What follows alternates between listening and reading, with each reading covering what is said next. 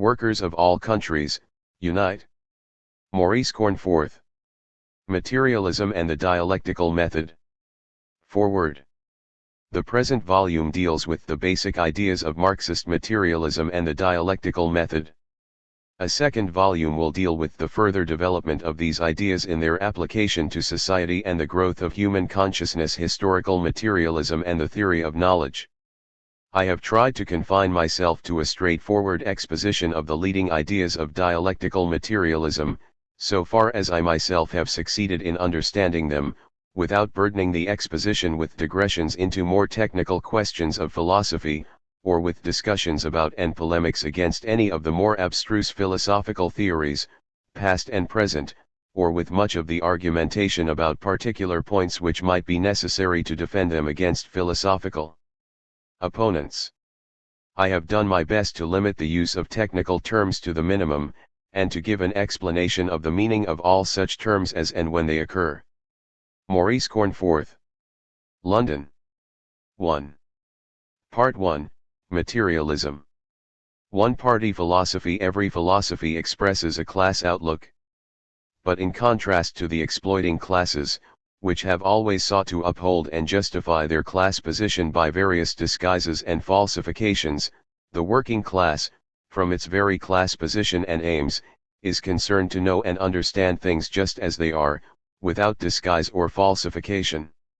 The party of the working class needs a philosophy which expresses a revolutionary class outlook. The alternative is to embrace ideas hostile to the working class and to socialism. This determines the materialist character of our philosophy. Party philosophy and class philosophy. Dialectical materialism has been defined as the world outlook of the Marxist-Leninist Party. This definition must appear a strange one, both to many politicians and to many philosophers. But we will not begin to understand dialectical materialism unless we can grasp the thought which lies behind this definition. Let us ask, first of all, what conception of philosophy lies behind the idea expressed in this definition of party, or since a party is always the political representative of a class philosophy. By philosophy is usually meant our most general account of the nature of the world and of mankind's place and 1. Joseph Stalin, Dialectical and Historical Materialism, New York. 1940. 2. Destiny in it, our world outlook. That being understood, it is evident that everybody has some kind of philosophy, even though he has never learned to discuss it. Everybody is influenced by philosophical views, even though he has not thought them out for himself and cannot formulate them. Some people, for example, think that this world is nothing but a vale of tears and that our life in it is the preparation for a better life in another and better world. They accordingly believe that we should suffer whatever befalls us with fortitude, not struggling against it, but trying to do whatever good we can to our fellow creatures. This is one kind of philosophy, one kind of world outlook. Other people think that the world is a place to grow rich in, and that each should look out for himself.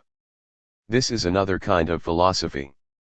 But granted that our philosophy is our world outlook, the task arises of working out this world outlook systematically and in detail, turning it into a well-formulated and coherent theory, turning vaguely held popular beliefs and attitudes into more or less systematic doctrines. This is what the philosophers do. By the time the philosophers have worked out their theories, they have often produced something very complicated, very abstract and very hard to understand. But even though only a comparatively few people may read and digest the actual productions of philosophers, these productions may and do have a very wide influence. For the fact that philosophers have systematized certain beliefs reinforces those beliefs, and helps to impose them upon wide masses. 3. Of ordinary people. Hence, everyone is influenced in one way or another by philosophers, even though they have never read the works of those philosophers. And if this is the case, then we cannot regard the systems of the philosophers as being wholly original, as being wholly the products of the brain work of the individual philosophers. Of course, the formulation of views, the peculiar ways in which they are worked out and written down, is the work of the particular philosopher. But the views themselves, in their most general aspect, have a social basis in ideas which reflect the social activities and social relations of the time, and which, therefore, do not spring ready-made out of the heads of philosophers. From this we may proceed a step further. When society is divided into classes, and society always has been divided into classes ever since the dissolution of the primitive communes, that is to say, throughout the entire historical period to which the history of philosophy belongs, then the various views which are current in society always express the outlooks of various classes. We may conclude, therefore, that the various systems of the philosophers also always express a class outlook. They are, in fact, nothing but the systematic working out and theoretical formulation of a class outlook, or, if you prefer, of the ideology of definite classes. Philosophy is and always has been class philosophy. Philosophers may pretend it is not, but that does not alter the fact. For people do not and cannot think in isolation from society, and therefore from the class interests and class 4. struggles which pervade society, any more than they can live and act in such isolation. A philosophy is a world outlook, an attempt to understand the world, mankind, and man's place in the world. Such an outlook cannot be anything but the outlook of a class, and the philosopher functions as the thinking representative of a class. How can it be otherwise? Philosophies are not imported from some other planet, but are produced here on earth, by people involved, whether they like it or not, in existing class relations and class struggles. Therefore, whatever philosophers say about themselves, there is no philosophy which does not embody a class outlook, or which is impartial, as opposed to partisan, in relation to class struggles. Search as we may, we shall not find any impartial, non-partisan, non-class philosophy. Bearing this in mind, then, we shall find that the philosophies of the past have all, in one way or another, expressed the outlook of the so-called educated classes, that is to say, of the exploiting classes. In general, it is the leaders of society who express and propagate their ideas in the form of systematic philosophies. And up to the appearance of the modern working class, which is the peculiar product of capitalism, these leaders have always been the exploiting classes. It is their outlook which has dominated philosophy, just as they have dominated society. We can only conclude from this that the working class, if today it intends to take over leadership of society, needs to express its own class outlook in philosophical form, and to oppose this philosophy to the philosophies which express the outlook and defend the interests of the exploiters. The services rendered by Marx and Engels to the 5. working class may be expressed in a few words thus: they taught the working class to know itself and be conscious of itself, and they substituted science for dreams, wrote Lenin. 1. It is the great and historic merit of Marx and Engels that they proved by scientific analysis the inevitability of the collapse of capitalism and its transition to communism, under which there will be no more exploitation of man by man, that they indicated to the proletarians of all countries their role, their task, their mission, namely, to be the first to rally around themselves in this struggle all the toilers and exploited. 2. Teaching the working class to know itself and be conscious of itself, and to rally around itself all the toilers and exploited, Marx and Engels founded and established the revolutionary theory of working class struggle, which illumines the road by which the working class can throw off capitalist exploitation, can take the leadership of all the masses of the people, and so free the whole of society once and for all of all oppression and exploitation of man by man. Marx and Engels wrote in the period when capitalism was still in the ascendant and when the forces of the working class were first being rallied and organized. Their theory was further continued by Lenin, in the period when capitalism had reached its final stage of monopoly capitalism or imperialism, and when the proletarian socialist revolution had begun. It was further continued by Stalin. 1. Lenin, on Engels, New York 1935. 2. Ibid. 6. Marx and Engels taught that, without its own party, the working class certainly could not win victory over capitalism, could not lead the whole of society forward to the abolition of capitalism and the establishment of socialism. The working class must have its own party, independent of all bourgeois parties. Further developing the Marxist teachings about the party, Lenin showed that the party must act as the vanguard of its class, the most conscious section of its class, and that it is the instrument for winning and wielding political power. To fulfill such a role, the party must evidently have knowledge, understanding, and vision. In other words, it must be equipped with revolutionary theory, on which its policies are based and by which its activities are guided. This theory is the theory of Marxism-Leninism. And it is not just an economic theory, nor yet exclusively a political theory, but a world outlook, a philosophy. Economic and political views are not and never can be independent of a general world outlook. Specific economic and political views express the world outlook of those who hold such views, and conversely, philosophical views find expression in views on economics and politics. Recognizing all this, the revolutionary party of the working class cannot but formulate, and having formulated, hold fast to, develop and treasure its party philosophy. In this philosophy, dialectical materialism are embodied the general ideas by means of which the party understands the world which it is seeking to change and in terms of which it defines its aims and works out how to fight for them. In this philosophy are embodied the general ideas by 7. Means of which the party seeks to enlighten and organize the whole class, and to influence, guide and win over all the masses of working people, showing the conclusions which must be drawn from each stage of the struggle, helping people to learn from their own experience how to go forward towards socialism. And so we see why it is that in our times a philosophy has arisen which expresses the revolutionary world outlook of the working class, and that this philosophy, dialectical materialism, is defined as the world outlook of the Marxist-Leninist party. Experience itself has taught the party the need for philosophy. For experience shows that if we do not have our own revolutionary socialist philosophy, then inevitably we borrow our ideas from hostile, anti-socialist sources. If we do not adopt today the outlook of the working class and of the struggle for socialism, then we adopt or slip into, without meaning to do so, that of the capitalists and of the struggle against socialism. This is why the working class party, if it is to be the genuine revolutionary leadership of its class, and is not to mislead its class by the importation of hostile capitalist ideas, and of policies corresponding to such ideas, must be concerned to formulate, defend, and propagate its own revolutionary philosophy.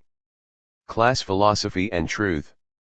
Against what has just been said about a class and party philosophy, the objection is bound to be raised that such a conception is a complete travesty of the whole idea of philosophy. 8. Class interests may incline us to believe one thing rather than another, some will say, but should not philosophy be above this? Should not philosophy be objective and impartial, and teach us to set class and party interests aside, and to seek only for the truth? For surely what is true, whether this suits some or other class interests or not. If philosophy is partisan party philosophy, how can it be objective, how can it be true philosophy? In reply to such objections, we may say that the working class standpoint in philosophy is very far indeed from having no concern for truth. Is there no such thing as truth? Of course there is, and men are getting nearer to it. For different outlooks, partisan as they may be, are not on a level so far as nearness to truth is concerned. Every philosophy embodies a class outlook. Yes, but just as one class differs from another class in its social role and in its contribution to the development of society, so one philosophy embodies positive achievements in comparison with another in the working out of the truth about the world and society. People are prone to believe that if we adopt a partisan, class standpoint, then we turn our backs on truth, and that, on the other hand, if we genuinely seek for truth, then we must be strictly impartial and non-partisan. But the contrary is the case. It is only when we adopt the partisan standpoint of historically the most progressive class that we are able to get nearer to truth. The definition of dialectical materialism, therefore, as the philosophy of the revolutionary working class party, is in no way incompatible with the claim of dialectical. 9. Materialism to express truth, and to be a means of arriving at truth. On the contrary, We have every right to make this claim, in view of the actual historical position and role of the working class. Except for the working class, all other classes which have aspired to take the leadership of society have been exploiting classes. But every exploiting class, whatever its achievements, has always to find some way of disguising its real position and aims, both from itself and from the exploited, and of making out that its rule is just and permanent. For such a class can never recognize its real position and aims as an exploiting class, or the temporary character of its own system. For example, in ancient slave society, Aristotle, the greatest philosopher of antiquity, made out that the institution of slavery was decreed by nature, since some men were by nature slaves. In the heyday of feudal society, the greatest philosopher of the Middle Ages, Thomas Aquinas, represented the entire universe as being a kind of feudal system. Everything was arranged in a feudal hierarchy, one with God surrounded by the chief archangels at the top. Everything depended on what was next above it in the system, and nothing could exist without God. As for capitalism, it dissolves all feudal ties and, as Marx and Engels observed, has left remaining no other nexus between man and man than naked self-interest, than callous. 10. Cash payment. 1. This was reflected in the beginnings of capitalist philosophy, especially in Britain. This philosophy saw the world as consisting of independent atoms, each complete in itself, concerned only with itself, and all interacting. This was a mirror of capitalist society, as seen by the rising bourgeoisie. And by means of such ideas they succeeded, too, in disguising their own aims of domination and profit.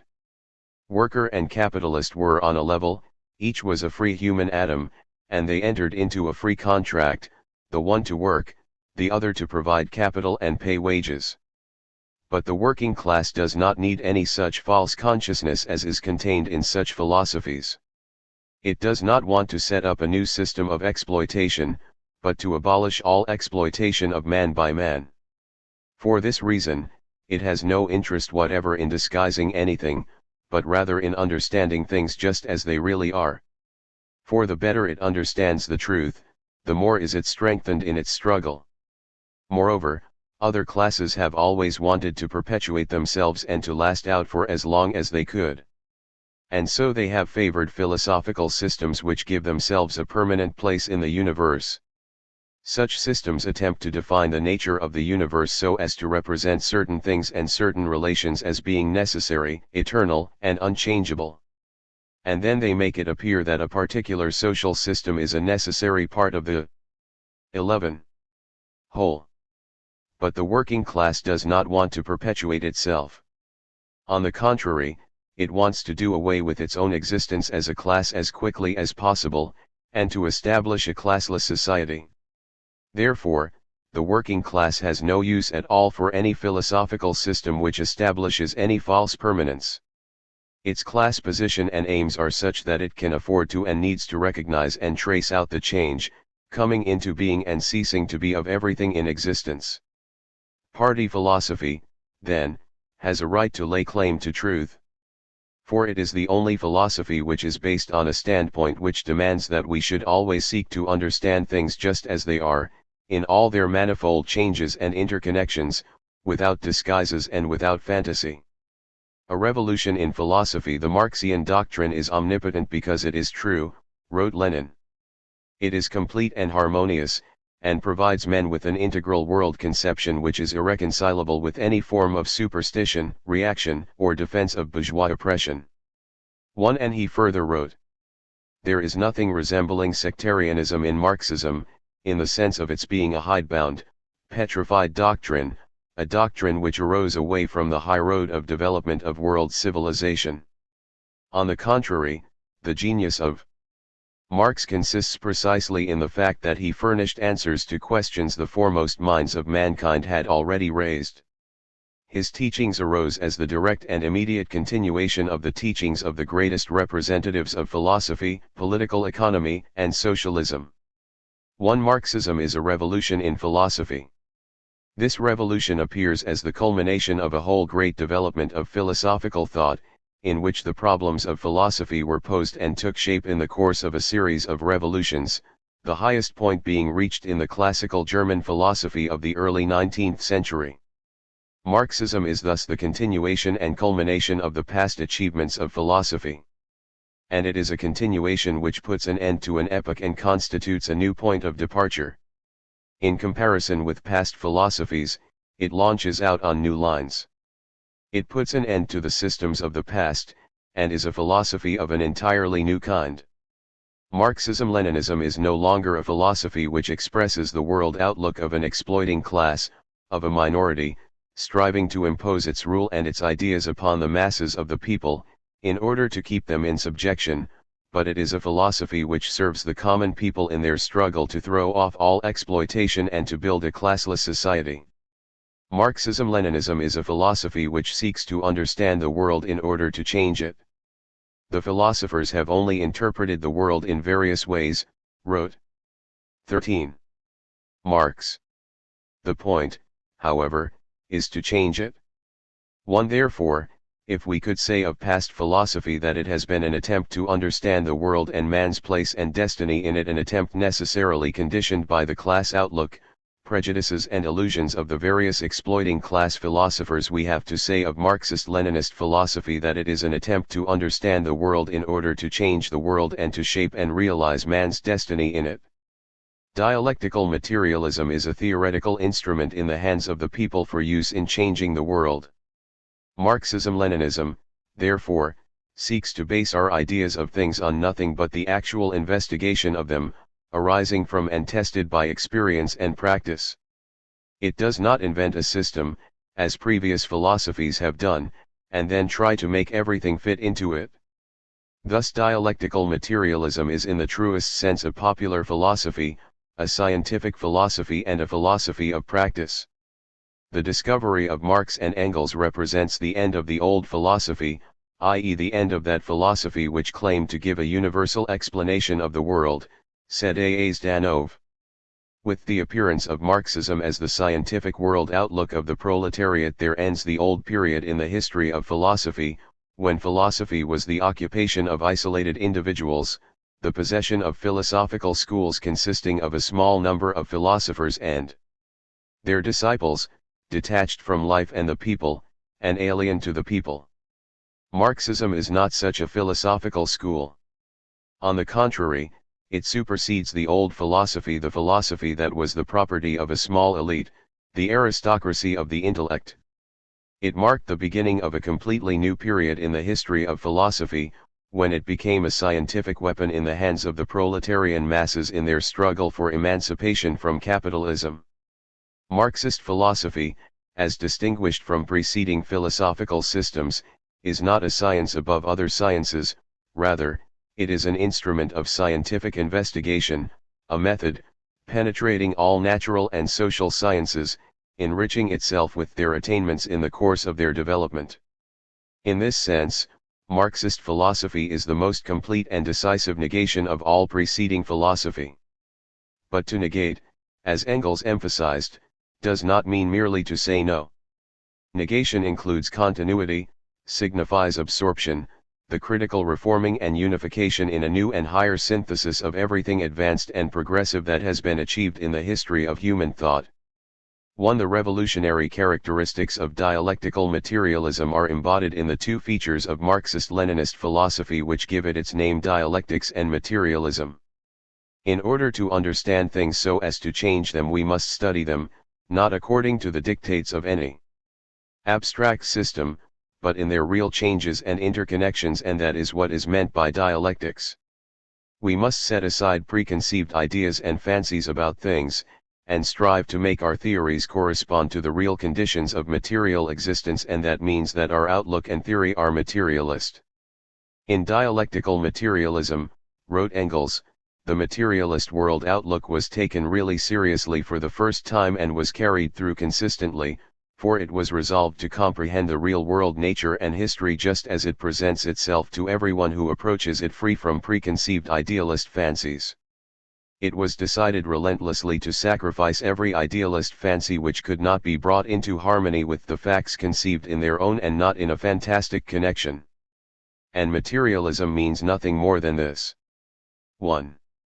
2. Materialism and idealism. Materialism is opposed to idealism since, while idealism holds that the spiritual or ideal is prior to the material, materialism holds that matter is prior.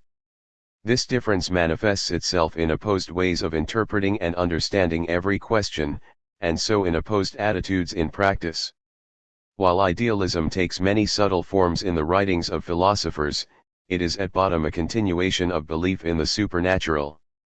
It involves belief in two worlds, in the ideal or supernatural world over against the real material world. In essence, idealism is a conservative, reactionary force, and its reactionary influence is demonstrated in practice.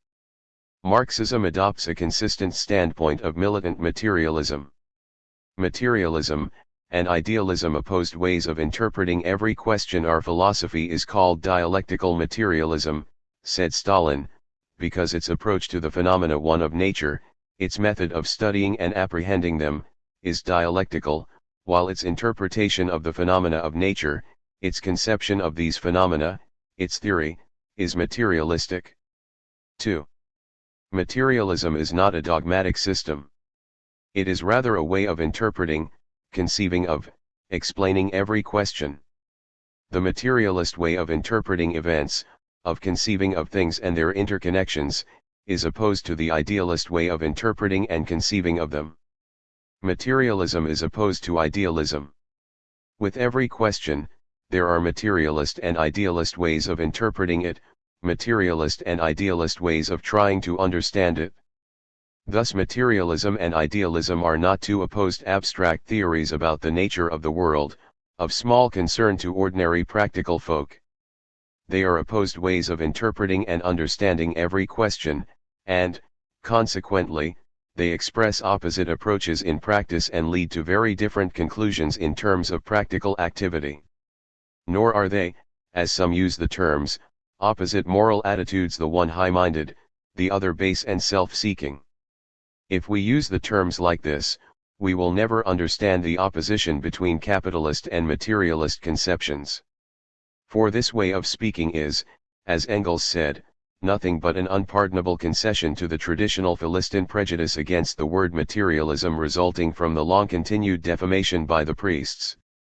By the word materialism the Philistine understands gluttony, drunkenness, lust of the eye, lust of the flesh, arrogance, cupidity, miserliness, profit hunting and stock exchange swindling, in short, all the filthy vices in which he himself indulges in private.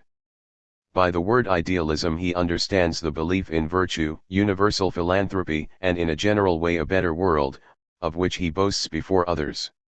1. Before trying to define materialism and idealism in general terms, let us consider how these two ways of understanding things are expressed in relation to certain simple and familiar questions.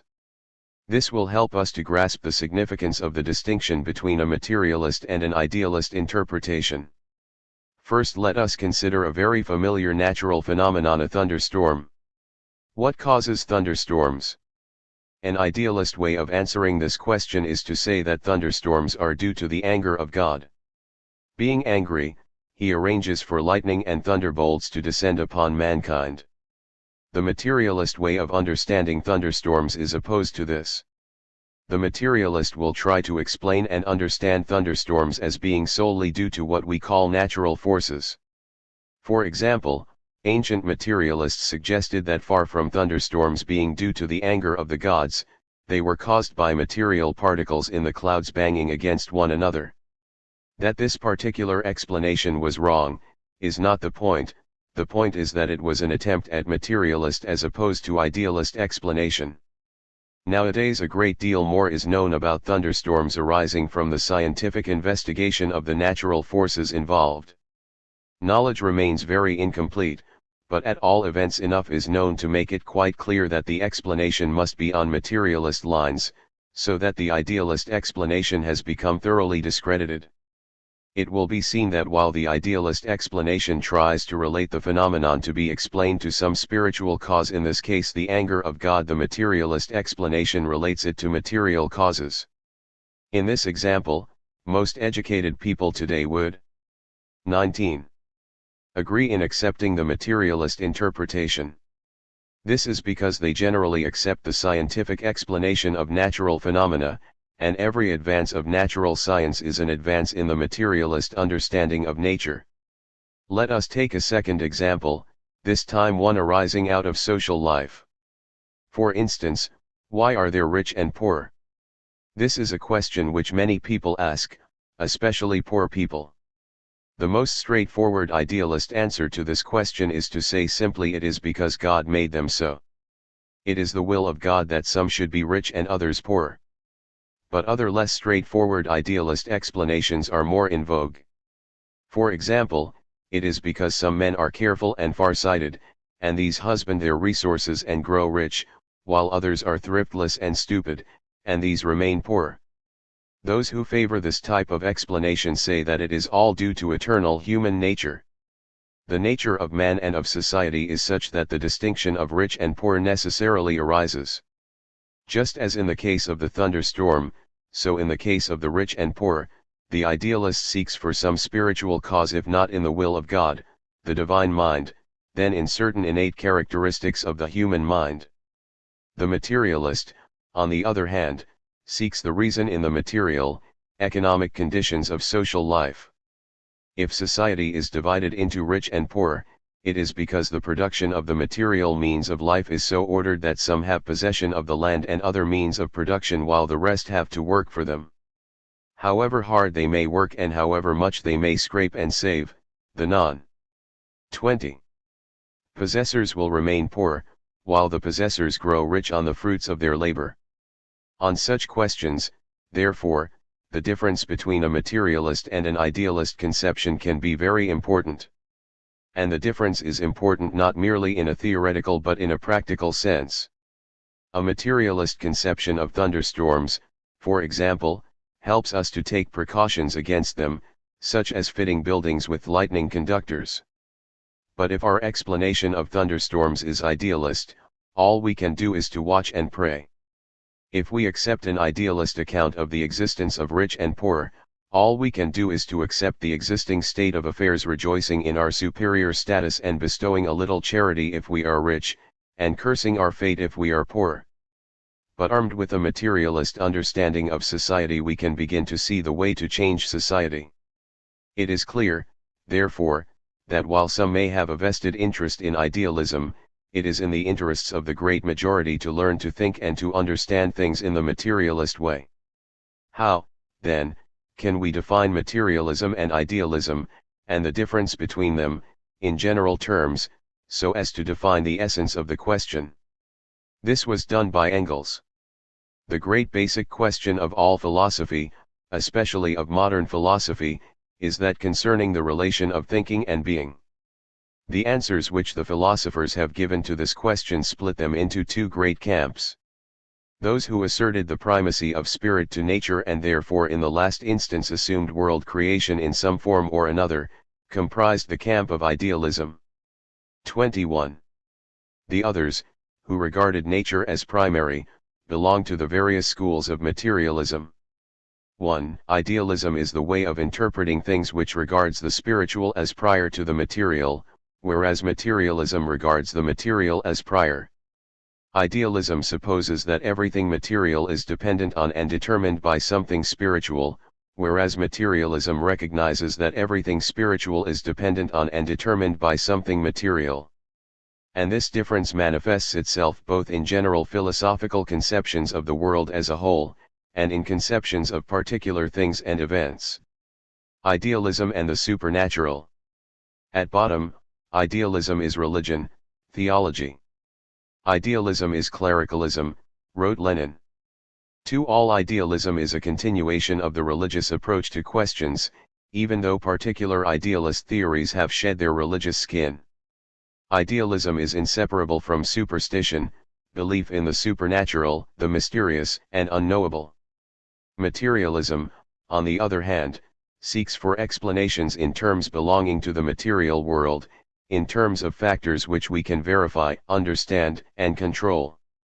The roots of the idealist conception of things are, then, the same as those of religion. To believers, the conceptions of religion, that is to say, conceptions of supernatural spiritual beings, generally seem to have their justification, not, of course, in any evidence of the senses, but in something which lies deep within the spiritual nature of man. And, indeed, it is true that these conceptions do have very deep roots in the historical development of human consciousness. But what is their origin? How did such conceptions arise in the first place? We can certainly not regard such conceptions as being the products, as religion itself tells us, of divine revelation, or as arising from any other supernatural cause, if we find that they themselves have a natural origin. And such an origin can in fact be traced. Conceptions of the supernatural, and religious ideas in general, owe their origin first of all to the helplessness and ignorance of men in face of the forces of nature. Forces which men cannot understand are personified, they are represented as manifestations of the activity of spirits. For example, such alarming events as thunderstorms were, as we have seen, explained fantastically as due to the anger of gods. Again, such important phenomena as the growth of crops were put down to the activity of a spirit. It was believed that it was the corn spirit that made the corn grow. From the most primitive times men personified natural forces in this way. With the birth of class society, when men were impelled to act by social relations which dominated them and which they did not understand, they further invented supernatural agencies doubling, as it were, the state of society. The gods were invented superior to mankind, just as the kings and lords were superior to the common people. All religion, and all idealism, has at its heart this kind of 23. Doubling of the world. It is dualistic, and invents a dominating ideal or supernatural world over against the real material world. Very characteristic of idealism are such antitheses as soul and body, God and man, the heavenly kingdom and the earthly kingdom, the forms and ideas of things, grasped by the intellect, and the world of material reality, perceptible by the senses. This doubling of the world is carried to its furthest limits in subjective idealism, which ends by regarding the material world as a mere illusion and asserts that only the non-material world is real. The dualistic character of all idealism is most marked in subjective idealism, which posits a complete antithesis between the mechanistic system of the illusory material world and the freedom of the higher, non-material reality. This antithesis, disguised as it often is behind allegedly scientific and empiricist theorizing, characterizes all subjective idealist philosophies, from Berkeley to John Dewey. For idealism, there is always a higher, more real, non-material world which is prior to the material world, is its ultimate source and cause, and to which the material world is subject. For materialism, on the other hand, there is one world, the material world. By idealism in philosophy we mean any doctrine which says that beyond material reality there is a higher, spiritual reality, in terms of which the material reality is in the last analysis to be explained. Some varieties of modern philosophy. 24. At this point a few observations may be useful concerning some characteristic doctrines of modern bourgeois philosophy. For nearly 300 years there has been put forward a variety of philosophy known as subjective idealism. This teaches that the material world does not exist at all. Nothing exists but the sensations and ideas in our minds, and there is no external material reality corresponding to them. And then again, this subjective idealism is put forward in the form of a doctrine concerning knowledge. It denies that we can know anything about objective reality outside ourselves, and says that we can have knowledge of appearances only and not of things in themselves. This sort of idealism has become very fashionable today. It even parades as extremely scientific. When capitalism was still a progressive force, bourgeois thinkers used to believe that we could know more and more about the real world, and so control natural forces and improve the lot of mankind indefinitely. Now they are saying that the real world is unknowable, the arena of mysterious forces which pass our comprehension. It is not difficult to see that the fashion for such doctrines is just a symptom of the decay of capitalism. We have seen that, At bottom, idealism always believes in two worlds, the ideal and the material, and it places the ideal prior to and above the material. Materialism, on the other hand, knows one world only, the material world, and refuses to invent a second, imaginary, superior ideal world. Materialism and idealism are irreconcilably opposed. 25. But this does not stop many philosophers from trying to reconcile and combine them. In philosophy there are also various attempted compromises between idealism and materialism. One such attempted compromise is often known as dualism. Such a compromise philosophy asserts the existence of the spiritual as separate and distinct from the material, but it tries to place the two on a level. Thus it treats the world of non-living matter in a thoroughly materialist way. This, it says, is the sphere of activity of natural forces, and spiritual factors do not enter into it and have nothing to do with it in any way. But when it comes to mind and society, here, says this philosophy, is the sphere of activity of spirit. Here, it maintains, we must seek explanations in idealist and not in materialist terms. Such a compromise between materialism and idealism, therefore, amounts to this, that with regard to all the most important questions concerning men, society, and history we are to continue to adopt idealist conceptions and to oppose materialism. Another compromise philosophy is known as realism. In its modern form, this philosophy has arisen in opposition to subjective idealism.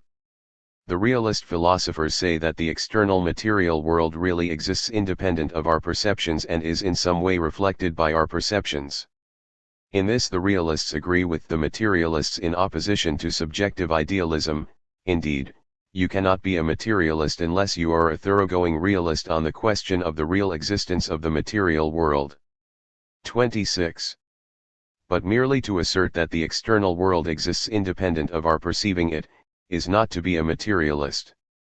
For example, the great Catholic philosopher of the Middle Ages, Thomas Aquinas, was in this sense a realist. And to this day most Catholic theologians regard it as a heresy to be anything but a realist in philosophy. But at the same time they assert that the material world, which really exists, was created by God, and is sustained and ruled all the time by the power of God, by a spiritual power. So, far from being materialists, they are idealists. As for modern realism, it concedes to materialism the bare existence of matter and, for the rest, is ready to concede everything to idealism. Moreover, the word realism is much abused by philosophers. So long as you believe that something or other is real, you may call yourself a realist. Some philosophers think that not only is the world of material things real, but that there is also, outside space and time, a real world of universals, of the abstract essences of things, so these call themselves realists. Others say that, although nothing exists but the perceptions in our minds, nevertheless these perceptions are real, so these call themselves realists too. All of which goes to show that some philosophers are very tricky in their use of words. The basic teachings of materialism in opposition to idealism, in opposition to all the forms of idealism, and of tricky compromises between materialism and idealism, the basic teachings of materialism can be formulated very simply and clearly. 27. To grasp the essence of these teachings we should also understand what are the main assertions made in every form of idealism.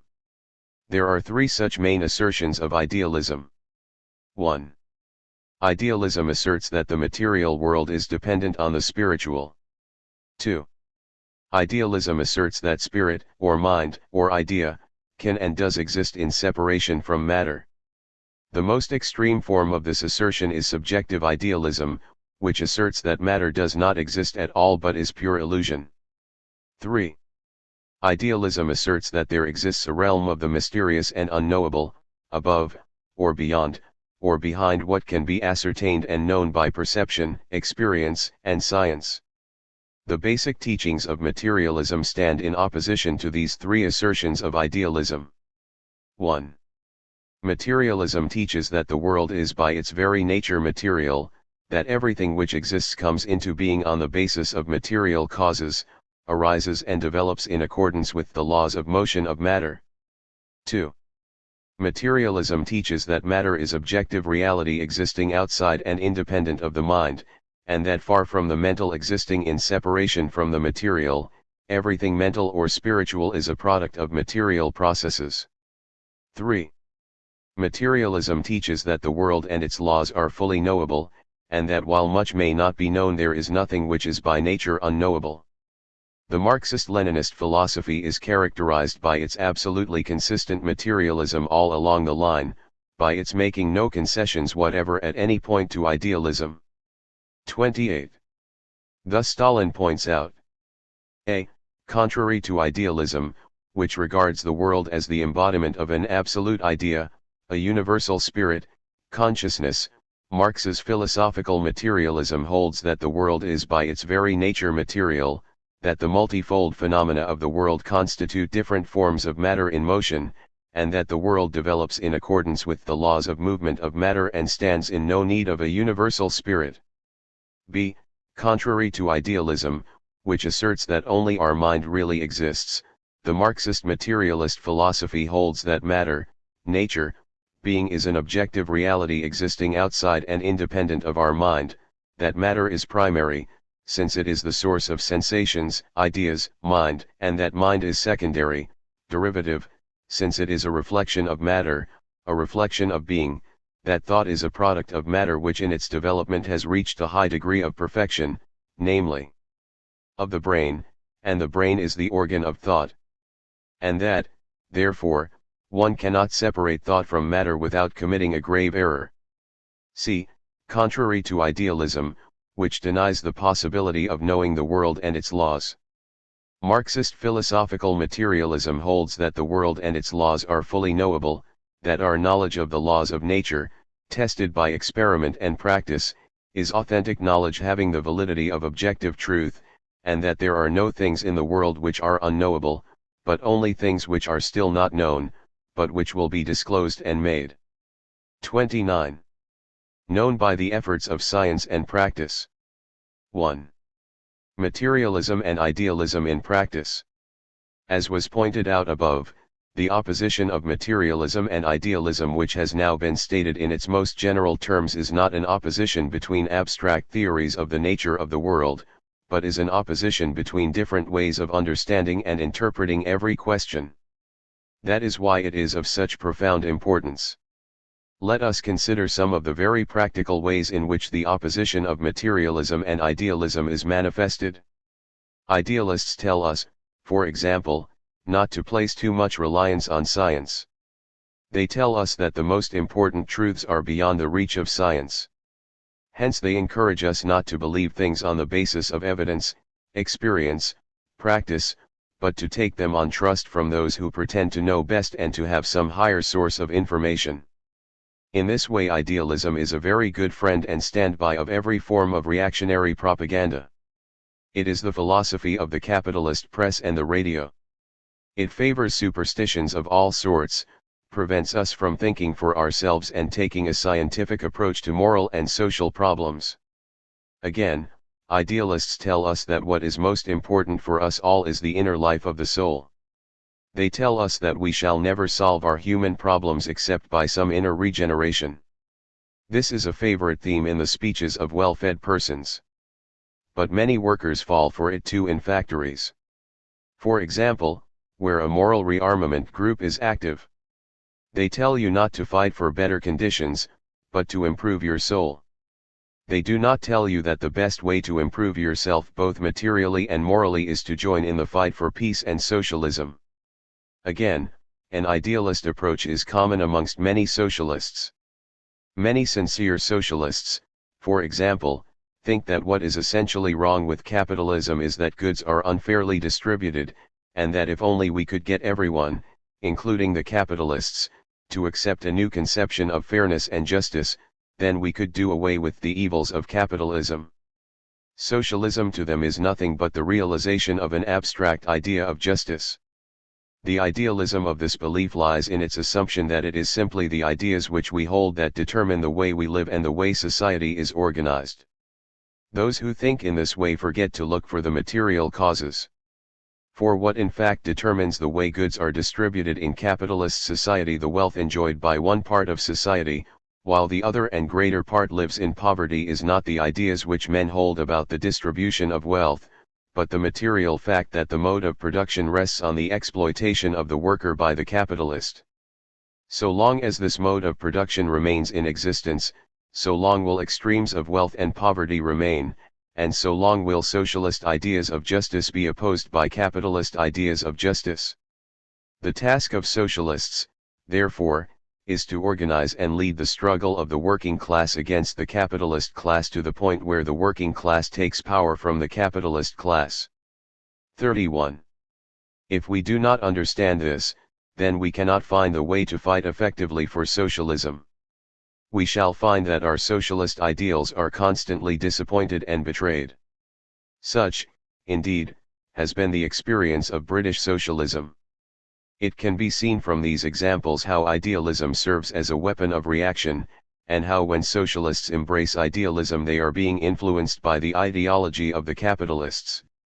We can no more take over and use capitalist ideas for the purposes of socialist theory than we can take over and use the capitalist state machine, with all its institutions and officials, for the purposes of building socialism. Right through history, indeed, idealism has been a weapon of reaction. Whatever fine systems of philosophy have been invented, idealism has been used as a means of justifying the rule of an exploiting class and deceiving the exploited. This is not to say that truths have not been expressed in an idealist guise. Of course they have. For idealism has very deep roots in our ways of thinking, and so men often clothe their thoughts and aspirations in idealist dress.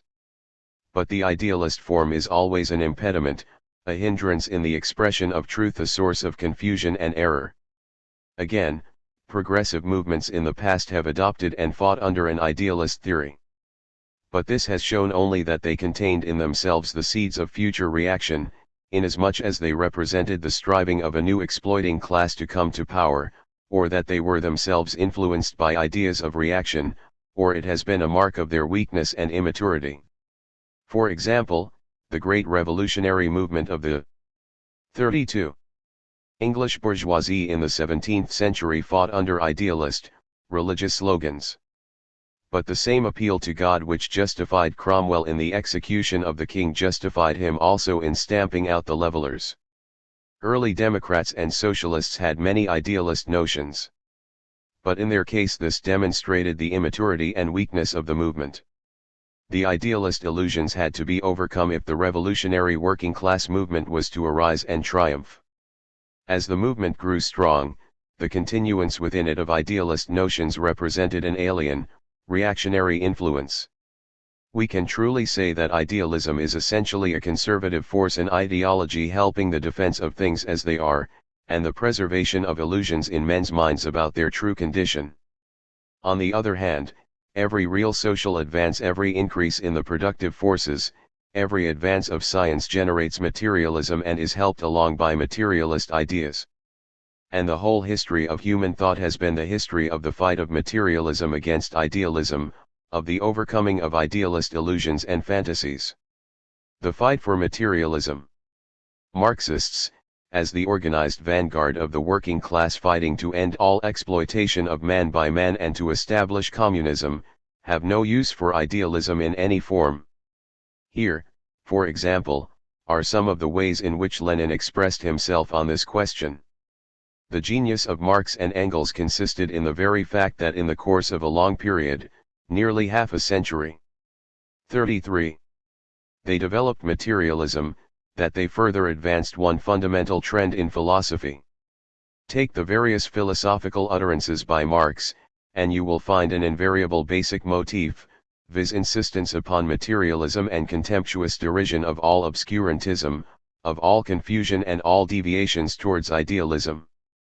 Marx and Engels were partisans in philosophy from start to finish. They were able to detect the deviations from materialism and concessions to idealism, in each and every new tendency. The realists etc., including the positivists, are all a wretched mush. They are a contemptible middle party in philosophy, who confuse the materialist and idealist trends on every question. The attempt to escape these two basic trends in philosophy is nothing but conciliatory quackery. On every issue we are partisans of materialism against idealism. This is because we know that it is in the light of materialist theory, which studies things as they are, without idealist fantasies about them, that we can understand the forces in nature and society so as to be able to transform society and to master the forces of nature. And because of this, too, materialism teaches us to have confidence in ourselves, in the working class, in people. It teaches us that there are no mysteries beyond our understanding, that we need not accept that which is as being the will of God, that we should contemptuously reject the authoritative teachings of those who set up to be our masters, and that we can ourselves understand nature and society so as to be able to change them. We hate idealism, because under cover of high-sounding talk it preaches the subjection of man to man and belittles the power of humanity. It was the materialist confidence in humanity which was expressed by Maxim Gorky when he wrote, "For me, there are no ideas beyond man. For me, man and only man is the miracle worker and the future master of all forces of nature. The most beautiful things in this our world are the things made by labor, made by skilled human hands, and all our ideas are born out of the process of labor. And if it is thought necessary to speak of sacred things, then the one sacred thing is the dissatisfaction of man with himself and his striving to be better than he is. Sacred is his hatred of all the trivial rubbish which he himself has created. Sacred is his desire to do away with greed, envy, crime, disease, war, and all enmity between men on earth, and sacred is his labor." 1. 3. Mechanistic materialism. The type of materialism produced in the past by the revolutionary bourgeoisie was mechanistic materialism. This took over the ancient materialist conception that the world consisted of unchanging material particles, atoms, whose interactions produced all the phenomena of nature, and further strove to understand the workings of nature on the model of the workings of a machine. It was in its time a progressive and revolutionary doctrine. But it has three grave weaknesses. 1. It requires the conception of a supreme being who started the world up. 2. It seeks to reduce all processes to the same cycle of mechanistic interactions and so cannot account for development, for the emergence of new qualities, new types of processes in nature. 3. It cannot account for social development, can give no account of human social activity and leads to an abstract conception of human nature. The changing world and how to understand it. Before Marx, materialism was predominantly mechanistic. We often hear people complain that the materialists seek to reduce everything in the world, including life and mind, to a system of soulless mechanism, to a mere mechanical interaction of bodies. This refers to mechanistic materialism. Marxist materialism is, however, not mechanistic but dialectical. To understand what this means we need first to understand something about mechanistic materialism itself. We can approach this problem by asking how materialists have sought to understand the various processes of 36. Change which are observed everywhere in the world. The world is full of change. Night follows day and day night, the seasons succeed each other, people are born, grow old, and die. Every philosophy recognizes that change is an omnipresent fact. The question is, how are we to understand the change which we observe everywhere? Change may be understood, in the first place, in an idealist way or in a materialist way. Idealism traces back all change to some idea or intention, if not human, then divine. Thus for idealism, changes in the material world are, in the last analysis, initiated and brought about by something outside matter, not material, not subject to the laws of the material world. But materialism traces back all change to material causes.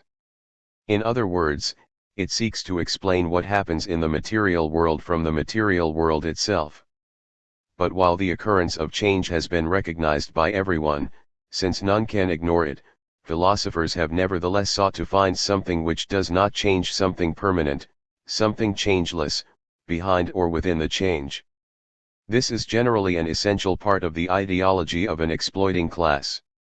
They are afraid of change, because they are afraid that they, too, may be swept away. So they always seek for something fixed and stable, not subject to change. They try to hitch themselves onto this, as it were. The earlier materialists, too, sought for this.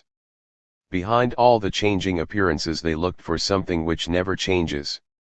But while idealists looked for the eternal and changeless in the realm of spirit, these materialists looked for 37. It in the material world itself. And they found it in the ultimate material particle, the eternal and indestructible atom. Atom is a Greek word meaning unbreakable. For such materialists, then, all changes were produced by the movement and interaction of unchanging atoms. This is a very ancient theory, put forward over 2,000 years ago in Greece, and earlier still in India. In its day it was a very progressive theory, a great weapon against idealism and superstition. The Roman poet Lucretius, for example, explained in his philosophical poem on the nature of things that the purpose of the atomistic theory of the Greek philosopher Epicurus was to demonstrate what are the elements out of which everything is formed, and how everything comes to pass without the intervention of the gods. Thus there was born a materialism which saw the world as consisting of hard, impenetrable material particles, and which understood all change as arising from nothing but the motion and interaction of such particles. This theory was revived in modern times. In the 16th and 17th centuries, philosophers and scientists turned to it in their fight against feudal, Catholic philosophy. But this modern materialism proved to be much richer in content than the ancient. For it tried to work out what were the laws of interaction of material particles, and so to present a picture of how all phenomena, from merely physical changes to the life of man, resulted from the motion and interaction of the separate parts of matter. In this way, by the 18th century, there had appeared the characteristic modern theories of mechanistic materialism. 38. A bourgeois philosophy. Mechanistic materialism was in essence an ideology, a mode of theorizing, of the rising bourgeoisie. In order to understand it, we must understand, first of all, that it arose and developed in opposition to feudal ideology, that its critical edge was directed against feudal ideas, that it was in fact the most radical of all bourgeois forms of opposition against the feudal outlook. In the period of the rise of the bourgeoisie, the feudal social relations were shattered, and so were the feudal ideas, embodied in the Catholic philosophy, in which those social relations were enshrined. The feudal system, whose economic basis lay in the exploitation of the serfs by the feudal proprietors, involved complex social relationships of dependence, subordination, and allegiance. All this was reflected, not only in social and political philosophy, but also in the philosophy of nature. It was typical of the natural philosophy of the feudal period that everything in nature was explained in terms of its proper place in the system of the universe, in terms of its supposed position of dependence and subordination in that system, and of the end or purpose which it existed to serve. The bourgeois philosophers and scientists destroyed these feudal ideas about nature. They regarded nature as a system of bodies in interaction, and, rejecting all the feudal dogmas, they called for the investigation of nature in order to discover how nature really worked. The investigation of nature advanced hand in hand with the geographical discoveries, the development of trade and 39. Transport, the improvement of machinery and manufactures. The greatest strides were made in the mechanical sciences, closely connected as they were with the needs of technology. So it came about that materialist theory was enriched as the result of the scientific investigation of nature, and in particular by the mechanical sciences. This determined at once the strength and the weakness, the achievement and the limitation, of the materialist theory.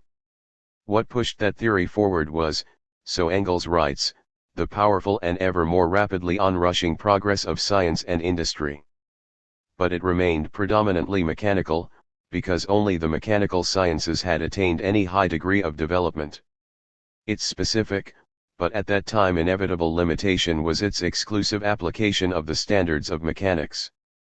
1. The mechanistic way of understanding nature did not arise, however, simply from the fact that at that time it was only the mechanical sciences which had made any great progress. It was deeply rooted in the class outlook of the most progressive bourgeois philosophers, and this led to their turning exclusively to the mechanical sciences for their inspiration.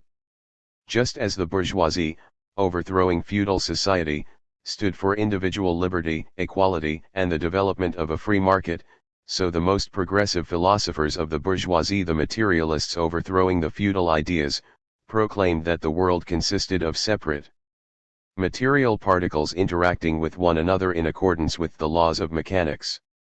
This theory of nature reflected bourgeois social relations no less than the theories it replaced had reflected feudal social relations. But just as the new bourgeois social relations broke the feudal fetters and enabled a great new development of the forces of production to begin, so the corresponding bourgeois theory of nature broke down the barriers which feudal ideas had placed in the way of scientific research and enabled a great new development of scientific research to begin. The philosophical outlook seemed to find its confirmation in science, and science provided materials for the development and working out in detail of the philosophical outlook. The world and the machine. The world, so thought the mechanistic materialists, consists of nothing but particles of matter in interaction. Each particle has an existence separate and distinct from every other. In their totality they form the world.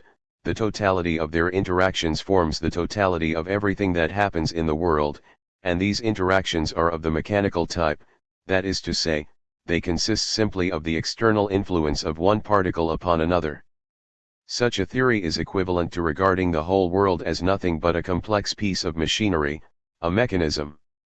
From this standpoint, the question always posed about any part of nature is the question we ask about a machine: what is its mechanism, how does it work? 41. This was exemplified in Newton's account of the solar system. Newton adopted the same general view as the Greek materialist, Epicurus, inasmuch as he thought that the material world consisted of particles moving about in empty space. But faced with any particular natural phenomenon, such as the movements of the sun and planets, Epicurus was not in the least concerned to give any exact account of it. With regard to the apparent movement of the sun across the heavens from east to west, for example, Epicurus said that the important thing was to understand that the sun was not a god but was simply a collection of atoms. No account of the actual machinery of its motions was necessary. Perhaps, he said, the sun goes round and round the earth, but perhaps it disintegrates and its atoms separate every night, so that it is a new sun which we see the next morning. To him such questions were simply unimportant. Newton, on the other hand, was concerned to show exactly how the solar system worked, to demonstrate the mechanics of it, in terms of gravity and mechanical forces. But just as Epicurus was not interested in how the solar system worked, so Newton was not interested in how it originated and developed. He took it for granted as a stable piece of machinery created, presumably, by God. Not how it originated, not how it developed, but how it worked, was the question which he dealt with. The same mechanistic approach was manifested in Harvey's discovery of the circulation of the blood. The essence of his discovery was that he demonstrated the mechanism of circulation, regarding the heart as a pump, which pumps the blood out along the arteries so that it flows back through the 42 veins, the whole system being regulated by a series of valves. To understand the mechanistic outlook better, let us ask, what is a mechanism? What is characteristic of a mechanism? A. A mechanism consists of permanent parts, which fit together. B. It requires a motive force to set it going. C. Once set going, the parts interact and results are produced according to laws which can be exactly stated. Consider, for example, such a mechanism as a watch. A. It consists of a number of different parts, cogs, levers and so on, fitted neatly together. B. It has to be wound up. C. Then, as the spring uncoils, the parts interact according to laws exactly known to watchmakers, resulting in the regular movements of the hands on the dial. Further, to know how a mechanism, such as a watch, works, you must take it to bits, find out what its parts are, how they fit together and how, by their interactions, once the mechanism is set in motion by the application of the required motive force, they produce the total motion characteristic of the mechanism in working order. This is just how the mechanistic materialists regarded nature. They sought to take nature to bits, to find its ultimate component parts, how they fitted together and how their interactions produced all the changes we perceive, all the phenomena of the world.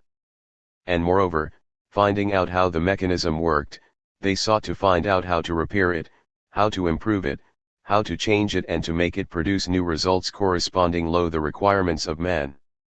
43. The strength and achievement of mechanistic materialism. Mechanistic materialism was an important milestone in our understanding of nature.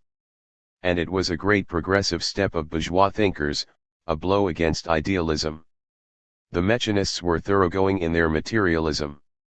For they waged a progressive fight against idealism and clericalism by trying to extend to the realm of mind and society the same mechanistic conceptions which were used in the scientific investigation of nature. They sought to include man and all his spiritual activities in the mechanistic system of the natural world. The most radical mechanists regarded not merely physical processes, and not merely plant and animal life, but man himself as a machine. Already in the 17th century the great French philosopher Descartes had said that all animals were complicated machines, automata, but man was different, since he had a soul. But in the 18th century a follower of Descartes, the physician La Mettrie, wrote a book with the provocative title Man a Machine. Men, too, were machines, he said, though very complicated ones. This doctrine was looked upon as exceptionally shocking, and as a terrible insult to human nature, not to mention God. Yet it was in its time a progressive view of man. The view that men are machines was an advance in the understanding of human nature as compared with the view that they are wretched pieces of clay inhabited by immortal souls. And it was, comparatively speaking, a more humane view. For example, the great English materialist and utopian socialist Robert Owen told the pious industrialists of his 44. Time. Experience has shown you the difference of the results between mechanism which is neat, clean, well arranged, and always in a high state of repair, and that which is allowed to be dirty, in disorder, and which therefore becomes much out of repair. If, then, due care as to the state of your inanimate machines can produce such beneficial results, what may not be expected if you devote equal attention to your vital machines, which are far more wonderfully constructed? This humanitarianism was, however, at the best bourgeois humanitarianism. Like all mechanistic materialism, it was rooted in the class outlook of the bourgeoisie. The view that man is a machine is rooted in the view that in production man is a mere appendage of the machine. And if on the one hand this implies that the human machine ought to be well tended and kept in good condition, on the other hand it equally implies that no more should be expended for this purpose than is strictly necessary to keep the human machine in bare working order. The weakness and limitations of mechanistic materialism. Mechanistic materialism had grave weaknesses. 1. It could not sustain the materialist standpoint consistently and all the way.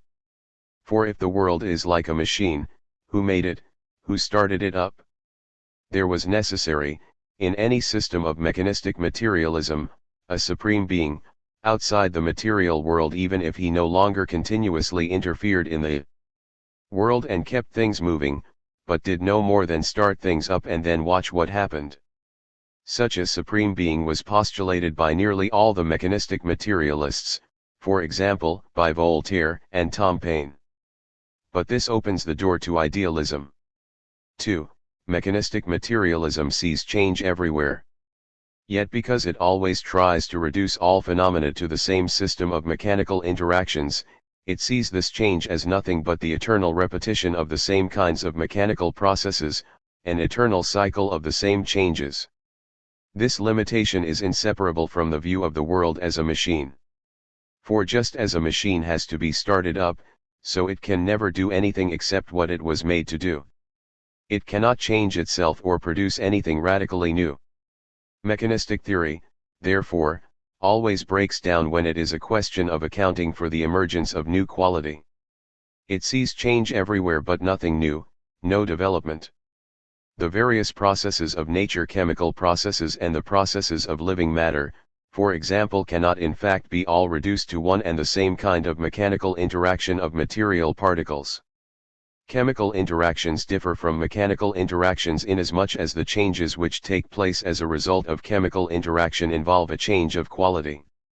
For example, if we consider the mechanical interaction of two particles which collide, then their qualitative characteristics are irrelevant and the result is expressed as a change in the quantity and direction of motion of each. But if two chemical substances come together and combine chemically, then 46. There results a new substance qualitatively different from either. Similarly, from the point of view of mechanics, heat is nothing but an increase in the quantity of motion of the particles of matter. But in chemistry, the application of heat leads to qualitative changes. Nor do the processes of nature consist in the repetition of the same cycle of mechanical interactions, but in nature there is continual development and evolution, producing ever new forms of the existence or, what is the same thing, motion of matter. Hence the more widely and consistently the mechanistic categories are applied in the interpretation of nature, the more is their essential limitation exposed. 3. Still less can mechanistic materialism explain social development. Mechanistic materialism expresses the radical bourgeois conception of society as consisting of social atoms, interacting together. The real economic and social causes of the development of society cannot be discovered from this point of view. And so great social changes seem to spring from quite accidental causes. Human activity itself appears to be either the mechanical result of external causes, or else it is treated, and here mechanistic materialism collapses into idealism, as purely spontaneous and uncaused. In a word, mechanistic materialism cannot give an account of men's social activity. Mechanistic materialism and utopian socialism. The mechanistic view treated men quite abstractly, each man being regarded as a social atom endowed by nature with certain inherent properties, attributes and rights. 47. This was expressed in the bourgeois conception of the rights of man, and in the bourgeois revolutionary slogan, "All men are equal." But the conception of human rights cannot be deduced from the abstract nature of man, but is determined by the stage of society in which men are living. Nor are men what they are by nature, but they become what they are, and change, as a result of their social activity. Nor are all men by nature equal. In opposition to the bourgeois conception of abstract equality, which amounted to mere formal equality of rights as citizens, equality before the law, Marx and Engels declared. The real content of the proletarian demand for equality is the demand for the abolition of classes. Any demand for equality which goes beyond that of necessity passes into absurdity. 1. Adopting their abstract, mechanistic view of men as social atoms, the progressive mechanists tried to work out, in an abstract way, what form of society would be best for mankind, what would best suit abstract human nature, as they conceived of it. This way of thinking was taken over by the socialist thinkers who immediately preceded Marx, the utopian socialists. The utopian socialists were mechanistic materialists. They put forward socialism as an ideal society. They did not see it as necessitated by the development of the contradictions of capitalism. It could have been put forward and realized at any time, if only men had had the wit to do so. They did not see it as having to be won by working class struggle against capitalism. It would be realized when everyone was convinced that it was just and best adapted to the requirements of human nature. For this reason Robert Owen appealed to both the Archbishop of Canterbury and Queen Victoria to support his socialist program. Again, the mechanistic materialists, and this applied above all to the utopian socialists, thought that what a man was, his character and his activities, was determined by his environment and education. Therefore they proclaimed that to make men better, happier and more rational, it was simply necessary to place them in better conditions and to give them a better education. But to this Marx replied, The materialist doctrine that men are products of circumstances and upbringing and that, therefore, changed men are produced by changed circumstances and changed upbringing, forgets that circumstances are changed precisely by men and that the educator must himself be educated. 1. If men are simply the products of circumstances, then they are at the mercy of circumstances. But on the contrary, men can themselves change their circumstances. And men themselves are changed, not as a mechanical result of changed circumstances, but in the course of and as a result of their own activity in changing their circumstances. So what are the real material social causes at work in 1. Engels, Ludwig Feuerbach, Appendices, Marx, Theses on Feuerbach, 3. 49. Human society, which give rise to new activities, new ideas, and therefore to changed circumstances and changed men? Mechanistic materialism could not answer this question. It could not explain the laws of social development nor show how to change society. Therefore, while it was a progressive and revolutionary doctrine in its time, it could not serve to guide the struggle of the working class in striving to change society. 50. 4. From mechanistic to dialectical materialism. Mechanistic materialism makes certain dogmatic assumptions. 1. That the world consists of permanent and stable things or particles, with definite, fixed properties. 2. That the particles of matter are by nature inert and no change ever happens except by the action of some external cause. 3. That all motion, all change can be reduced to the mechanical interaction of the separate particles of matter. 4. That each particle has its own fixed nature, independent of everything else, and that the relationships between separate things are merely external relationships. Overcoming and passing beyond the dogmatic standpoint of mechanism, dialectical materialism holds that the world is not a complex of things but of processes, that matter is inseparable from motion, that the motion of matter comprehends an infinite diversity of forms which arise one from another and pass into one another, and that things exist not as separate individual units but in essential relation and interconnection. Things and processes. In order to find how the limitations of the mechanist approach can be overcome, we may consider first of all certain extremely dogmatic assumptions which are made by mechanistic materialism. These mechanistic assumptions are none of them justified. And by bringing them to the light of day and pointing out what is wrong with them, we can see how to advance beyond mechanistic materialism. 1. Mechanism sees all change as having at its basis permanent and stable things with definite, fixed properties. Thus for the mechanists the world consists of indivisible, indestructible material particles, which in their 51. Interaction manifests such properties as position, mass, velocity. According to mechanism, if you could state the position, mass, and velocity of every particle at a given instant of time, then you would have said everything that could be said about the world at that time, and could, by applying the laws of mechanics, predict everything that was going to happen afterwards. This is the first dogmatic assumption of mechanism. But we need to reject it. For the world does not consist of things but of processes, in which things come into being and pass away. The world is not to be comprehended as a complex of ready-made things, wrote Engels, but as a complex of processes, in which things apparently stable, no less than their mind images in our heads, the concepts, go through an uninterrupted change of coming into being and passing away. 1. This, indeed, is what science in its latest developments teaches us. Thus the atom, once thought to be eternal and indivisible, has been dissolved into electrons, protons, and neutrons, and these themselves are not fundamental particles in any absolute sense, i.e. they are not eternal and indestructible, any more than the atom, but science more and more shows that they, too, come into being, pass away and go through many transformations.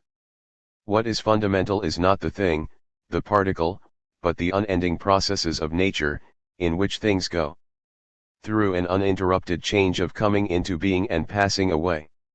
And nature's process is, moreover, infinite. There will always be fresh aspects to be revealed, and it cannot be reduced to any ultimate constituents. The electron is as inexhaustible as the atom, nature is infinite, wrote Lenin. One just so in considering society, we cannot understand a given society simply in terms of some set of institutions in and through which individual men and women are organized, but we must study the social processes which are going on, in the course of which both institutions and people are transformed. Matter and motion. 2. The second dogmatic assumption of mechanism is the assumption that no change can ever happen except by the action of some external cause.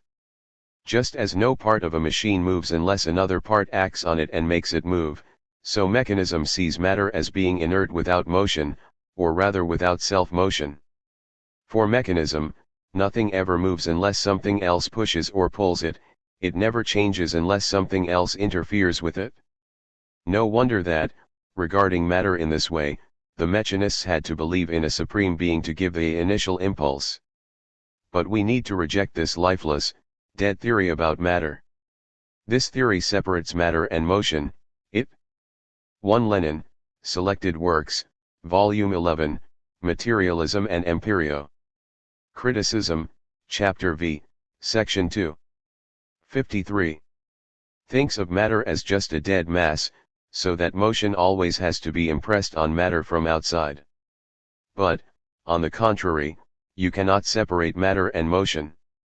Motion, said Engels, is the mode of existence of matter. Motion is the mode of existence of matter.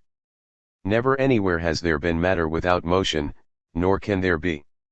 Motion in cosmic space, mechanical motion of smaller masses on the various celestial bodies, the motion of molecules as heat or as electrical or magnetic currents, chemical combination or disintegration, organic life at each given moment. Each individual atom of matter in the world is in one or other of these forms of motion, or in several forms of them at once.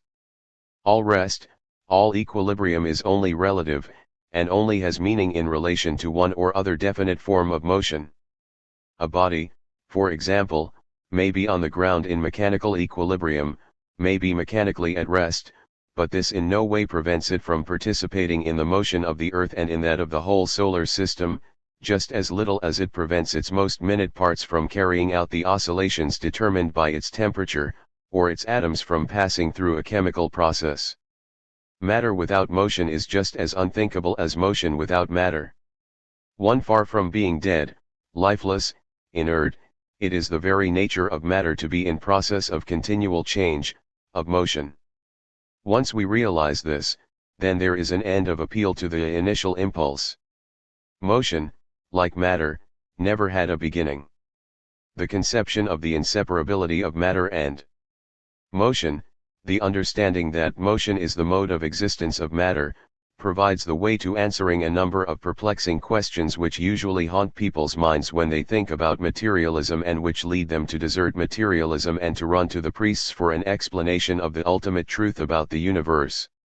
Was the world created by a supreme being? What was the origin of matter? What was the origin of motion? What was the very beginning of everything? What was the first cause? These are the sort of questions which puzzle people. It is possible to answer these questions. No, the world was not created by a supreme being.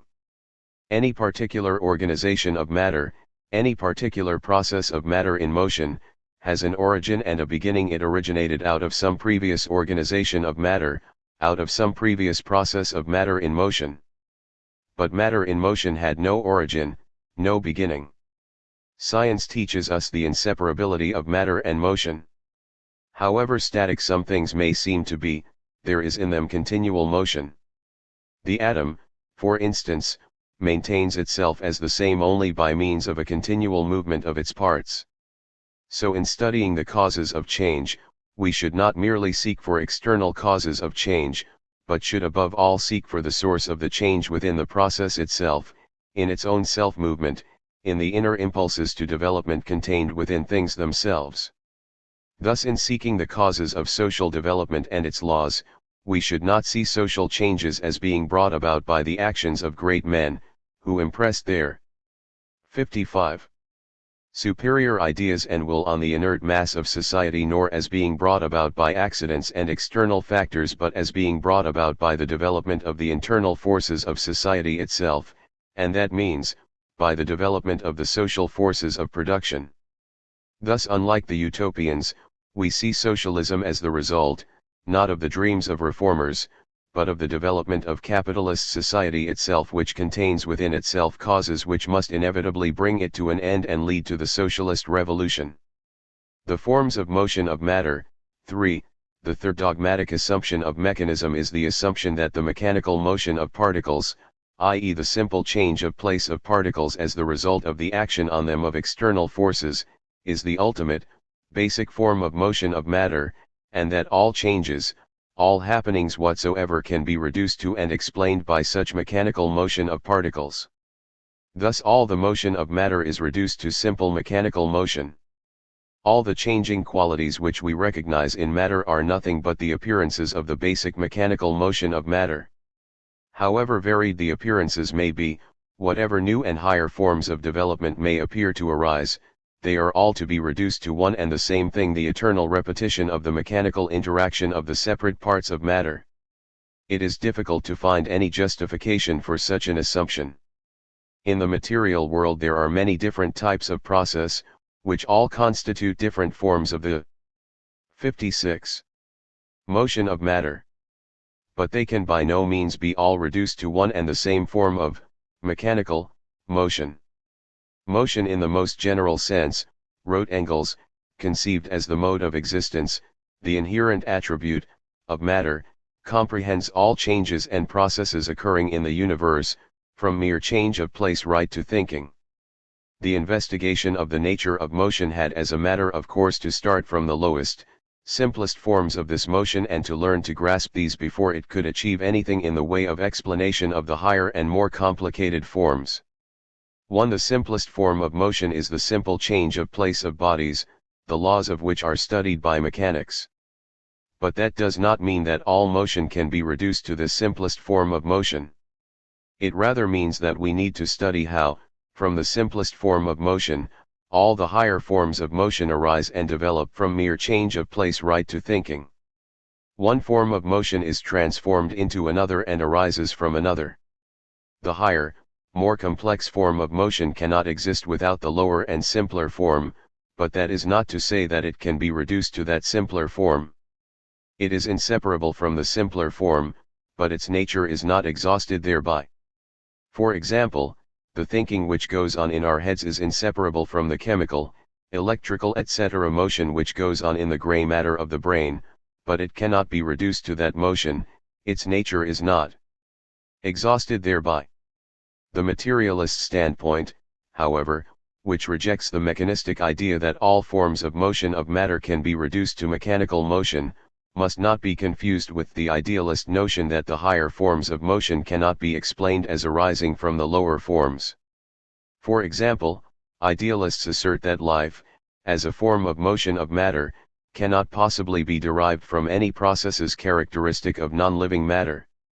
For them, life can only arise through the introduction into a material system of a mysterious something from outside a vital force.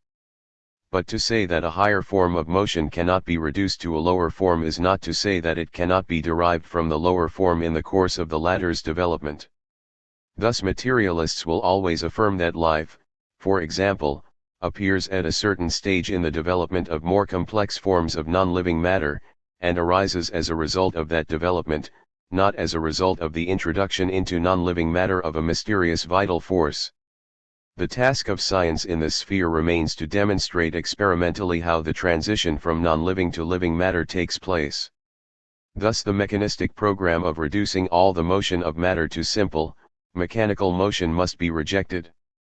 We need rather to study all the infinitely various forms of motion of matter, in their transformations one into another, and as they arise one from another, the complex from the simple, the higher from the lower. In the case of society, no one has yet tried to show how social changes can be explained by the mechanical interactions of the atoms composing the bodies of the various 58 members of society, though to do so would be the logical culmination of the mechanistic program. But the next best thing is attempted by the mechanistic theory known as economic determinism. According to this theory, the whole motion of society is to be explained by the economic changes taking place in society. All the determinants of social change have been exhausted when the economic process has been described.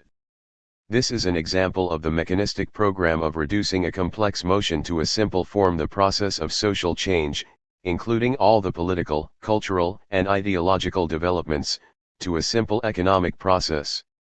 But the task of explaining social development cannot be fulfilled by trying to reduce the whole development to an economic process. The task is rather to show how, on the basis of the economic process, all the various forms of social activity arise and play their part in the complex movement of society. Things and their interconnection. 4. The last dogmatic assumption of mechanism to be mentioned is that each of the things or particles, whose interactions are said to make up the totality of events in the universe, has its own fixed nature quite independent of everything else. In other words, each thing can be considered as existing in separation from other things, as an independent unit. Proceeding on this assumption, it follows that all relations between things are merely external relations. That is to say, things enter into various relationships one with another, but these relationships are accidental and make no 59. Difference to the nature of the things related. And regarding each thing as a separate unit entering into external relations with other things, it further follows that mechanism regards the whole as no more than the sum of its separate parts. According to this view, the properties and laws of development of the whole are uniquely determined by the properties of all its parts. Not one of these assumptions is correct. Nothing exists or can exist in splendid isolation, separate from its conditions of existence, independent of its relationships with other things. Things come into being, exist, and cease to exist, not each independent of all other things, but each in its relationship with other things. The very nature of a thing is modified and transformed by its relationships with other things. When things enter into such relationships that they become parts of a whole, the whole cannot be regarded as nothing more than the sum total of the parts. True, the whole is nothing apart from and independent of its parts. But the mutual relations which the parts enter into in constituting the whole modify their own properties, so that while it may be said that the whole is determined by the parts, it may equally be said that the parts are determined by the whole. Once again, the development of science itself shows the inadmissibility of the old mechanistic assumptions. These assumptions have force only in the very limited sphere of the study of the mechanical interactions of discrete particles. In physics they were already shattered with the development of the study of the electromagnetic field. Still less are they admissible in biology, in the study of living matter, and still 60. Less in the study of men and society. The correction of mechanistic materialism. When we bring into the open and reject these assumptions of mechanistic materialism, then we begin to see the need for a materialist doctrine of a new type of materialism which overcomes the weaknesses and narrow, dogmatic assumptions of mechanism. This is dialectical materialism. Dialectical materialism understands the world, not as a complex of ready-made things, but as a complex of processes, in which all things go through an uninterrupted change of coming into being and passing away.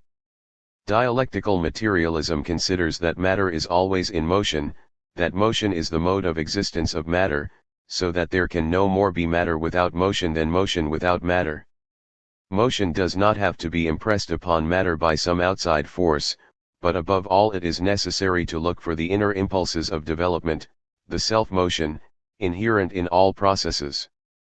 Dialectical materialism understands the motion of matter as comprehending all changes and processes in the universe, from mere change of place right to thinking. It recognizes, therefore, the infinite diversity of the forms of motion of matter, the transformation of one form into another, the development of the forms of motion of matter from the simple to the complex, from the lower to the higher. Dialectical materialism considers that, in the manifold processes taking place in the universe, things come into being, change and pass out of being, not as separate individual 61 units, but in essential relation and interconnection, so that they cannot be understood each separately and by itself but only in their relation and interconnection. In dialectical materialism, therefore, there is established a materialist conception far richer in content and more comprehensive than the former mechanistic materialism. 62. 5. The dialectical conception of development. Whereas the older philosophies considered that the universe always remained much the same, a perpetual cycle of the same processes, science has demonstrated the fact of evolution. But while recognizing the fact of evolutionary development, bourgeois thinkers have tried to understand and explain it in fantastic, idealist terms. And they have conceived of development as being always a smooth, continuous process, not recognizing the occurrence of abrupt breaks in continuity, the leap from one stage to another. Following up the ideas of Hegel by taking up the revolutionary side of his philosophy while freeing it of its idealist trammels, Marx and Engels established the dialectical materialist conception of development. The key to understanding development in nature and society and the leaps and breaks in continuity which characterize all real development lies in the recognition of the inner contradictions and opposite conflicting tendencies which are in operation in all processes. This discovery by Marx and Engels was a revolution in philosophy and made of it a revolutionary weapon of the working people, a method for understanding the world so as to change it. The idea of evolution. We have seen that the corrections of the mechanistic standpoint made by dialectical materialism are fully justified by and have a basis in the advance of science. Indeed, the advance of science itself has shattered the whole conception of the universe held by the older, mechanistic materialists. According to that conception, the universe always remained much the same. It was a huge machine which always 63. Did the same things, kept grinding out the same products, went on and on in a perpetual cycle of the same processes. Thus it used to be thought that the stars and the solar system always remain the same and that the earth, with its continents and oceans and the plants and animals inhabiting them, likewise always remain the same. But this conception has given way to the conception of evolution, which has invaded all spheres of investigation without exception. Nor was it scientific investigation alone which produced the idea of evolution. Science does not advance in isolation from society as a whole. The idea of evolution was generated out of the rise of industrial capitalism itself. The bourgeoisie cannot exist without constantly revolutionizing the instruments of production, and thereby the relations of production, and with them the whole relations of society. Conservation of the old modes of production in unaltered form was, on the contrary, the first condition of existence of all earlier industrial classes. Constant revolutionizing of production, uninterrupted disturbance of all social conditions, everlasting uncertainty and agitation, distinguish the bourgeois epoch from all earlier ones. 1. The industrial capitalists saw themselves as the bearers of progress. And as they thought progress was the law of capitalism, so they saw it as the law of the whole universe. So there was made possible a great advance in the scientific picture of the universe. We find developing a picture of the universe, not as static, as always the same, but as in continual progressive development. The stars did not always exist, they were formed out of masses of dispersed gas. Once formed, the whole stellar system, with all the stars in it, goes through an evolutionary process, stage by stage. Some stars, like our Sun, acquire planets, a solar system. Thus the Earth was born. As its surface cooled, so chemical compounds were formed, impossible in the high temperatures of the stars. Thus matter began to manifest new properties, non-existent before, the properties of chemical combination. Then organic compounds were formed out of the complex linking of carbon atoms. And from organic matter the first bodies arose which began to manifest the properties of life, of living matter.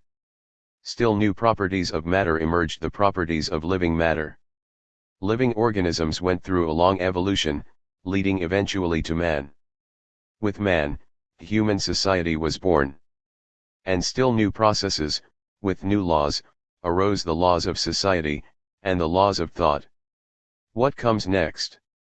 Capitalist science can go no further. Here it ends, since capitalist science cannot contemplate the ending of capitalism. But socialist science shows that man himself is about to embark on a new phase of evolution, communist society, in which the whole social process will be brought under his own conscious, planned direction. All this is the evolutionary history of the material universe. Apart from the last point, it may be said this is all.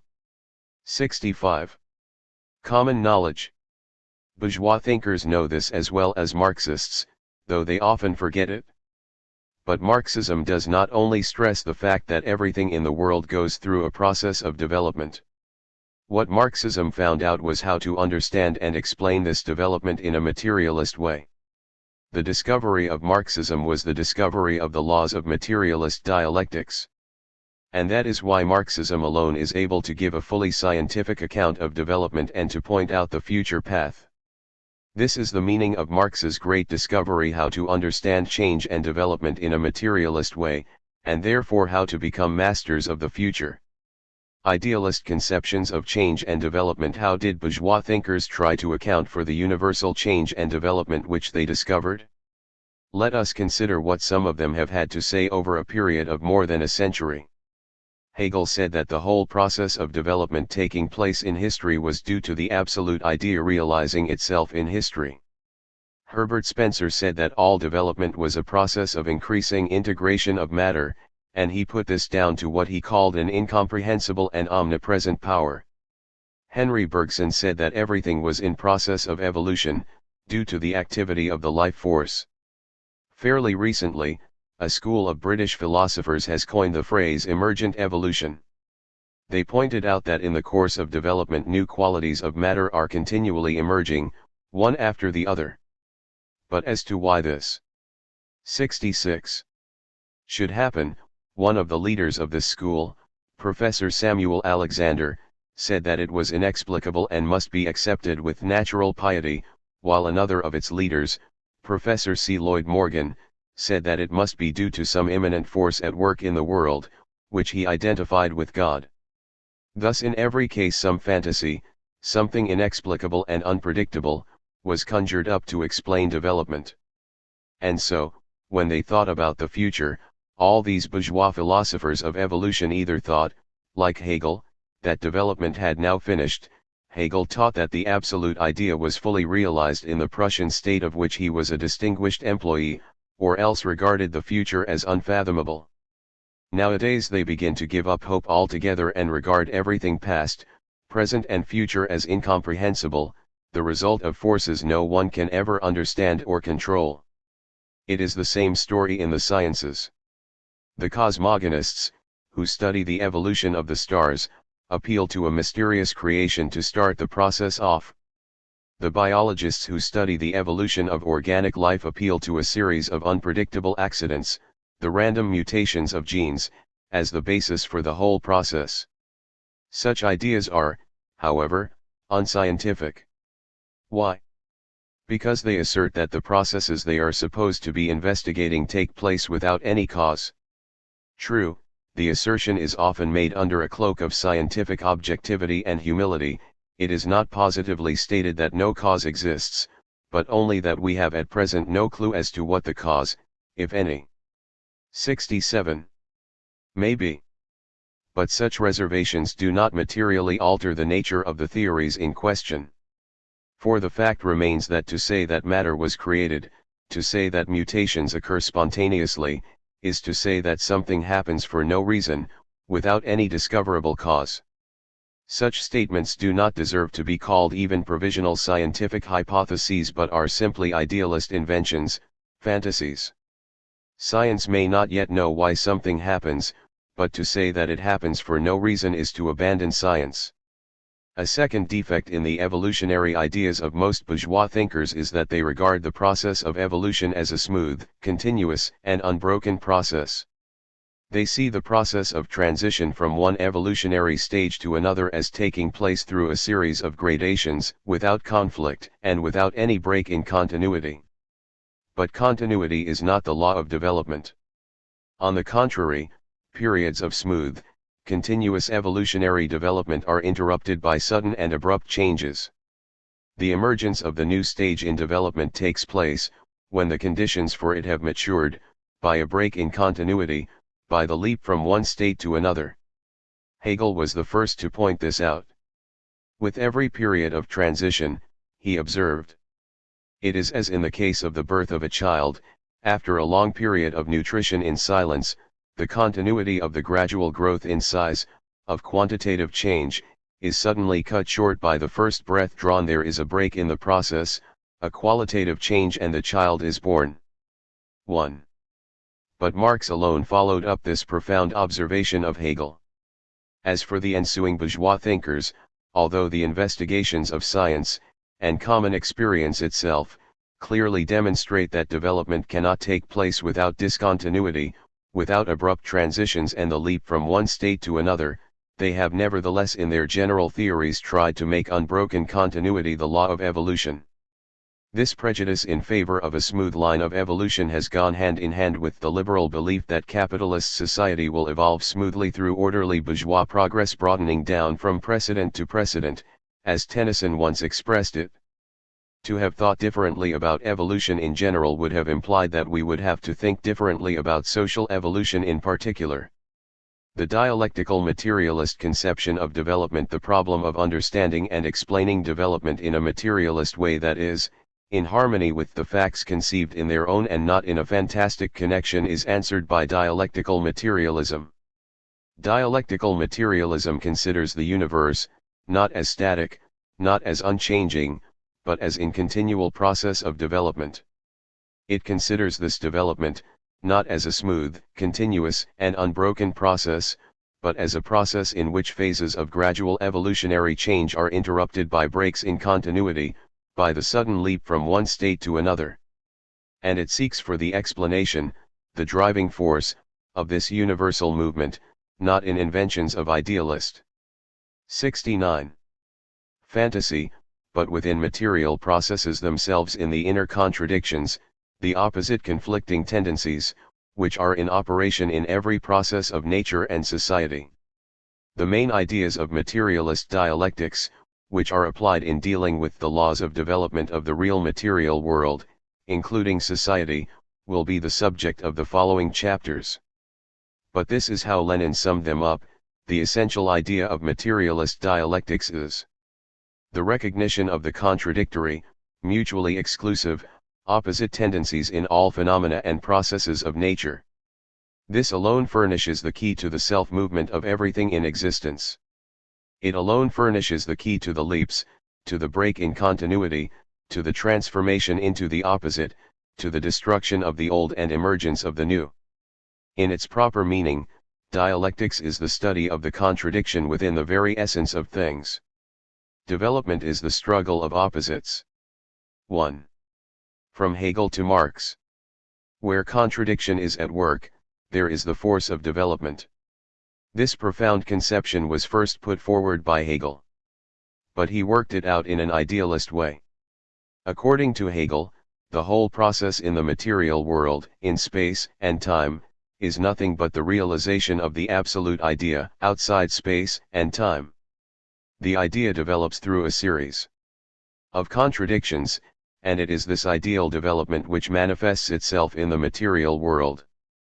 If things in space and time are forced to go through a series of transformations and to arise and pass away one after the other, that is because they are nothing but the embodiment of a self-contradictory phase of the absolute idea.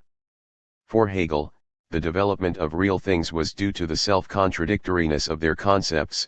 Where the concept was self-contradictory, the thing which realized that concept could not be stable but must eventually negate itself and turn into something else. Thus, instead of the concepts of things being regarded as the reflections of those things in our minds, the things were themselves regarded as nothing but the realizations of their concepts. This is how Engels summed up the materialist criticism of Hegel. Hegel was not simply put aside.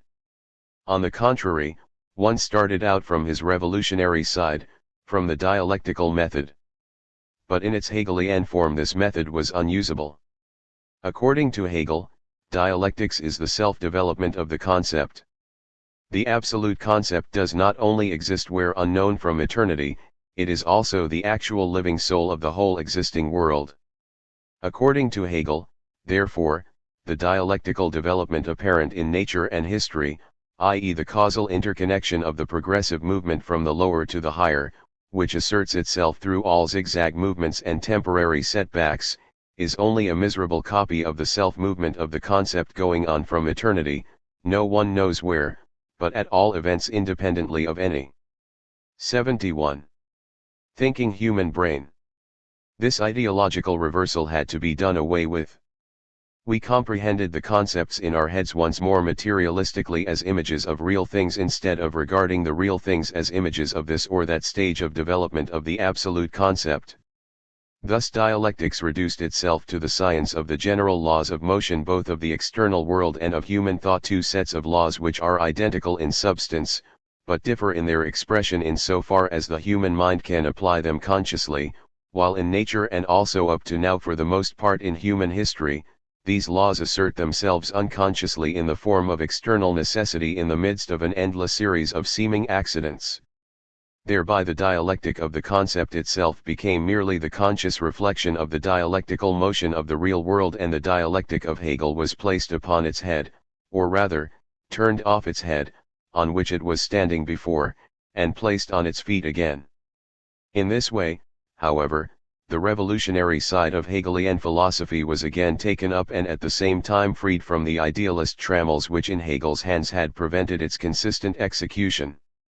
This materialist understanding of dialectics is the key to understanding the forces of development within the material world itself, without recourse to outside causes.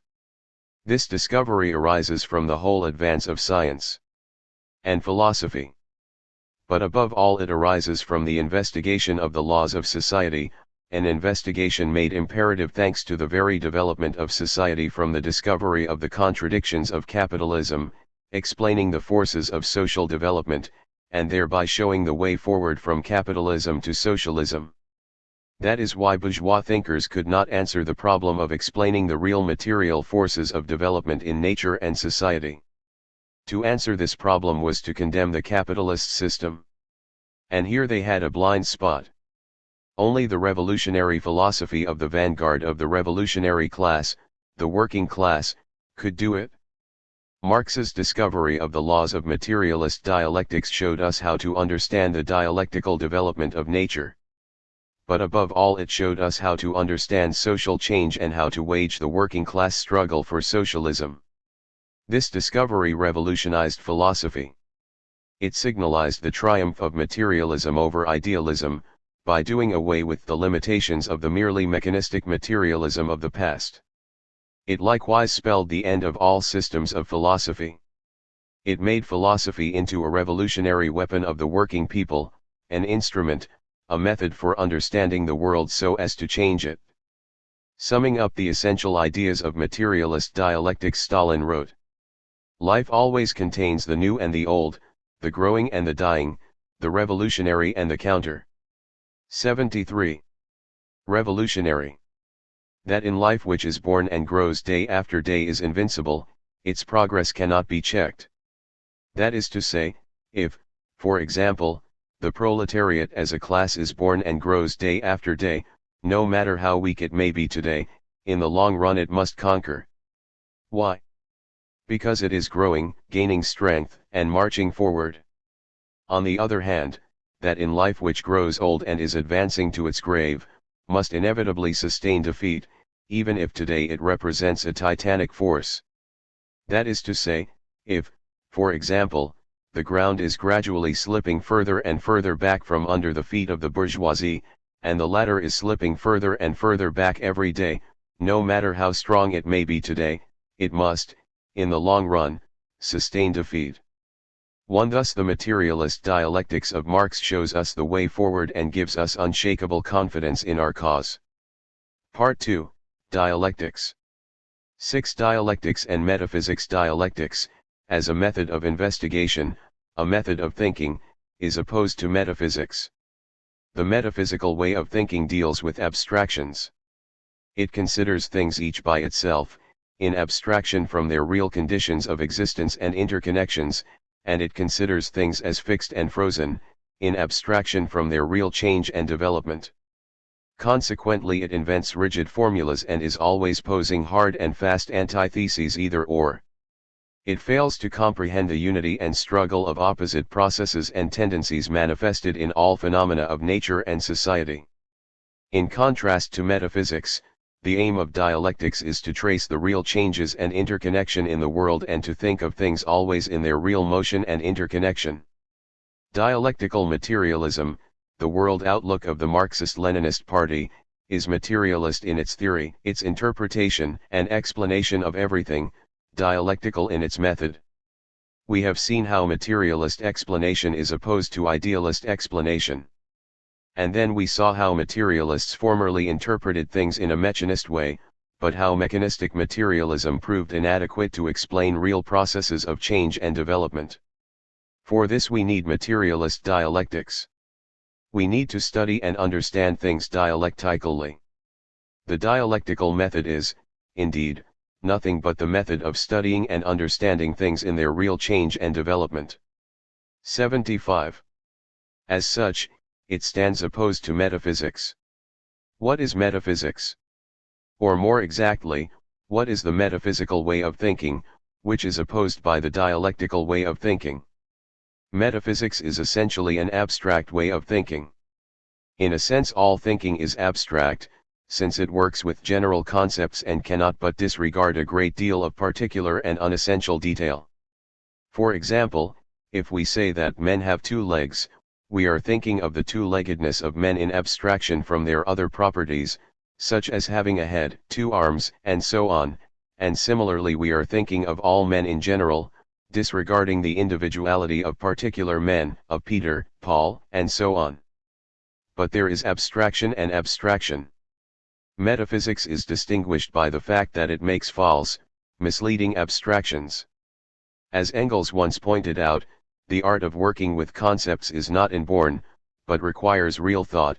The art of right thinking involves learning how to avoid metaphysical abstraction.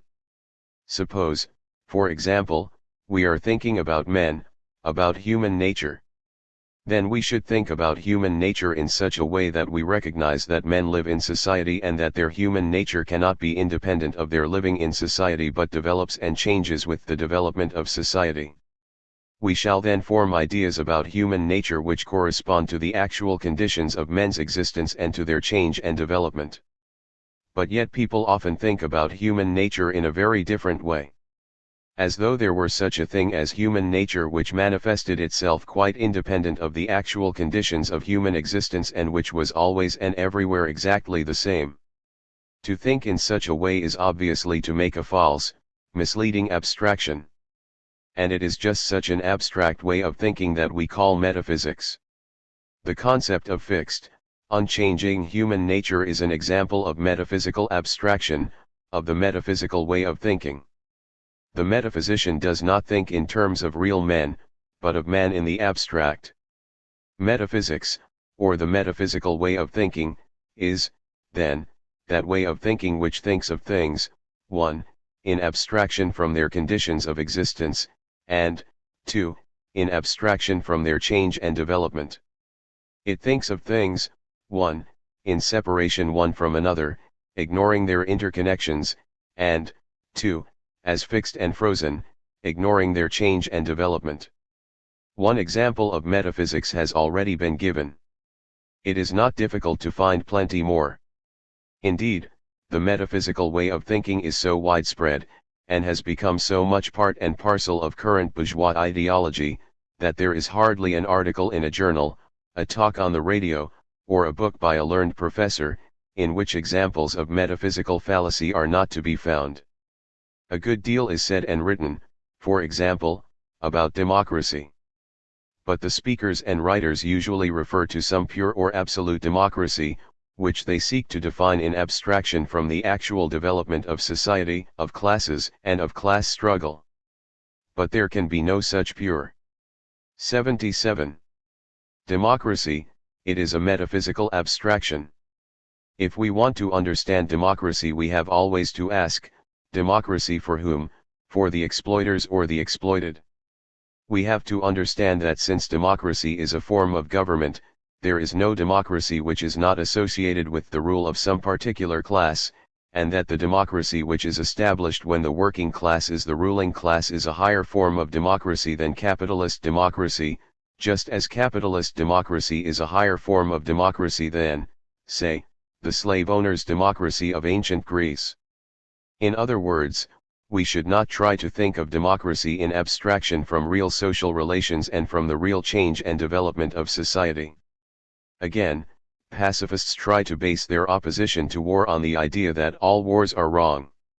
They think of war in the abstract, without reflecting that the character of each particular war is determined according to the historical epoch, the aims of the war and the classes in whose interests it is fought. Consequently, they fail to distinguish between imperialist wars and wars of liberation, between unjust war and just war. In most British schools today, the children are regularly subjected to intelligence tests. It is alleged that each child possesses a certain fixed quantity of intelligence, which can be estimated without regard to the actual conditions of the child's existence and which determines his capabilities throughout the whole of his life regardless of whatever conditions for change and development may subsequently come in his way. This is another example of metaphysics. In this case, the metaphysical conception of intelligence is used as 78. An excuse for denying educational opportunities to the majority of children on the grounds that their intelligence is too low for them to benefit from such opportunities. In general, metaphysics is a way of thinking which tries to fix the nature, properties, and potentialities of everything it considers once and for all. Consequently, it presupposes that each thing has a fixed nature and fixed properties. And it thinks in terms of things rather than processes. It tries to sum up everything in a formula, which says that the whole world, or any part of the world which is under consideration, consists of just such and such things with such and such properties. Such a formula we may call a metaphysical formula. Thus Engels refers to the old method of investigation and thought which Hegel calls metaphysical, which preferred to investigate things as given, as fixed and stable. 1. In philosophy, metaphysics often means the search for the ultimate constituents of the universe. Thus the materialists who said that the ultimate constituents were small, solid, material particles were just as much metaphysicians as the idealists who said that the ultimate constituents were spirits. All such philosophers thought they could sum up the ultimate nature of the universe in some formula. Some have held this formula, some that, but all have been metaphysicians. Yet it has been a hopeless quest. We cannot sum up the whole infinite changing universe in any such formula. And the more we find out about it, the more is this evident. It should now be clear that the mechanistic materialism which we discussed in the preceding chapters can equally well be called metaphysical materialism. We may also note, in passing, that certain philosophers today, the so-called positivists, one claim to be against metaphysics because they claim to reject any philosophy which seeks for the ultimate constituents of the universe. For them, metaphysics means any theory which deals with ultimates not verifiable in sense experience. By using the term in this way, they conceal the fact that they themselves are, if anything, more metaphysical than any other philosophers. For their own mode of thinking reaches extremes of metaphysical abstraction. What could be more metaphysical than to imagine, as the positivist philosophers do, that our sense experience exists in abstraction from the real material world outside us? Indeed, they themselves make sense experience into a metaphysical ultimate. In opposition to the abstract, metaphysical way of thinking, dialectics teaches us to think of things in their real changes and interconnections. To think dialectically is to think concretely, and to think concretely is to think dialectically. When we oppose the dialectical method to metaphysics, then we show up the inadequacy, one-sidedness, or falsity of the abstractions of metaphysics. This consideration enables us to understand the original meaning of the term dialectics. The word is derived from the Greek dialogo, meaning to discuss or debate. It was considered that to discuss a question from all sides, and from all angles, allowing different one-sided points of view to oppose and contradict each other during the debate, was the best method of arriving at the truth. Such was the dialectics employed, for example, by Socrates. When anyone claimed to have a formula which answered some questions once and for all, Socrates would enter into discussion with him and, by forcing him to consider the question from different angles, would compel him to contradict himself and so to admit that his formula was false. By this method Socrates considered that it was possible to arrive at more adequate ideas about things. The Marxist dialectical method develops from and includes dialectics in the sense in which it was understood by the Greeks. But it is far richer in content, far wider in its scope. As a result, it becomes something qualitatively new as compared with pre-Marxist dialectics, a new revolutionary method. For it is combined with a consistent materialism and ceases to be a mere method of argument, becoming a method of investigation applicable to both nature and society, a method of materialist understanding of the world which grows out of and guides the activity of changing the world. The metaphysical either-or. Metaphysics presupposes that each thing has its own fixed nature, its own fixed properties, and considers each thing by itself, in isolation. It tries to settle the nature and properties of each thing as a given, separate object of 81. Investigation, not considering things in their interconnection and in their change and development. Because of this, metaphysics thinks of things in terms of hard and fast antitheses. It opposes things of one sort to things of another sort. If a thing is of one sort, it has one set of properties; if of another sort, it has another set of properties, the one excludes the other, and each is thought of in separation from the other.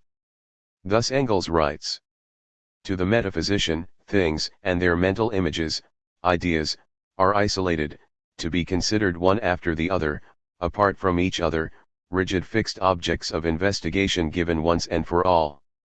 He thinks in absolutely irreconcilable antitheses. His communication is yea, nay, nay, for whatever is more than these cometh of evil. For him a thing either exists or it does not exist. It is equally impossible for a thing to be itself and at the same time something else. Philosophers have expressed the essence of this metaphysical way of thinking in the formula, each thing is what it is, and not another thing. This may sound no more than plain common sense.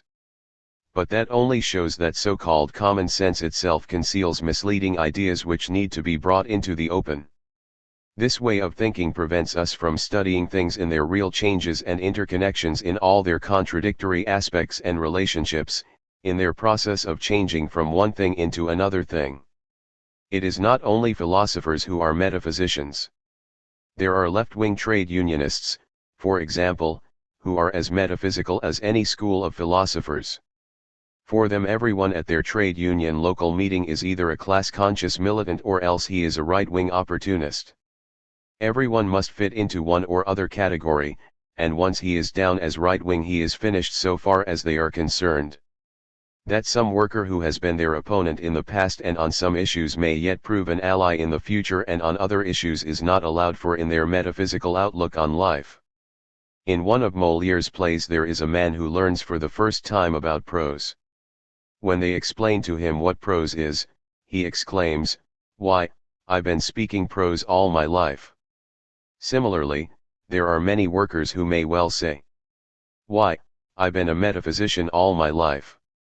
The metaphysician has his formula ready for everything. He says either this formula fits or it does not. If it does, that settles it. If it does not, then he has some alternative formula ready. Either or, but not both is his motto. A thing is either this or that, it has either this set of properties or that set of properties, two things stand to one another either in this relationship or in that. The use of the metaphysical either or leads people into countless difficulties. For example, difficulties are felt in understanding the relations between American and British imperialism today. For it is argued, either they are working together, or else they are not. If they are working together, then there is no rift between them; if there is a rift between them, then they 83 are not working together. But on the contrary, they are working together and yet there are rifts between them, and we cannot understand the way they work together nor fight them effectively unless we understand the rifts which divide them. Again, difficulties are felt in understanding the possibility of the peaceful coexistence of capitalist and socialist states. For it is argued, either they can coexist peacefully, in which case antagonism between capitalism and socialism must cease, or else the antagonism remains, in which case they cannot coexist peacefully. But on the contrary, the antagonism remains, and yet the striving of the socialist states and of millions of people in all countries for peace can prevent a war between capitalist and socialist states. It is often difficult to avoid a metaphysical way of thinking. And this is because, misleading as it yet has its roots in something very necessary and useful.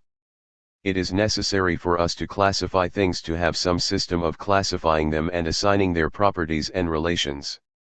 That is a prerequisite of clear thinking. We have to work out what different kinds of things there are in the world, to say that these have these properties as distinct from those which have those other properties, and to say what are their relations. But when we go on to consider these things and properties and relations each in isolation, as fixed constants, as mutually exclusive terms, then we begin to go wrong. For everything in the world has many different and indeed contradictory aspects, exists in intimate relationship with other things and not in isolation, and is subject to change. And so. 84. It frequently happens that when we classify something as A and not B, then this formula is upset by its changing from A into B, or by its being A in some relationships and B in others, or by its having a contradictory nature, part A and part B. For example, we all know the difference between birds and mammals, and that while birds lay eggs, mammals, in general, produce their young alive and suckle them. Naturalists used to believe that mammals were rigidly distinguished from birds because, among other things, mammals do not lay eggs. But this formula was completely upset when an animal called the platypus was discovered, for while the platypus is undoubtedly a mammal, it is a mammal which lays eggs. What is the explanation of this irregular behavior of the platypus? It is to be found in the evolutionary relationship of birds and mammals, which are both descended from original egg-laying animals. The birds have continued to lay eggs while the mammals stopped doing so, except for a few conservative animals like the platypus. If we think of animals in their evolution, their development, this appears very natural. But if we try, as the older naturalists tried, to make them fit into some rigid, fixed scheme of classification, then the products of evolution upset that classification.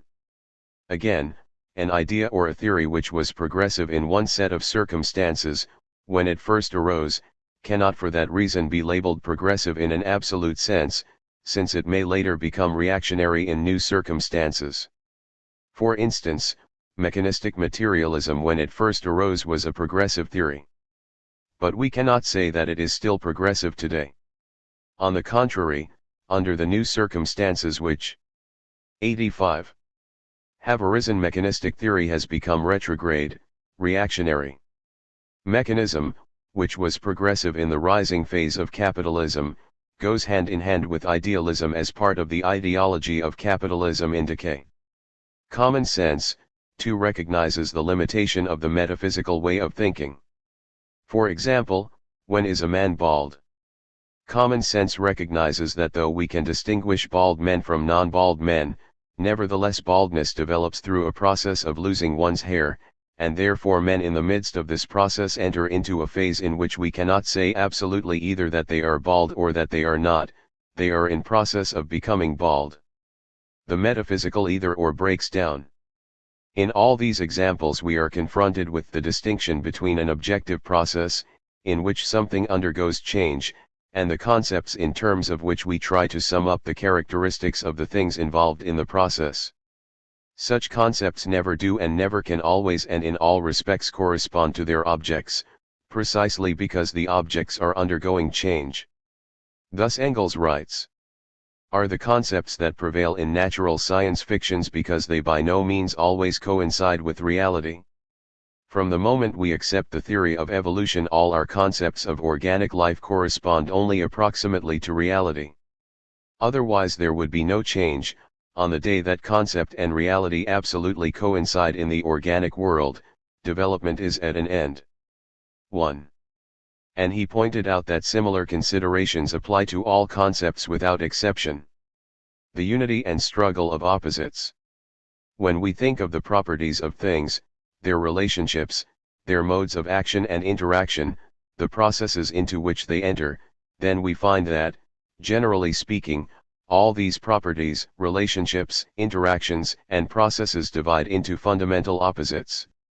For example, if we think of the simplest ways in which two bodies can act on one another, then we find that this action is either repulsion or attraction. If we consider the electrical properties of bodies, then there is positive and negative electricity.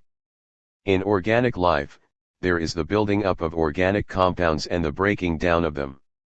Again, in mathematics, there is addition and subtraction, plus and minus. And in general, whatever sphere of inquiry we may be considering, we find that it involves such fundamental opposites. We find ourselves considering, not just a number of different things, different properties, different relations, different processes, but pairs of opposites, fundamental oppositions. As Hegel put it, in opposition, the different is not confronted by any other, but by its other. 1. Thus if we think of the forces acting between two bodies, there are not just a number of different forces, but they divide into attractive and repulsive forces.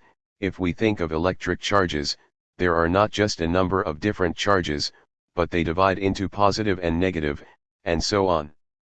Attraction stands opposed to repulsion, positive electricity to negative electricity. Such fundamental oppositions are not understood by the metaphysical way of thinking. In the first place, the metaphysical way of thinking tries to ignore and discount opposition. It seeks to understand a given subject matter simply in terms of a whole number of different properties and different relations of things, ignoring the fundamental oppositions which are manifested in these properties and relations.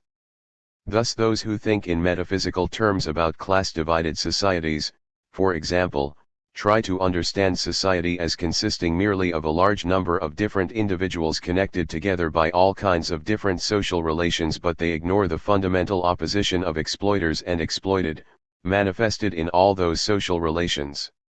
In the second place, when the metaphysical way of thinking does nevertheless come upon the fundamental oppositions and cannot ignore them, then true to its habit of thinking of each thing in isolation, as a fixed constant, it considers these opposites each in isolation from the other, understands them separately and as each excluding the other.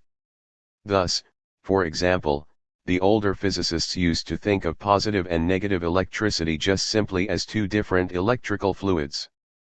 But contrary to metaphysics, not only are fundamental opposites involved in every subject matter, but these 88 opposites mutually imply each other, are inseparably connected together, and, far from being exclusive, neither can exist or be understood except in relation to the other. This characteristic of opposition is known as polarity. Fundamental opposites are polar opposites. A magnet, for example, has two poles, a north pole and a south pole. But these poles, opposite and distinct, cannot exist in separation. If the magnet is cut in two, there is not a north pole in one half and a south pole in the other, but north and south poles recur in each half. The north pole exists only as the opposite of the south, and vice versa, the one can be defined only as the opposite of the other.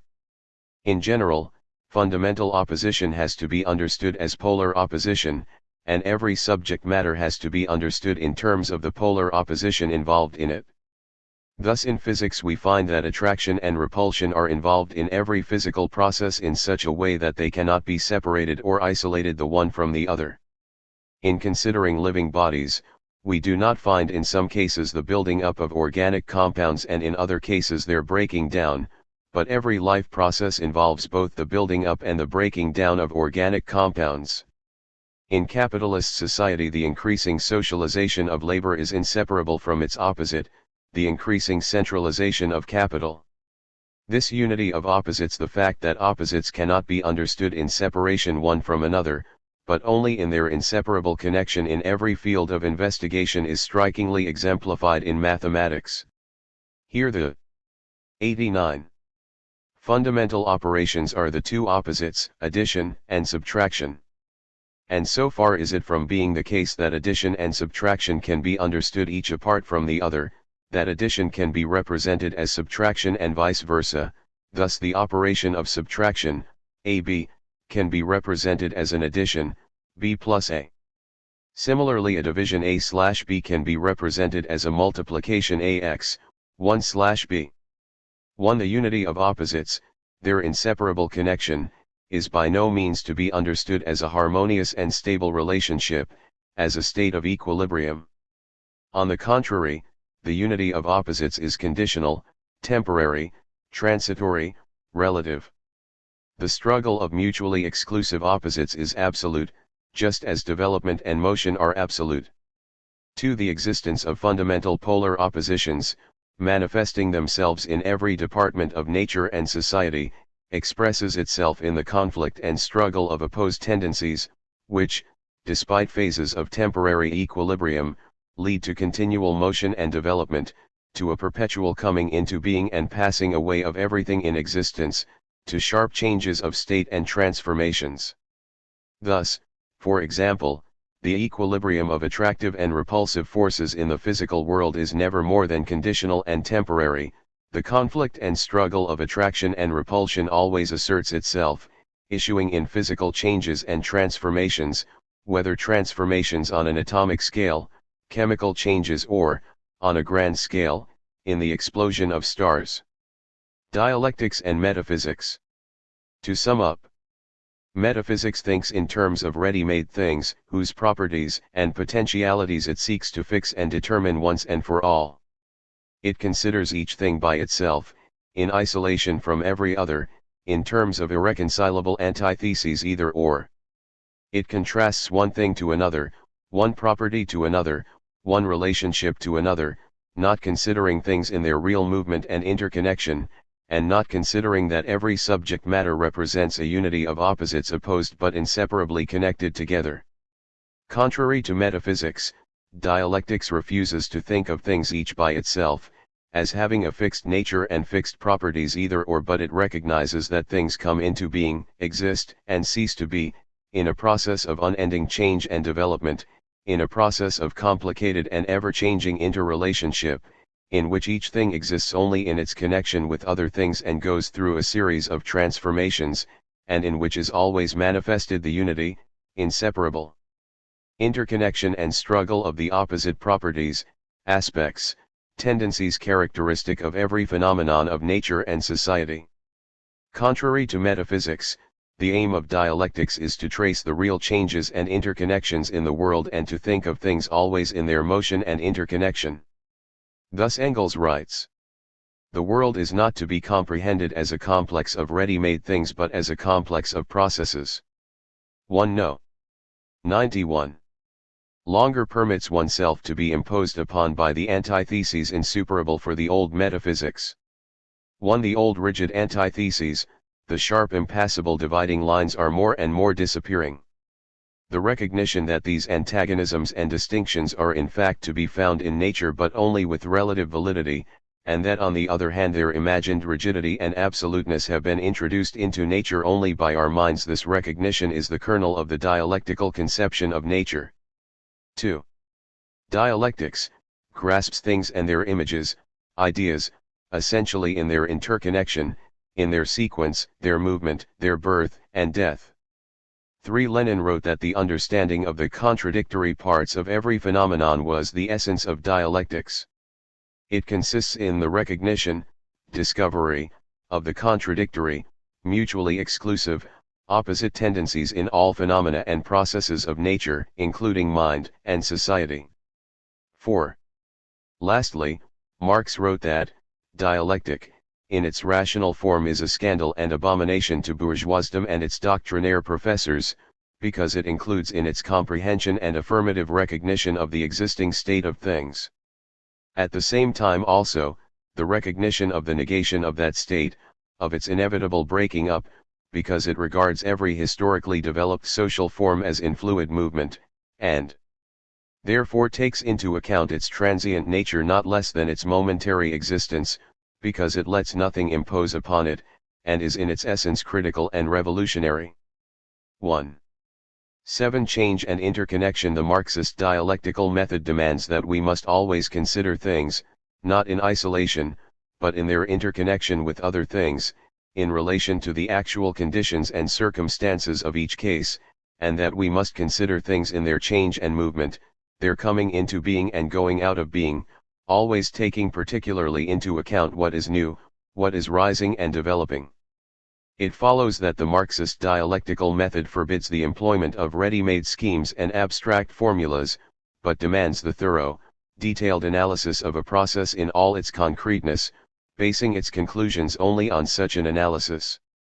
4 principal features of the Marxist dialectical method. In his Dialectical and Historical Materialism, Stalin said that there are 4 principal features of the Marxist dialectical method. 1. Contrary to metaphysics, dialectics does not regard nature as just an agglomeration of things, each existing independently of the others, but it considers things as connected with, dependent on, and determined by each other. Hence it considers that nothing can be understood taken by itself, in isolation, but must always be understood in its inseparable connection with other things, and as conditioned by them. 2. Contrary to metaphysics, dialectics considers everything as in a state of continuous movement and change, of renewal and development, where something is always arising and developing and something always disintegrating and dying away. Hence it considers things not only from the 94 standpoint of their interconnection and interdependence, but also from the standpoint of their movement, their change, their development, their coming into being and going out of being. 3. Contrary to metaphysics, dialectics does not regard the process of development as a simple process of growth, but as a development which passes from quantitative changes to open, fundamental changes, to qualitative changes, which occur abruptly, taking the form of a leap from one state to another.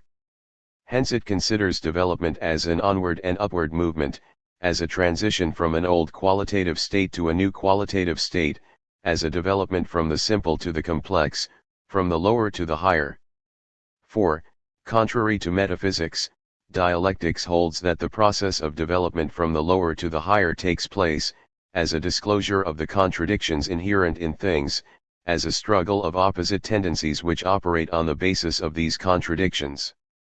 We shall postpone until the next chapter consideration of the latter 2 features, which concern the process of development from one qualitative state to another, from the lower to the higher.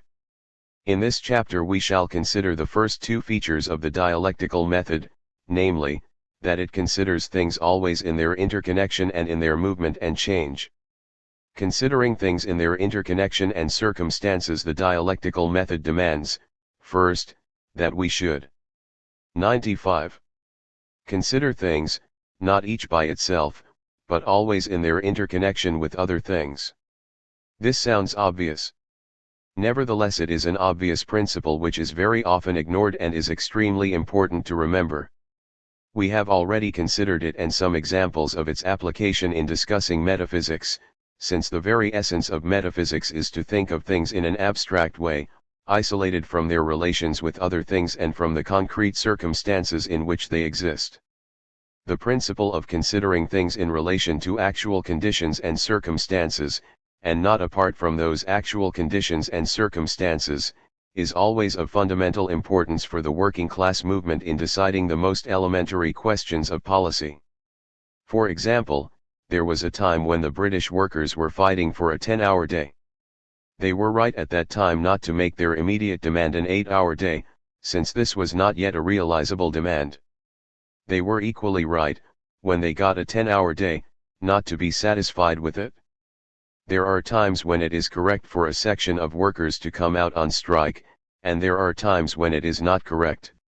Such matters have to be judged according to the actual circumstances of the case.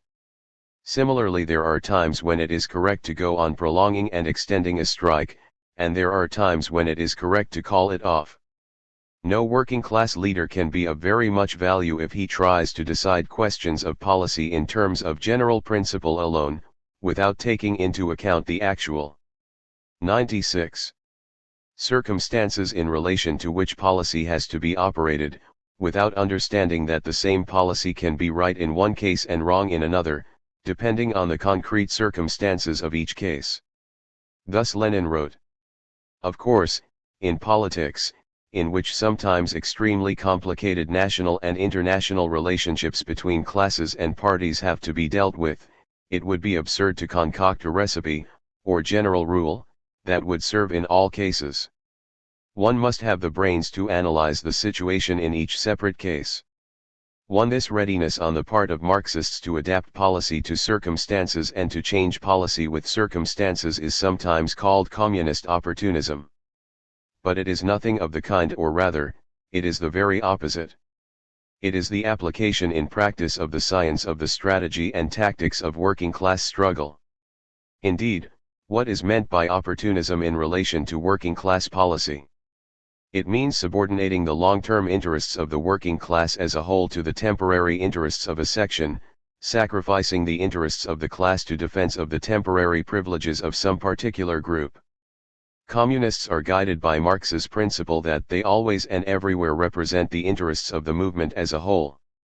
And this requires that, in the interests of the movement as a whole, one must analyze the situation in each separate case, deciding what policy to pursue in each case in the light of the concrete circumstances.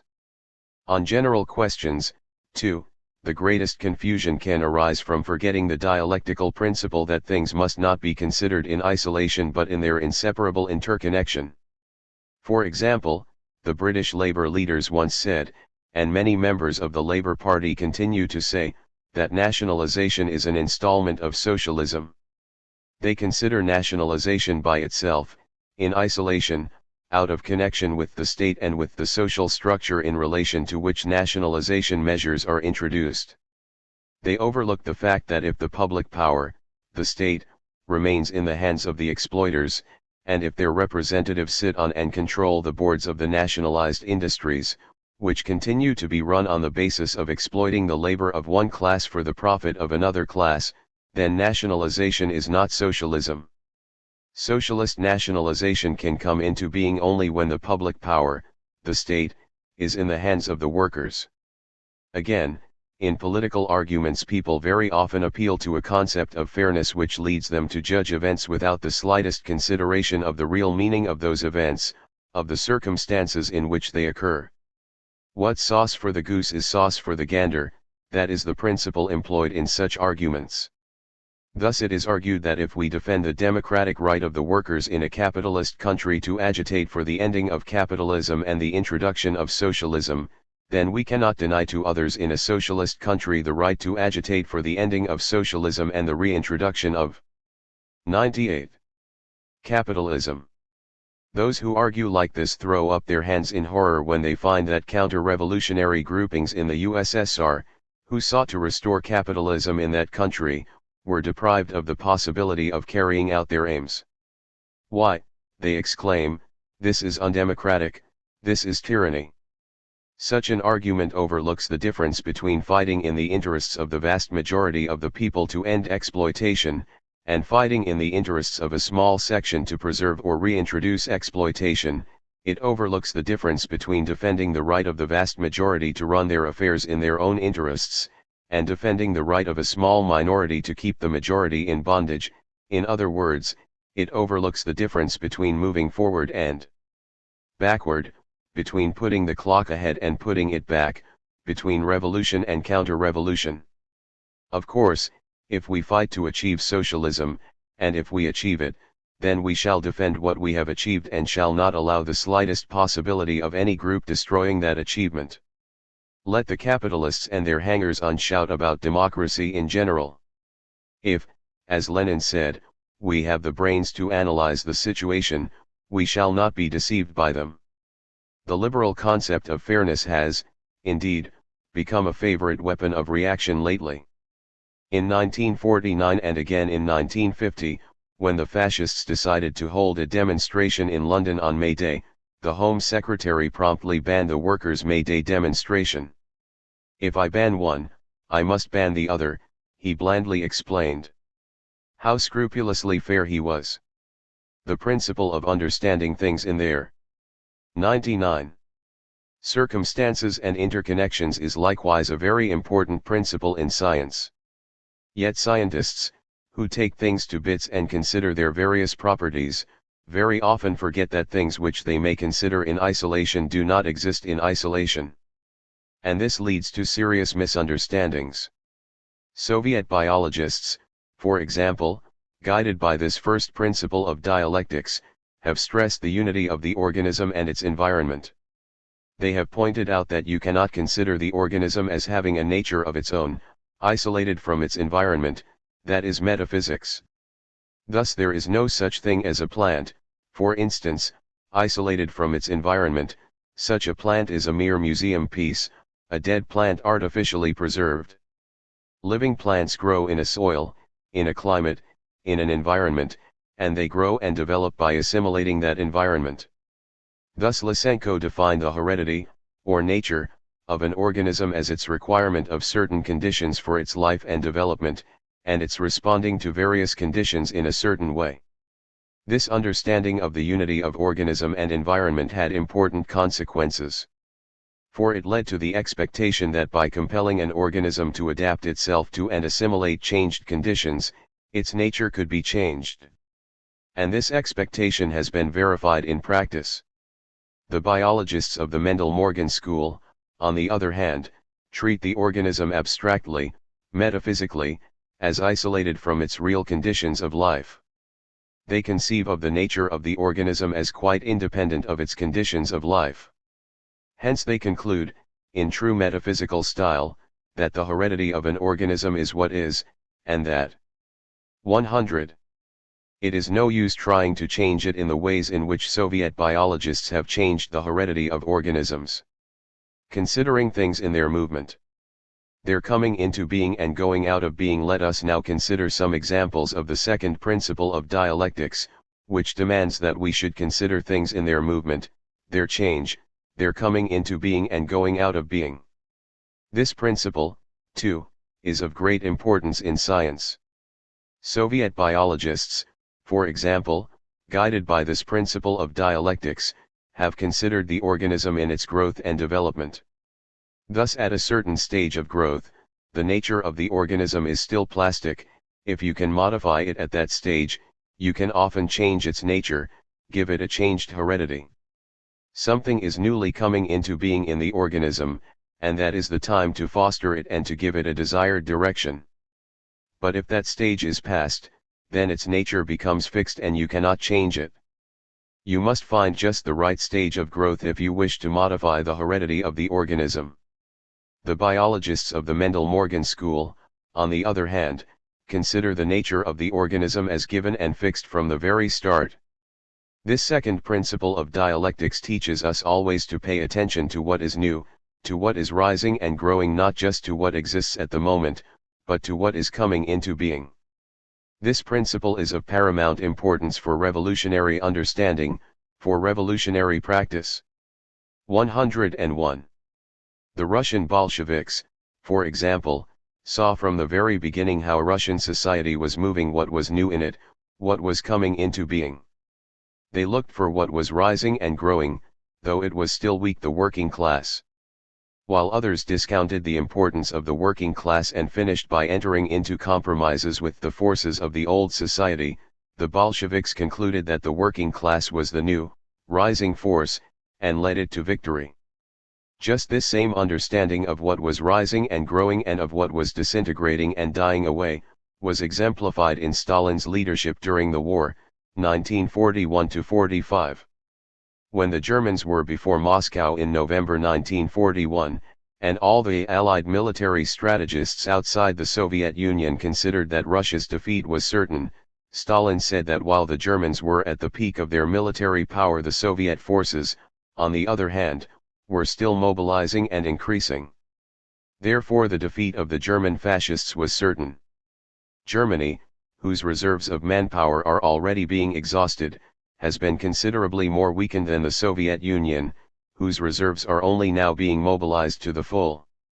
Can there be any doubt that we can, and are bound to, defeat the German invaders? The German invaders are straining their last efforts. There is no doubt that Germany cannot sustain such a strain for long. Similarly today, when press and radio are full of the boasts and threats of the American imperialists and their henchmen, we stress that which is rising and growing all over the world, the People's Camp of Peace, which is bound to continue to grow and to overwhelm the imperialists in shameful disaster. Again, in the fight for unity of the working class movement, in relation to the British Labour Party and the affiliated trade unions, we pay attention above all to that which is arising and growing in the movement. Therefore we see a great deal more than the policy of the right-wing leaders and their influence. The right wing has its basis in the past, though it is still strong and dominant.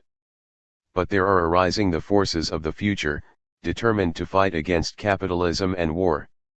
Similarly, in relation to individual people, we should foster and build on what is coming to birth in them, what is rising and moving ahead. This is what a good secretary or organizer does.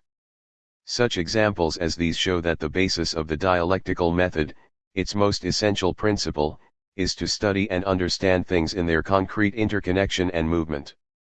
Against ready-made schemes, truth is always concrete. Sometimes people imagine that dialectics is a preconceived scheme, into the pattern of which everything is supposed to fit.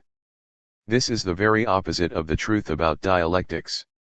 The employment of the Marxist dialectical method does not mean that we apply a preconceived scheme and try to make everything fit into it. No, it means that we study 103. Things as they really are, in their real interconnection and movement. This is something which Lenin insisted on again and again. Indeed, he proclaimed it as the fundamental thesis of dialectics. Genuine dialectics, Lenin wrote, proceeds by means of a thorough, detailed analysis of a process in all its concreteness. The fundamental thesis of dialectics is, there is no such thing as abstract truth, truth is always concrete. 1. What did he mean by truth is always concrete? Just that we will not get at the truth about things, about either nature or society, by thinking up some general scheme, some abstract formula, but only by trying to work out as regards each process just what are the forces at work, how they are related, which are rising and growing and which are decaying and dying away, and on this basis reaching an estimate of the process as a whole. So Engels said, there could be no question of building the laws of dialectics into nature, but of discovering them in it and evolving them from it. Nature is the test of dialectics. 2. As regards the study of society, and the estimate we make of real social changes on which we base our political strategy, Lenin ridiculed those who took some abstract, preconceived scheme as their guide. According to some authorities, the Marxist dialectics laid it down that all development must proceed through triads: thesis, antithesis, synthesis. Lenin ridiculed this. It is clear to everybody that the main burden of Engels' argument is that materialists must depict the historical process correctly and accurately, and that insistence on selection of examples which demonstrate the correctness of the triad is nothing but a relic of Hegelianism. And, indeed, once it has been categorically declared that to attempt to prove anything by triads is absurd, what significance can examples of dialectical process have? Anyone who reads the definition and description of the dialectical method given by Engels will see that the Hegelian triads are not even mentioned, and that it all amounts to regarding social evolution as a natural historical process of development. What Marx and Engels called the dialectical method is nothing more nor less than the scientific method in sociology, which consists in regarding society as a living organism in a constant state of development, the study of which requires an objective analysis of the relations of production that constitute the given social formation and an investigation of its laws of functioning and development. 1. Let us consider some examples of what the analysis of a process in all its concreteness and the principle that truth is always concrete mean, in contrast to the method of trying to lay down some preconceived scheme of social development and of appealing to such a scheme as a basis for policy. In Tsarist Russia the Mensheviks used to say, we must have capitalism before socialism. First capitalism must go through its full development, then socialism will follow. That was their scheme. Consequently they supported the liberals in politics and enjoined the workers to do no more than fight for better conditions in the capitalist factories. Lenin repudiated this silly scheme. He showed that the liberals, frightened by the workers, would compromise with the Tsar, but that the alliance of workers with peasants could take the lead from them, overthrow the Tsar, and then go on to overthrow the capitalists and build socialism before ever capitalism was able to develop fully. After the proletarian revolution was successful, another scheme was propounded, this time by Trotsky. You can't build socialism in one country. Unless the revolution takes place in the advanced capitalist countries, socialism cannot come in Russia. Lenin and Stalin showed that this scheme, too, was false. For even if the revolution did not take place in the advanced capitalist countries, the alliance of workers and peasants in the Soviet Union had still the forces to build socialism. In Western European countries it used often to be said, we must have fascism before communism. First the capitalists will abandon democracy and introduce the fascist dictatorship, and then the workers will overthrow the fascist dictatorship. But the communists replied, no, we will fight together with all the democratic forces to preserve bourgeois democracy and to defeat the fascists, and that will create the best conditions for going forward to win working class power and to commence to build socialism. Lastly, today we sometimes hear the argument. 106. Capitalism means war, therefore war is inevitable. True enough, so long as capitalism, which has long ago entered its last, imperialist, phase, persists, there must inevitably be conflicts between the rival powers, and these conflicts are such as to entail the inevitability of imperialist wars. But the imperialists cannot make war without the people. The more they prepare war, the more open their aggressiveness becomes, the more one power attempts to impose its domination on another, and the more hardships they impose on the people, the more can the people be rallied to oppose their war. Therefore in any instance when war threatens, that war can be prevented and postponed. And by fighting to preserve peace, we can lay the basis for ending the conditions which pose the inevitability of war. Imperialist war plans can be defeated. They can be defeated if the working class rallies all the peace-loving forces around itself. And imperialism itself, with the consequent inevitability of war, can be ended. If we defeat the imperialist war plans, that will be the best road towards the ending of capitalism itself and the building of socialism. Imperialism will not be ended by waiting for it to wreck itself in inevitable wars, but by uniting to prevent the realization of its war plans. In all these examples it will be seen that the acceptance of some ready-made scheme, some abstract formula, means passivity, support for capitalism, betrayal of the working class and of socialism. But the dialectical approach, which understands things in their concrete interconnection and movement, shows us how to forge ahead, how to fight, what allies to draw in. That is the inestimable value of the Marxist dialectical method to the working class movement. 107. 8. The laws of development. To understand development we must understand the distinction between quantitative change, increase and decrease, and qualitative change, the passing into a new state, the emergence of something new. Quantitative change always leads at a certain critical point to qualitative change. And similarly qualitative differences and qualitative changes always rest on quantitative differences and quantitative changes. Development must be understood, therefore, not as a simple process of growth but as a process which passes from quantitative changes to open, fundamental qualitative changes.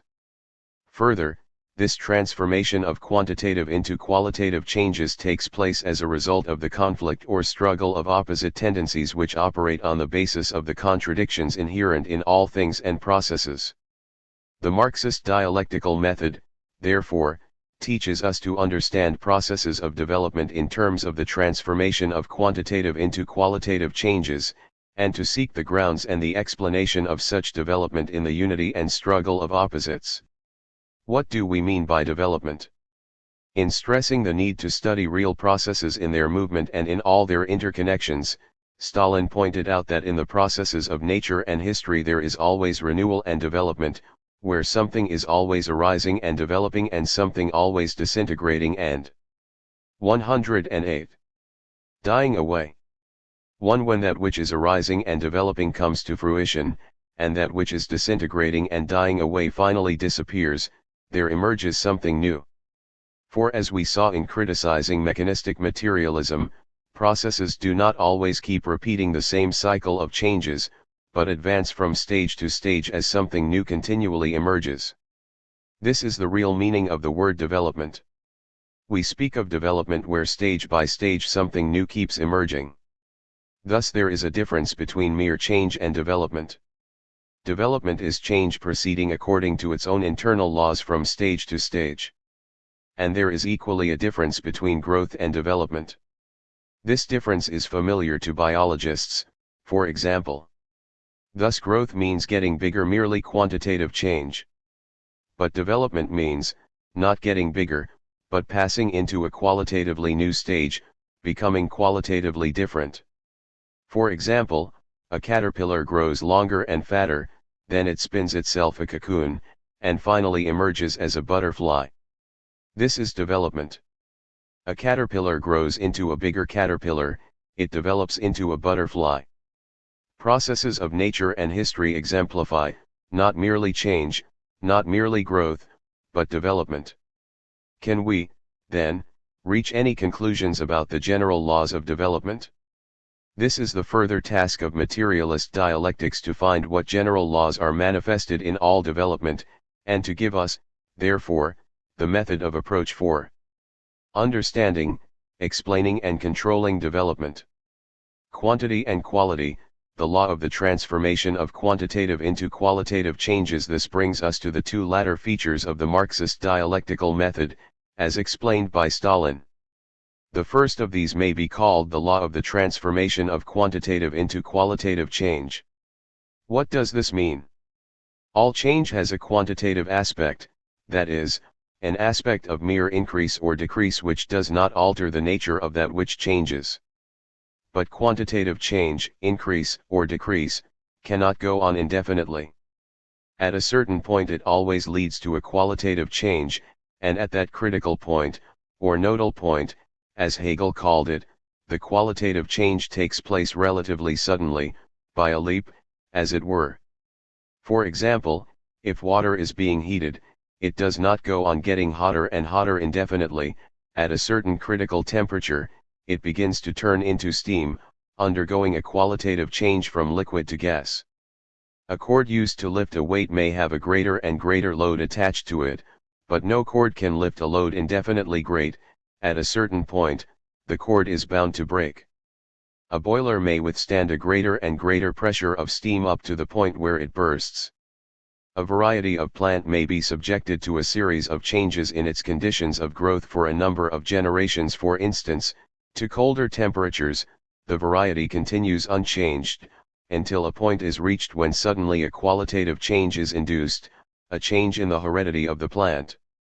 In this way spring wheats have been transformed into winter wheats, and vice versa, as a result of 110.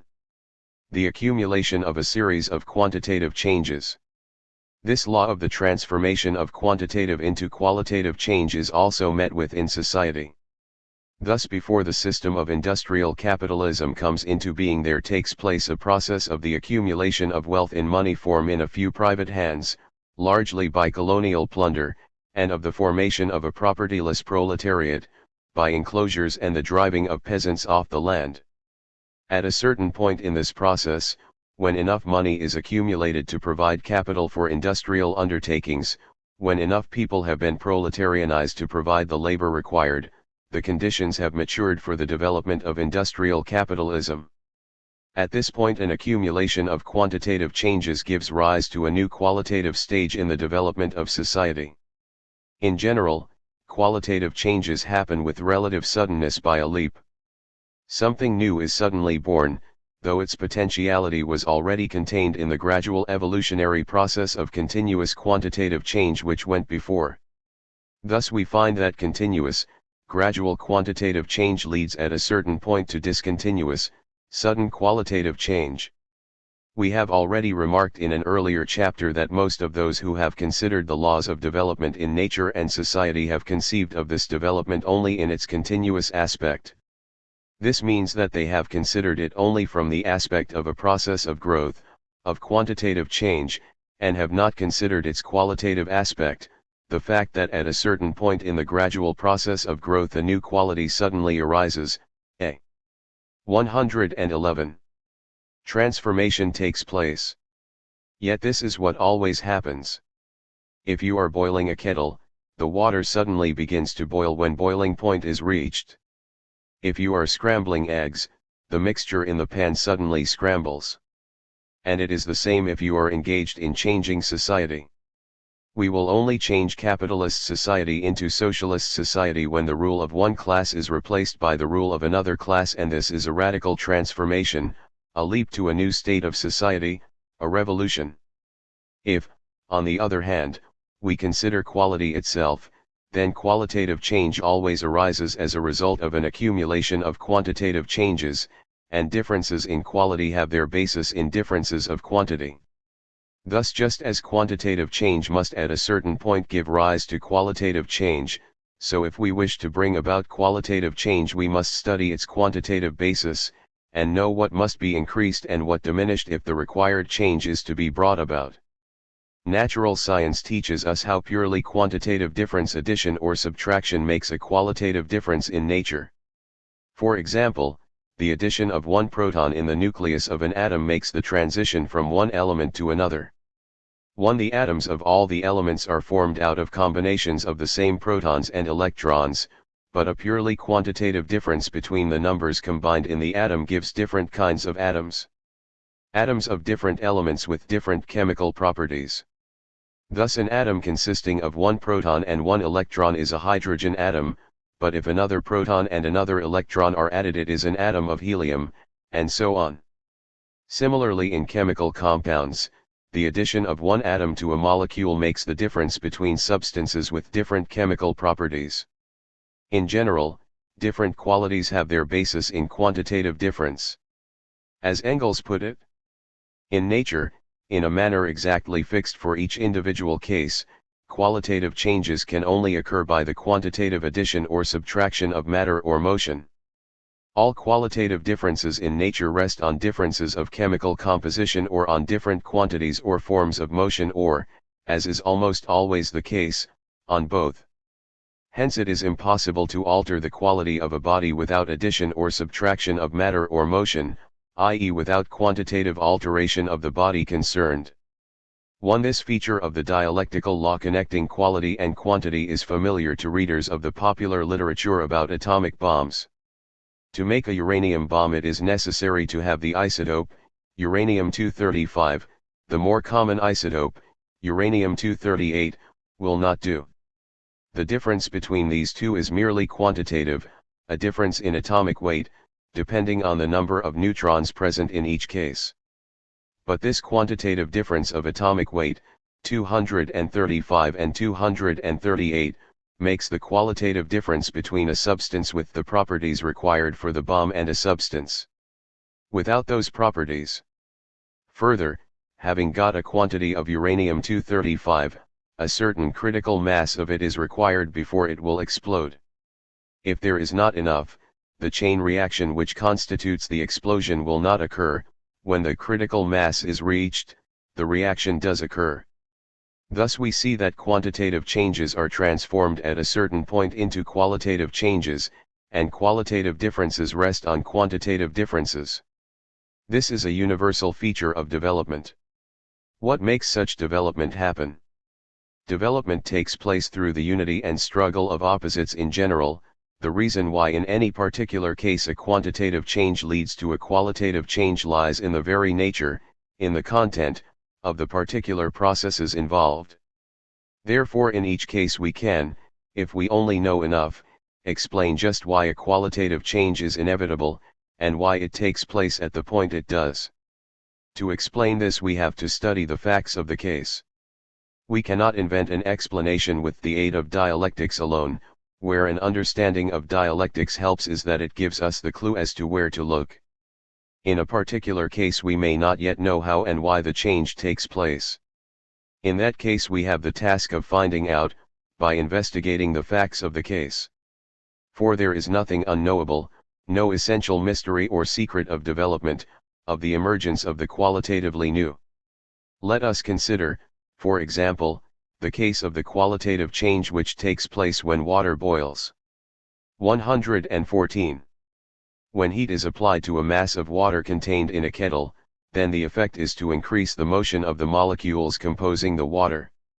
So long as the water remains in its liquid state, the forces of attraction between the molecules are sufficient to ensure that, though some of the surface molecules are continually escaping, the whole mass coheres together as a mass of water inside the kettle. At boiling point, however, the motion of the molecules has become sufficiently violent for large numbers of them to begin jumping clear of the mass. A qualitative change is therefore observed. The water begins to bubble and the whole mass is rapidly transformed into steam. This change evidently occurs as a result of the oppositions operating within the mass of water, the tendency of the molecules to move apart and jump free versus the forces of attraction between them. The former tendency is reinforced to the point where it overcomes the latter as a result, in this case, of the external application of heat. Another example we have considered is that of a cord which breaks when its load becomes too great. Here again, the qualitative change takes place as a result of the opposition set up between the tensile strength of the cord and the pull of the load. Again, when a spring wheat is transformed into a winter wheat, this is a result of the opposition between the plant's conservatism and the changing conditions of growth and development to which it is subjected. At a certain point, the influence of the latter overcomes the former. These examples prepare us for the general conclusion that, as Stalin puts it, the internal content of the process of development, the internal content of the transformation of 115. Quantitative changes into qualitative changes consists in the struggle of opposites, opposite tendencies, opposite forces within the things and process concerned. Thus the law that quantitative changes are transformed into qualitative changes, and that differences in quality are based on differences in quantity, leads us to the law of the unity and struggle of opposites. Here is the way Stalin formulates this law of dialectics. Contrary to metaphysics, dialectics holds that internal contradictions are inherent in all things and phenomena of nature, for all have their negative and positive sides, a past and a future, something dying away and something developing, and that the struggle between these opposites, the struggle between the old and the new, between that which is dying away and that which is being born, between that which is disappearing and that which is developing, constitutes the internal content of the process of development, the internal content of the transformation of quantitative changes into qualitative changes. The dialectical method therefore holds that the process of development from the lower to the higher takes place not as a harmonious unfolding of phenomena, but as a disclosure of the contradictions inherent in things and phenomena, as a struggle of opposite tendencies which operate on the basis of these contradictions. 1. To understand development, to understand how and why quantitative changes lead to qualitative changes, to understand how and why the transition takes place from an old qualitative state to a new qualitative state, we have to understand the contradictions inherent in each thing and process we are considering, and how a struggle of opposite tendencies arises on the basis of these contradictions. We have to understand this concretely, in each case, bearing in mind Lenin's warning that the fundamental thesis of dialectics is, truth is always concrete. We cannot deduce the laws of development in the concrete case from the general principles of dialectics, we have to discover them by actual investigation in each case. But dialectics tells us what to look for. Dialectics of social development, the contradictions of capitalism. The dialectics of development, the unity and struggle of opposites, has been most thoroughly worked out in the Marxist science of society. Here, from the standpoint of the working class struggle, on the basis of working class experience, we can work out the dialectic of the contradictions of capitalism and of their development very exactly. But the principles involved in the development of society are not opposed to but are in essence the same as those involved in the development of nature, though different in their form of manifestation in each case. Thus Engels said, "I was not in doubt that amid the welter of innumerable changes taking place in nature the same dialectical laws of motion are in operation as those which in history govern the apparent fortuitousness of events." 1. How Marxism understands the contradictions of capitalism and their development, this crowning triumph of the dialectical method, was explained in general terms by Engels. The basic contradiction of capitalism is not simply the conflict of two classes, which confront one another as two external forces which come into conflict. No, it is the contradiction within the social system itself, on the basis of which the class conflict arises and operates. Capitalism brought about the concentration of the means of production in large workshops and manufactories, their transformation into means of production which were in fact social. But the social means of production and the social products were treated as if they were still, as they had been before, the means of production and the products of individuals. Hitherto, the owner of the instruments of labor had appropriated the product because it was as a rule his own product, the auxiliary labor of other persons being the exception. Now, the owner of the instruments of production continued to appropriate the product, although it was no longer his product, but exclusively the product of others' labor. Thus, therefore, the products, now socially produced, were not appropriated by those who had really set the means of production in motion and really produced the products, but by the capitalists. 1. The basic contradiction of capitalism is, therefore, the contradiction between socialized production and capitalist appropriation. It is on the basis of this contradiction that the struggle between the classes develops. In this contradiction, the whole conflict of today is already present in germ. The contradiction between social production and capitalist appropriation became manifest as the antagonism between proletariat and bourgeoisie. One and the contradiction can only be resolved by the victory of the working class, when the working class sets up its own dictatorship and initiates social ownership and appropriation to correspond to social production. This example very exactly illustrates the point of what Stalin said about struggle of opposite tendencies which operate on the basis of these contradictions. The class struggle exists and operates on the basis of the contradictions inherent in the social system itself. It is from the struggle of opposite tendencies, opposing forces, arising on the basis of the contradictions inherent in the social system, that social transformation, the leap to a qualitatively new stage of social development, takes place. This process has its quantitative aspect. The working class increases in numbers and organization. Capital becomes more concentrated, more centralized. Along with the constantly diminishing number of the magnates of capital, grows the mass of misery, oppression, slavery, degradation, exploitation, but with this too grows the revolt of the working class, a class always increasing in numbers, and disciplined, united, organized by the very mechanism of the process of capitalist production itself. One with this quantitative process of increase and decrease, the basic contradiction of socialized labor and private appropriation becomes intensified, for the social character of labor is magnified while capital accumulates and is concentrated in the hands of a diminishing number of great magnates of capital, and the tension between the opposing forces becomes intensified. 2. At length quantitative change gives rise to qualitative change.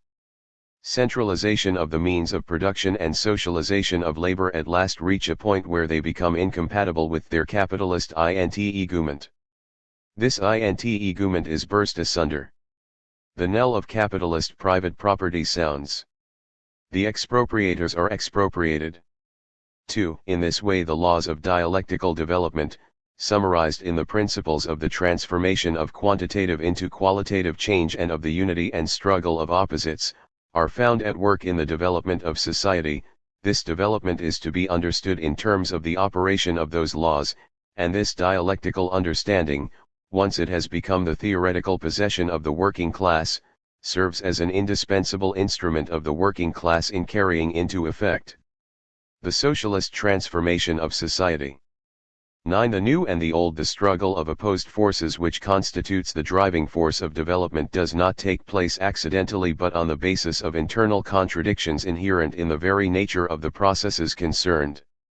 There arises a contradiction between the new and the old. That which is arising and growing contradicts that which is dying away and disappearing. And this fact is strikingly exemplified in the development of society. In the process of development the new grows strong and overpowers the old, and this leads to the forward movement of development, in which each stage is an advance to something new, not a falling back to some stage already past. Since development proceeds by the overcoming and supplanting of the old by the new, it follows that development can only proceed by the negation of the old and not by its preservation. Contradictions inherent in things and processes. Internal contradictions. In the last chapter we considered how qualitative change is brought about by the struggle of opposed forces. This was exemplified equally in the change of state of a body, from liquid to solid or gas, and in the change of society from capitalism to socialism. In each case there are opposite tendencies at work, whose struggle eventuates in some fundamental transformation, a qualitative change. This struggle is not external and accidental. It is not adequately understood if we suppose that it is a question of forces or tendencies arising quite independently the one of the other, which happen to meet, to bump up against each. 121. Other, so to speak, and to come into conflict. No. The struggle is internal and necessary, for it arises and follows from the contradictory nature of the process as a whole. The opposite tendencies are not independent the one of the other but are inseparably connected as parts or aspects of a single contradictory whole, and they operate and come into conflict on the basis of the contradiction inherent in the process as a whole. Thus the opposed tendencies which operate in the course of the change of state of a body operate on the basis of the contradictory unity of attractive and repulsive forces inherent in all physical phenomena.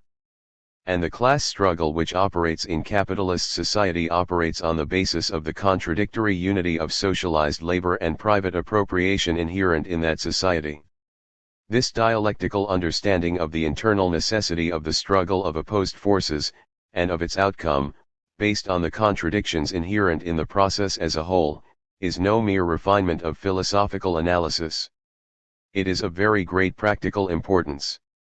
Bourgeois theorists, for example, are well able to recognize the fact of class conflicts in capitalist society. What they do not recognize is the necessity of this conflict, that it is based on contradictions inherent in the very nature of the capitalist system and that, therefore, the struggle can only culminate in and end with the destruction of the system itself and its replacement by a new, higher system of society. So they seek to mitigate the class conflict, to tone it down and reconcile the opposing classes, or to stamp it out, and 122. So to preserve the system intact. And precisely this bourgeois understanding of the class conflict is brought into the labor movement by social democracy. It is in opposition to such a shallow, metaphysical way of understanding class conflict that Lenin points out. The main point in the teaching of Marx is the class struggle. This has very often been said and written. But this is not true. Out of this error, here and there, springs an opportunist distortion of Marxism, such a falsification of it as to make it acceptable to the bourgeoisie. The theory of the class struggle was not created by Marx, but by the bourgeoisie before Marx and is, generally speaking, acceptable to the bourgeoisie. He who recognizes only the class struggle is not yet a Marxist. He may be found not to have gone beyond the boundaries of bourgeois reasoning and politics. To limit Marxism to the teaching of the class struggle means to curtail Marxism, to distort it, to reduce it to something which is acceptable to the bourgeoisie. A Marxist is one who extends the acceptance of the class struggle to the acceptance of the dictatorship of the proletariat. Herein lies the deepest difference between a Marxist and an ordinary petty or big bourgeois. On this touchstone it is necessary to test a real understanding and acceptance of Marxism. 1. In general, we understand contradiction as inherent in, belonging to the very essence of, a given system or process, the struggle through which development takes place is not an external clash of accidentally opposed factors, but is based on contradictions in the very essence of things, and thus is determined the necessary outcome, the necessary solution of the contradiction. Of course, conflicts of an external, accidental character also occur in nature and society. But these are not of decisive importance in determining the course of development. The contradiction between old and new, past and future, if we consider a process of development as a whole, as, in Stalin's words, an onward and upward movement involving at each stage a transition from an old qualitative state to a new qualitative state, then it reveals itself as the continuous posing and solution of a series of contradictions. The new stage of development comes into being from the working out of the contradiction and struggle inherent in the old. And the new stage itself contains the germ of a new contradiction. For it comes into being containing something of the past from which it springs and something of the future to which it leads. It has, therefore, its negative and positive sides, a past and a future, something dying away and something developing. On this basis there once again arises within it the struggle between the old and the new, between that which is dying away and that which is being born, between that which is disappearing and that which is developing. Hence development continually drives forward to fresh development. The whole process at each stage is in essence the struggle between the old and the new, that which is dying and that which is being born. This dialectical character of development is strikingly 124. Exemplified in social development in, for example, the stage of development with which we ourselves are specially concerned, the development from capitalism to socialism. The basic contradiction of capitalism is that between socialized production and capitalist appropriation. This itself is the contradiction between the new and the old in society. Capitalist appropriation carries on the old institution of private property in the implements of production, under which the owner of the implements of production appropriated the product. The artisan owned his tools and his product. This private ownership of the implements of production and of the product by the individual producer is carried over and transformed into the ownership and appropriation by the capitalist. But while private ownership and appropriation is carried on from the former state of society, what is quite new, what is newly born, arising and advancing in capitalist society, is the socialization of production. The old, petty individual production is destroyed. Production is carried on in a new socialized way in great workshops by hundreds, thousands, and tens of thousands of workers. The old individual producer is expropriated from his means of production, the peasant is turned off his bit of land, the artisan loses his little workshop, yet the means of production are still privately owned and the product still appropriated by the individual capitalist or capitalist concern.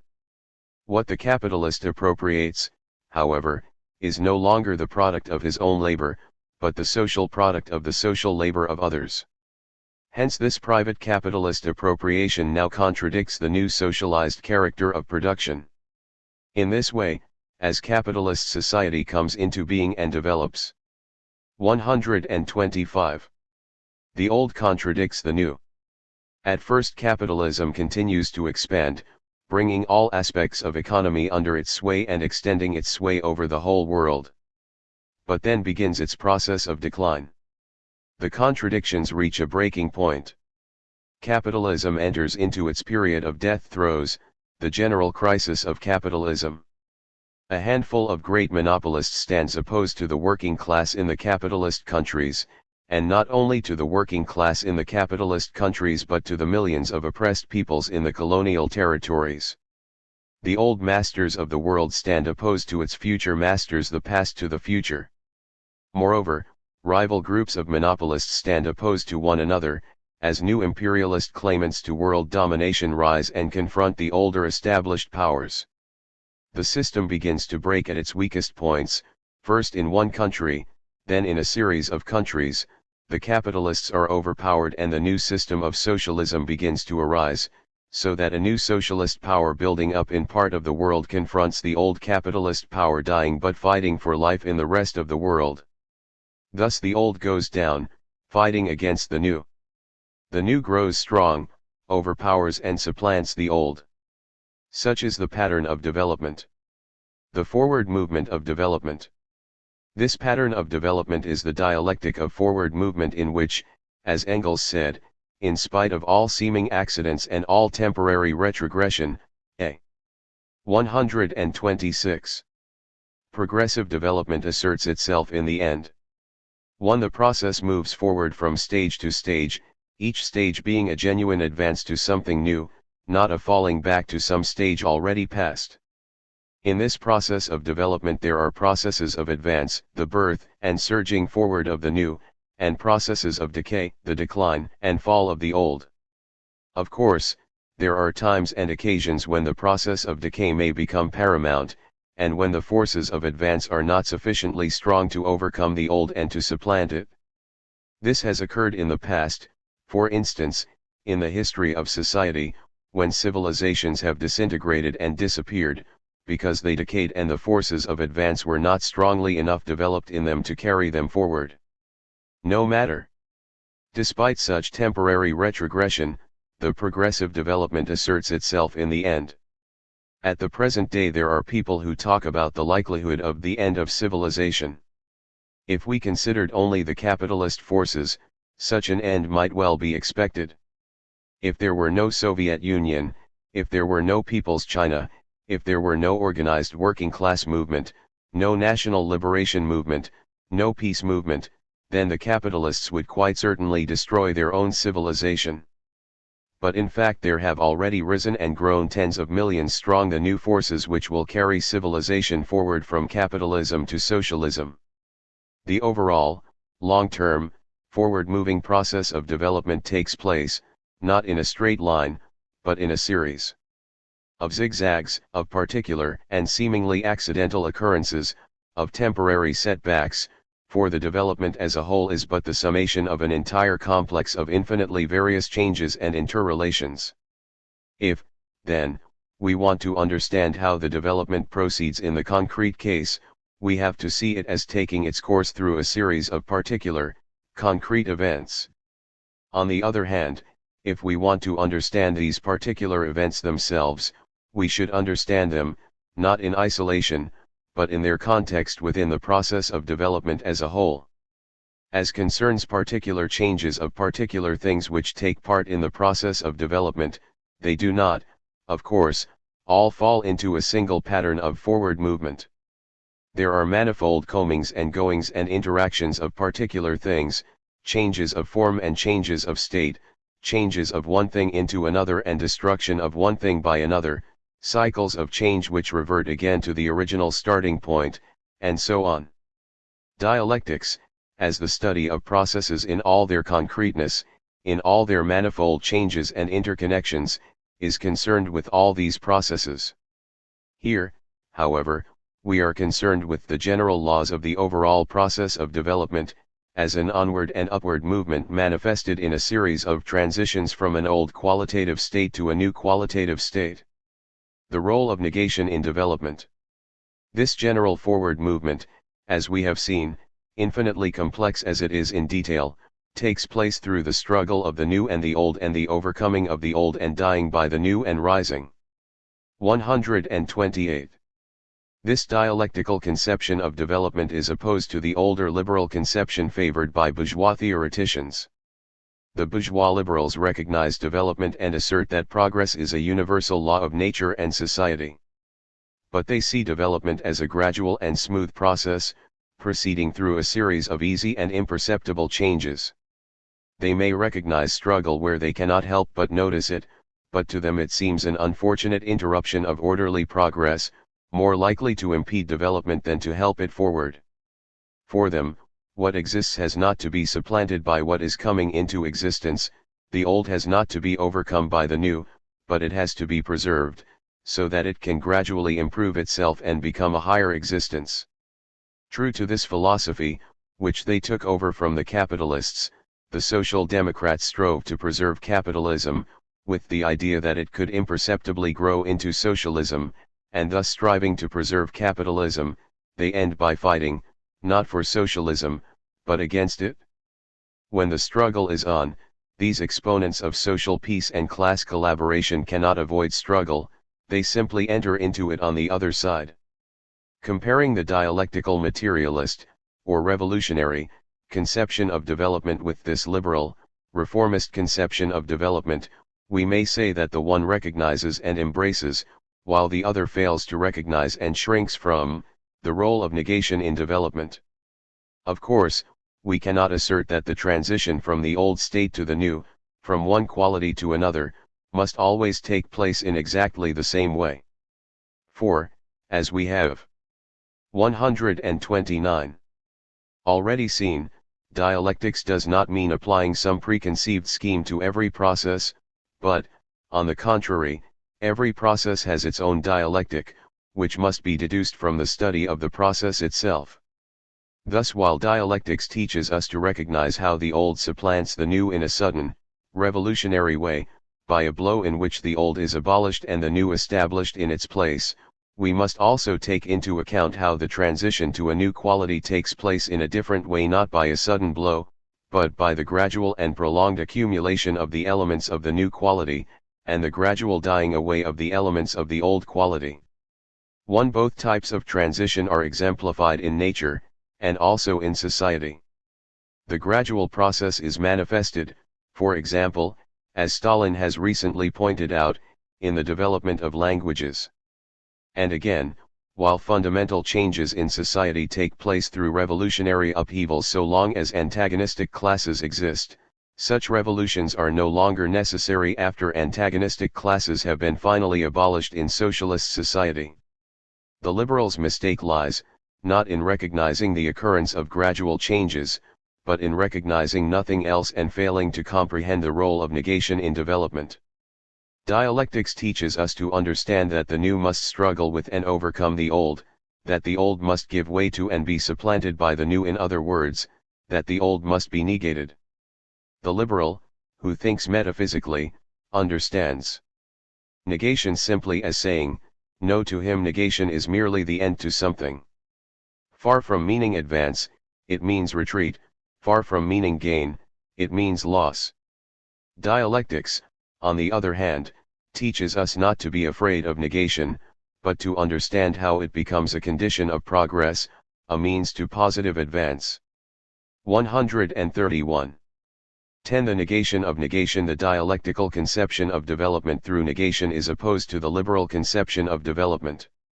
For the liberal, negation is simply a blow which destroys something. But on the contrary, negation is the condition for positive advance, in which the old is abolished only after it has already produced the conditions for the transition to the new, and in which all the positive achievement belonging to the old stage is carried forward into the new. Moreover, a stage already past can be recreated on a higher level as a result of double negation, the negation of the negation. According to the liberal conception of development, if a given stage of development is to be raised to a higher level, this must take place gradually and peacefully, without the process of negation. But on the contrary, it is only through a double negation that the higher stage can be reached. The repetition of the old stage on a higher level taking place through the negation of negation is a comprehensive and important law of development, the operation of which is exemplified in many processes of nature, history, and thought.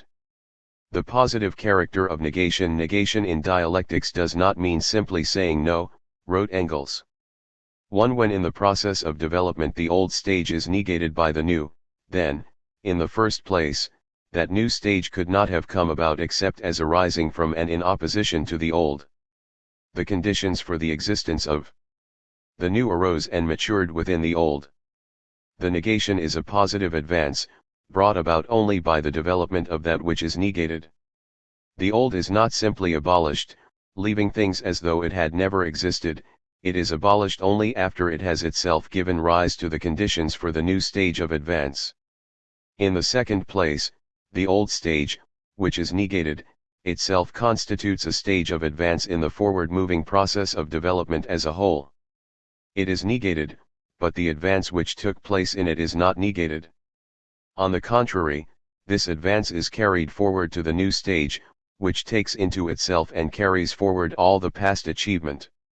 For example, socialism replaces capitalism, it negates it.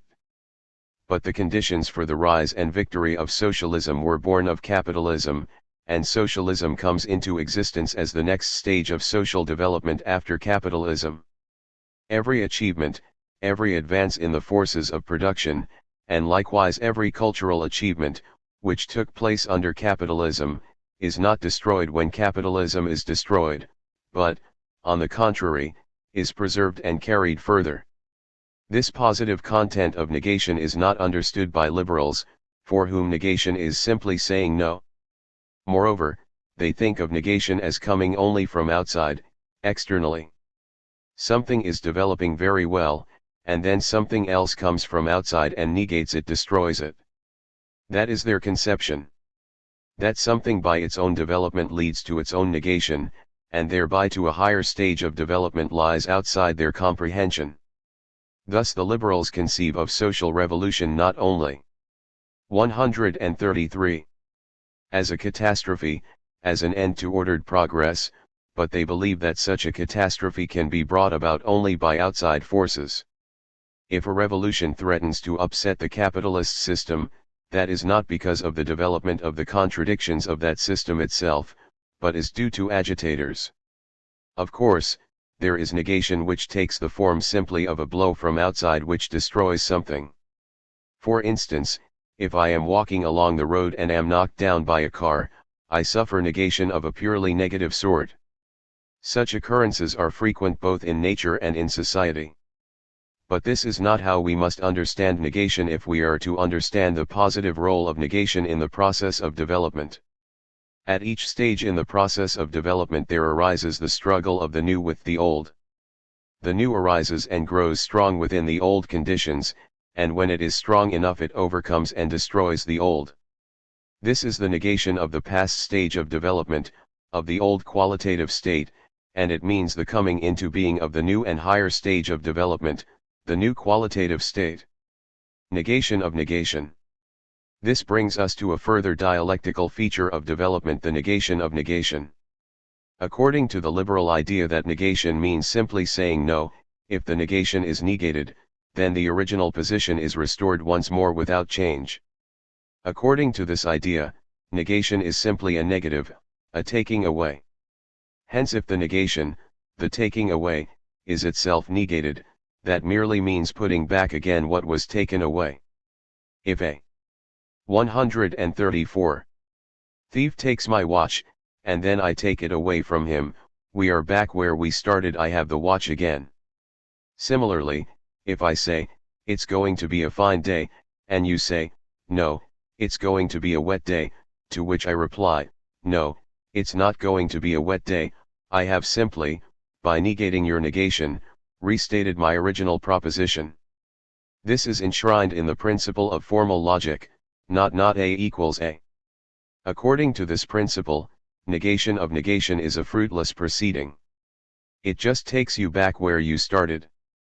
Let us, however, consider a real process of development and the dialectical negation which takes place in it. Society develops from primitive communism to the slave system. The next stage is feudalism. The next stage is capitalism.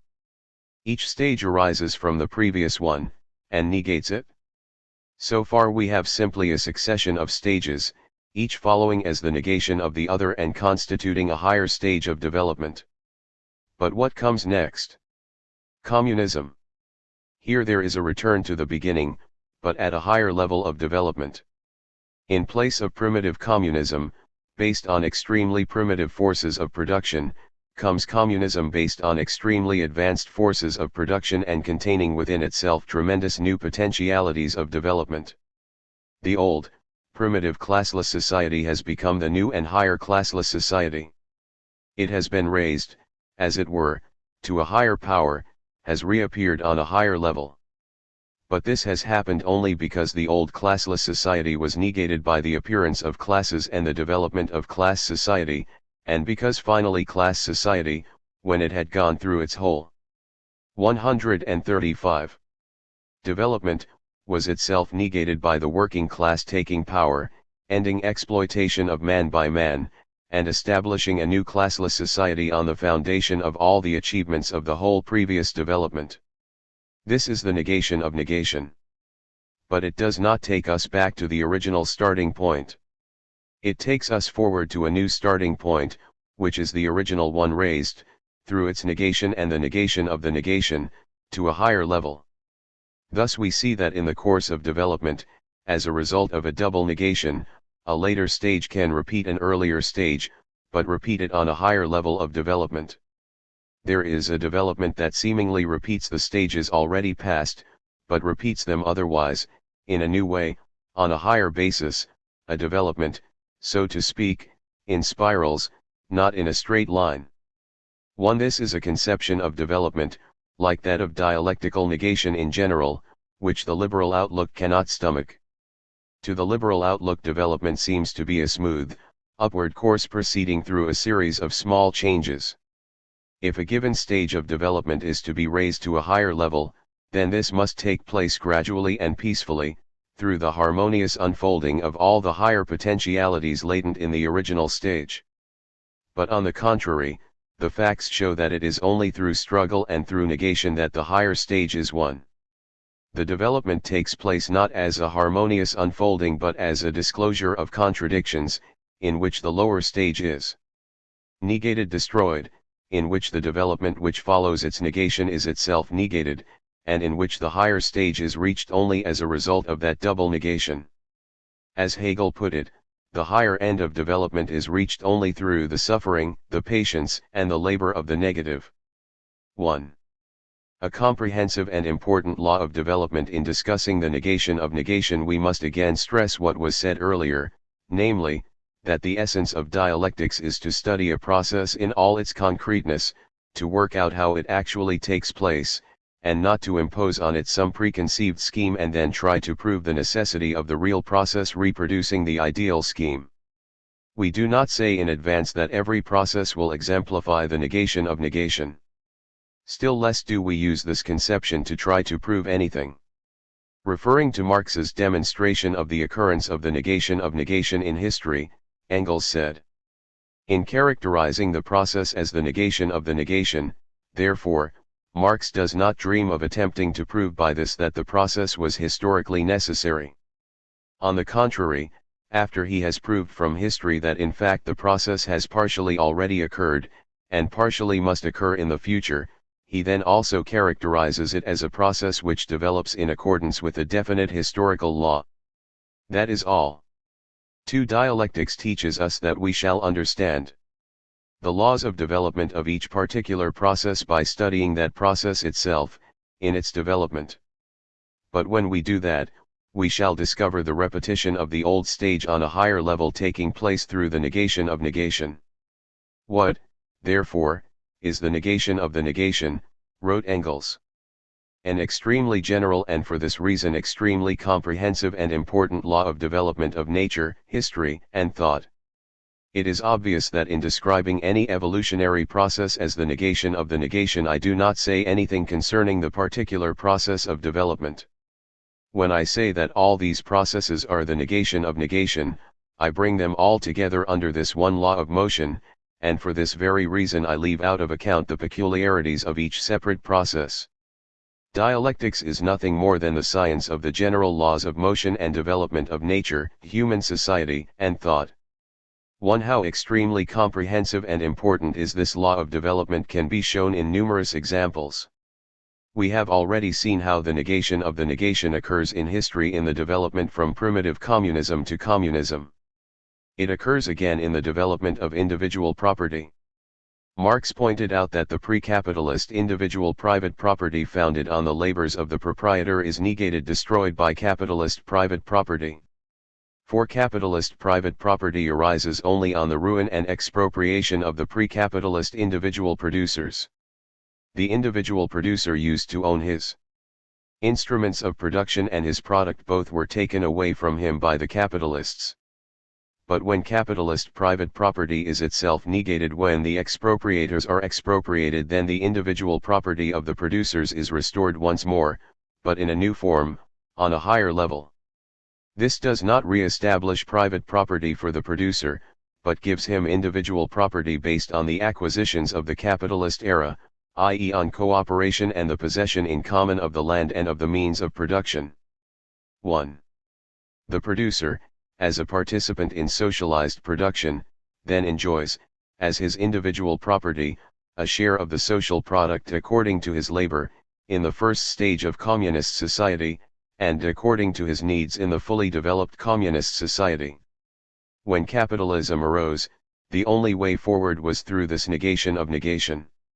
Some of the British Chartists put forward in their land policy demands aimed at arresting the new capitalist process and at restoring the old private property of the producer. This was vain. The only road forward for the producers was by the struggle against capitalism and for socialism, not to restore the old individual property which capitalism had destroyed, but to destroy capitalism and so create individual property again on a new, socialist basis. Again, in the history of thought, the primitive, natural materialism of the earliest philosophers is negated by philosophical idealism, and modern materialism arises as the negation of that idealism. This modern materialism, the negation of negation, is not the mere re-establishment of the old, but adds to the permanent foundations of this old materialism the whole thought content of 2000 years of development of philosophy and natural science. 1. The negation of negation, as Engels also pointed out, is a very familiar phenomenon to the plant breeder. If he has some seed and wants to get from it some better seed, then he has to grow the seed under definite conditions for its development, which means bringing about the negation of the seed by its growing into a plant and then controlling the conditions of development of the plant until it brings about its own negation in the production of more seed. Some experts, it is true, have lately advocated going another and more direct way about it, namely, changing the seed directly by treating it with chemicals or X-rays. The result of this, however, is simply a number of haphazard changes in the properties of the seed, and not a controlled process of development. Furthermore, the whole of geology is a series of negated negations, wrote Engels, a series arising from the successive shattering of old and the depositing of new rock formations.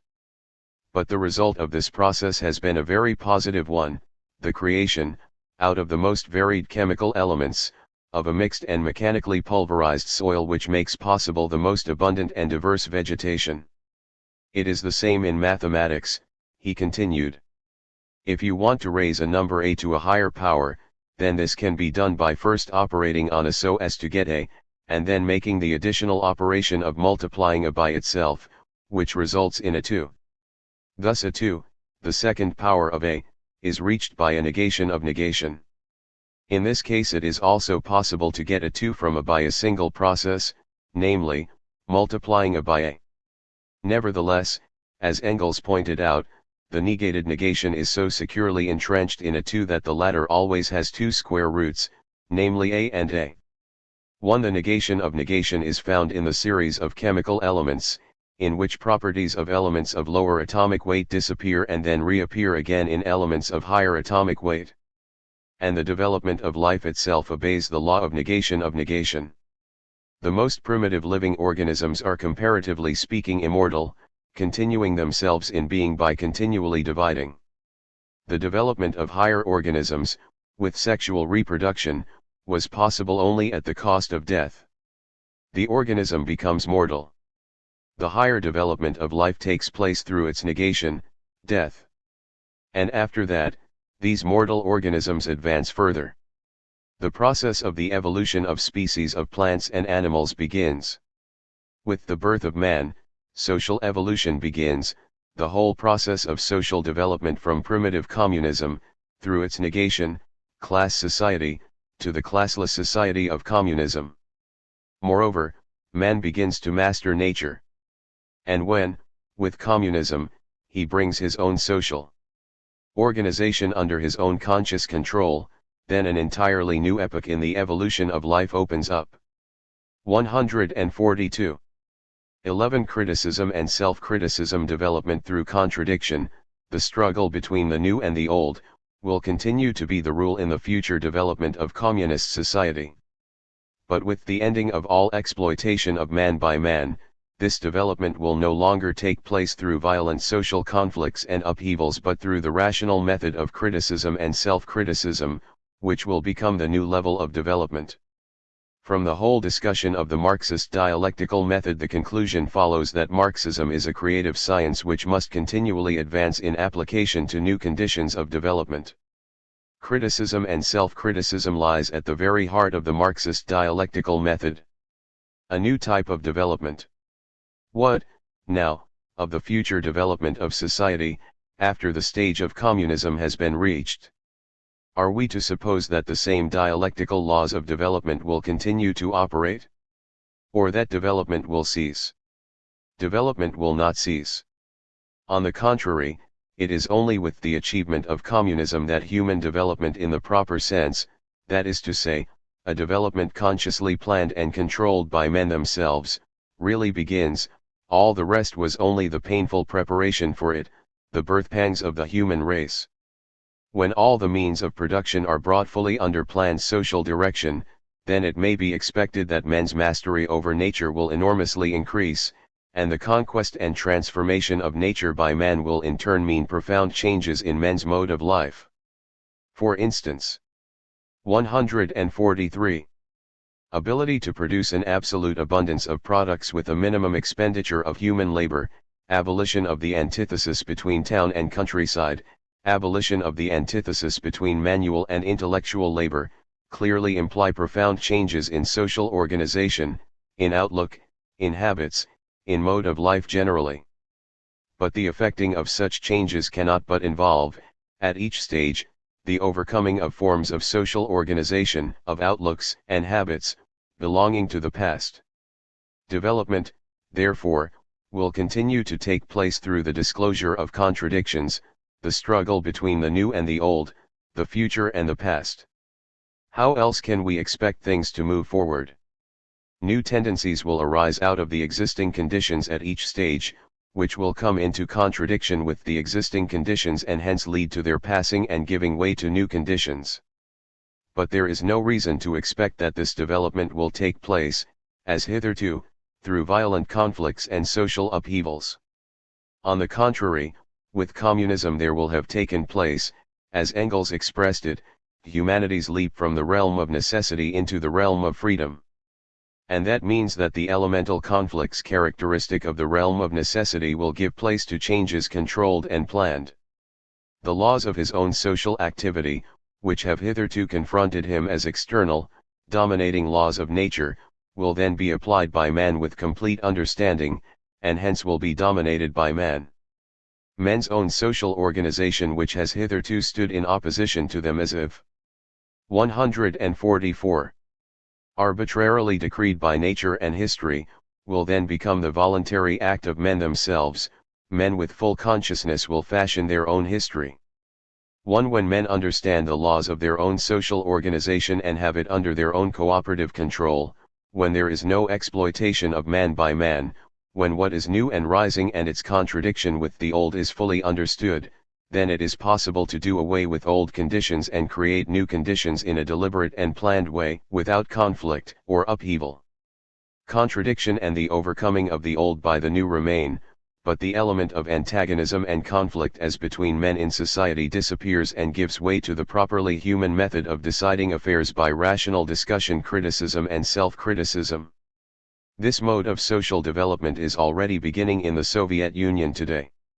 In our Soviet society, said A. A. Zdanov, where antagonistic classes have been liquidated, the struggle between the old and the new, and consequently the development from the lower to the higher, proceeds not in the form of struggle between antagonistic classes and of cataclysms, as is the case under capitalism, but in the form of criticism and self-criticism, which is the real motive force of our development, a powerful instrument in the hands of the Communist Party.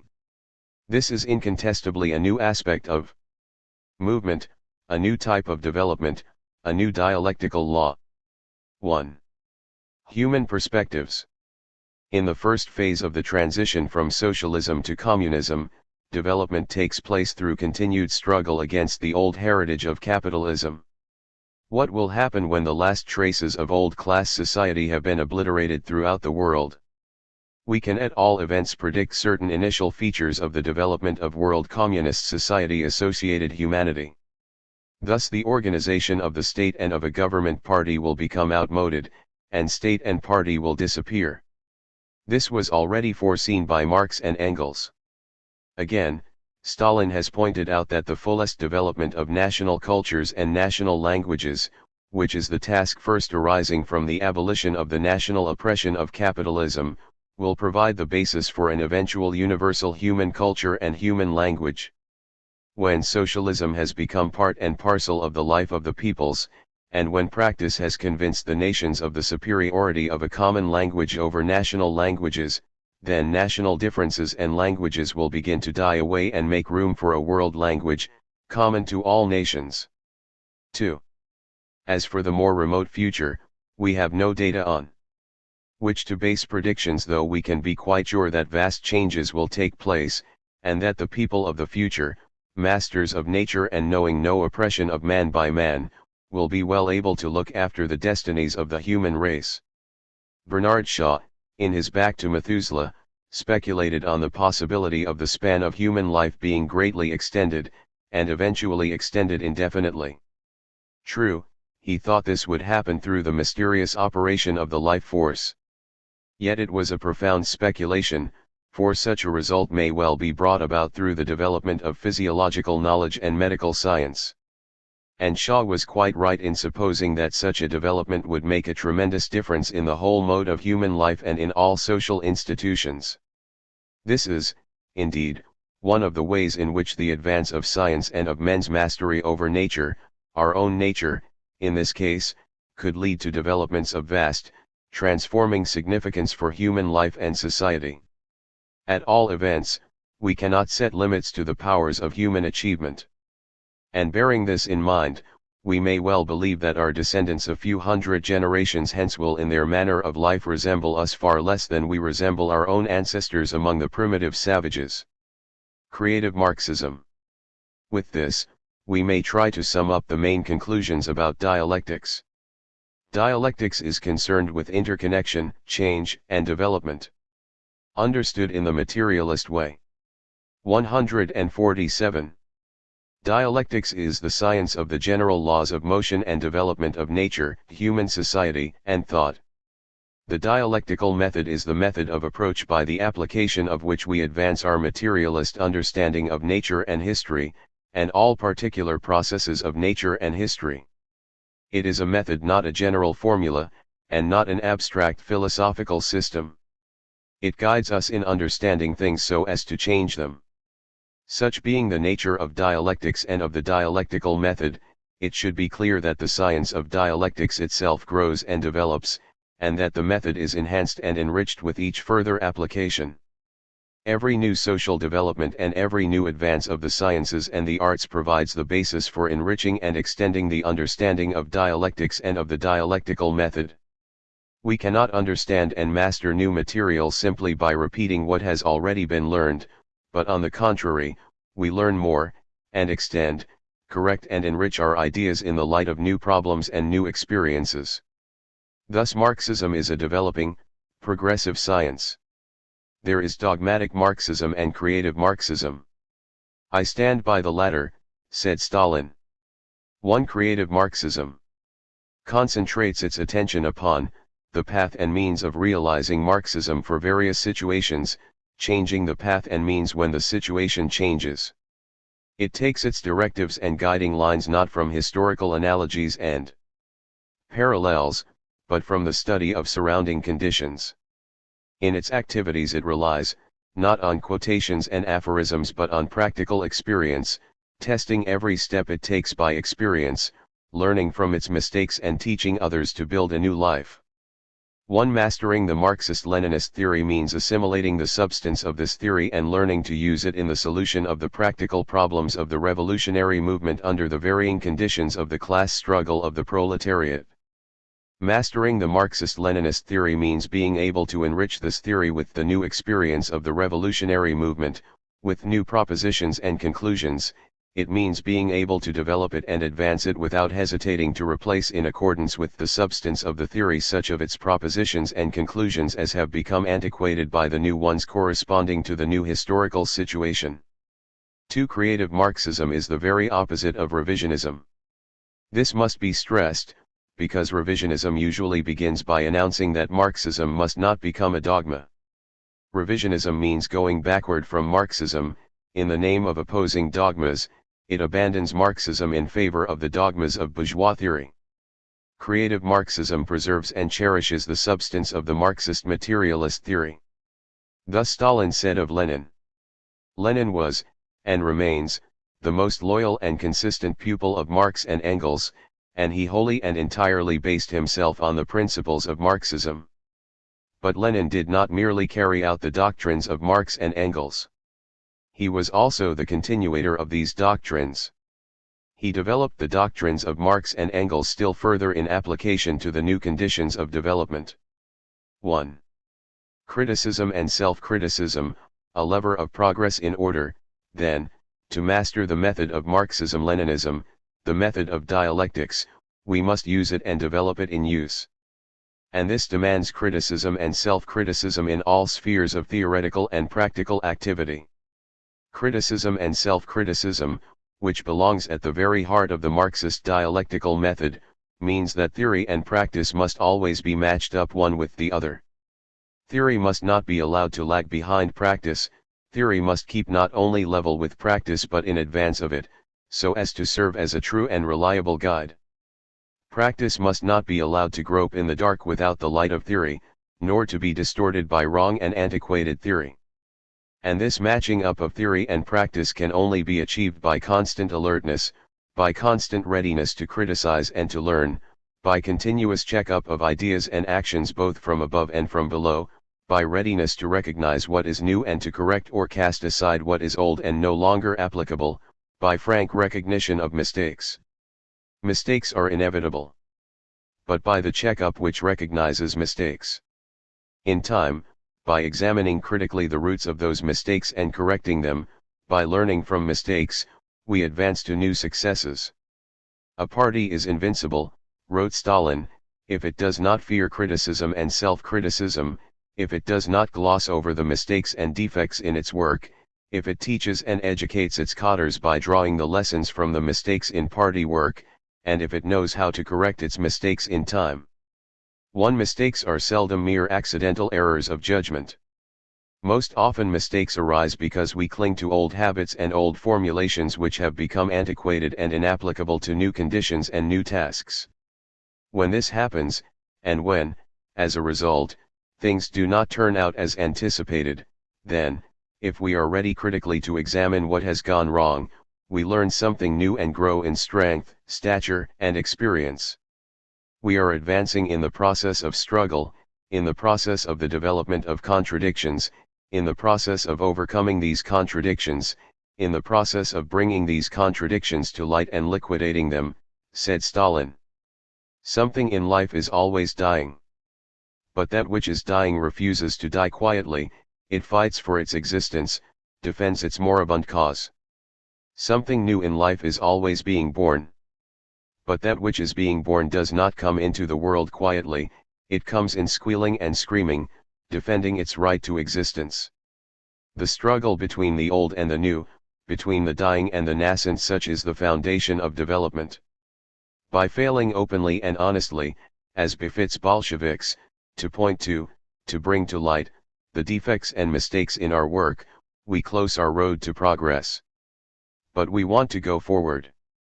And precisely because we want to go forward, we must make honest and revolutionary self-criticism of our most important tasks. Without this there is no progress. Without this there is no development. 1. 12. Dialectical materialism and science. Dialectical materialism is a scientific world outlook. Its scientific character is manifested especially in that it turns socialism into a science and, by developing the science of society, shows how the whole of science can be developed in the service of mankind. In general, Dialectical materialism is a scientific world outlook in that it does not seek to establish any philosophy above science but bases its conception of the world on the discoveries of the sciences. The entire advance of the sciences is an advance of materialism against idealism, and further, science shows that our materialist conception of the world must be dialectical. Such great past discoveries as the law of the transformation of energy, the Darwinian theory of evolution and the theory of the cell have demonstrated the dialectic of nature. Nevertheless, science in the capitalist world has entered into a state of crisis, due primarily to 1. The subjugation of scientific research to the capitalist monopolies and to military purposes, and 2. The conflict between new discoveries and old idealist and metaphysical ideas. Dialectical materialism is not only a generalization of the achievements of science, but a weapon for the self-criticism and for the advancement of science. A scientific world outlook. Dialectical materialism, the world outlook of the Marxist-Leninist Party, is a truly scientific world outlook. For it is based on considering things as they are, without arbitrary, preconceived assumptions, idealist fantasies. It insists that our conceptions of things must be based on actual investigation and experience, and must be constantly tested and re-tested in the light of practice and further experience. Indeed, dialectical materialism means understanding things just as they are, materialism, in their actual interconnection and movement, dialectics. The same cannot be said about other philosophies. They all make arbitrary assumptions of one kind or another, and try to erect a system on the basis of those assumptions. But such assumptions are arbitrary only in appearance, in fact they express the various prejudices and illusions of definite classes. The scientific character of Marxism is manifested especially in this, that it makes socialism into a science. We do not base our socialism, as the utopians did, on a conception of abstract human nature. The utopians worked out schemes for an ideal society, but could not show how to achieve socialism in practice. Marxism made socialism into a science by basing it on an analysis of the actual movement of history, of the economic law of motion of capitalist society in particular, thus showing how socialism arises as the necessary next stage in the evolution of society, and how it can come about only by the waging of the working class struggle, through the defeat of the capitalist class and the institution of the dictatorship of the proletariat. Thus Marxism treats man himself, society and history, scientifically. Socialism, having become a science, demands the same treatment as every other science. It must be studied. The task of the leaders will be to bring understanding, thus acquired and clarified, to the working masses, to spread it with increased enthusiasm, to close the ranks of the party organizations and of the labor unions with even greater energy. 1. Scientific study of society shows that human history develops from stage to stage according to definite laws. Men themselves are the active force in this development. By understanding the laws of development of society, therefore, we can guide our own struggles and create our own socialist future. Thus scientific socialism is the greatest and most important of all the sciences. The practitioners of the natural sciences are now getting worried because they feel that governments do not know how to put their discoveries to proper use. They have good cause to worry about this.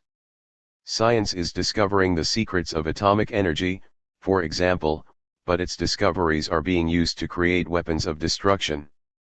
Many people are even coming to believe that it would be better if we had no science, since its discoveries open up such terrifying possibilities of disaster.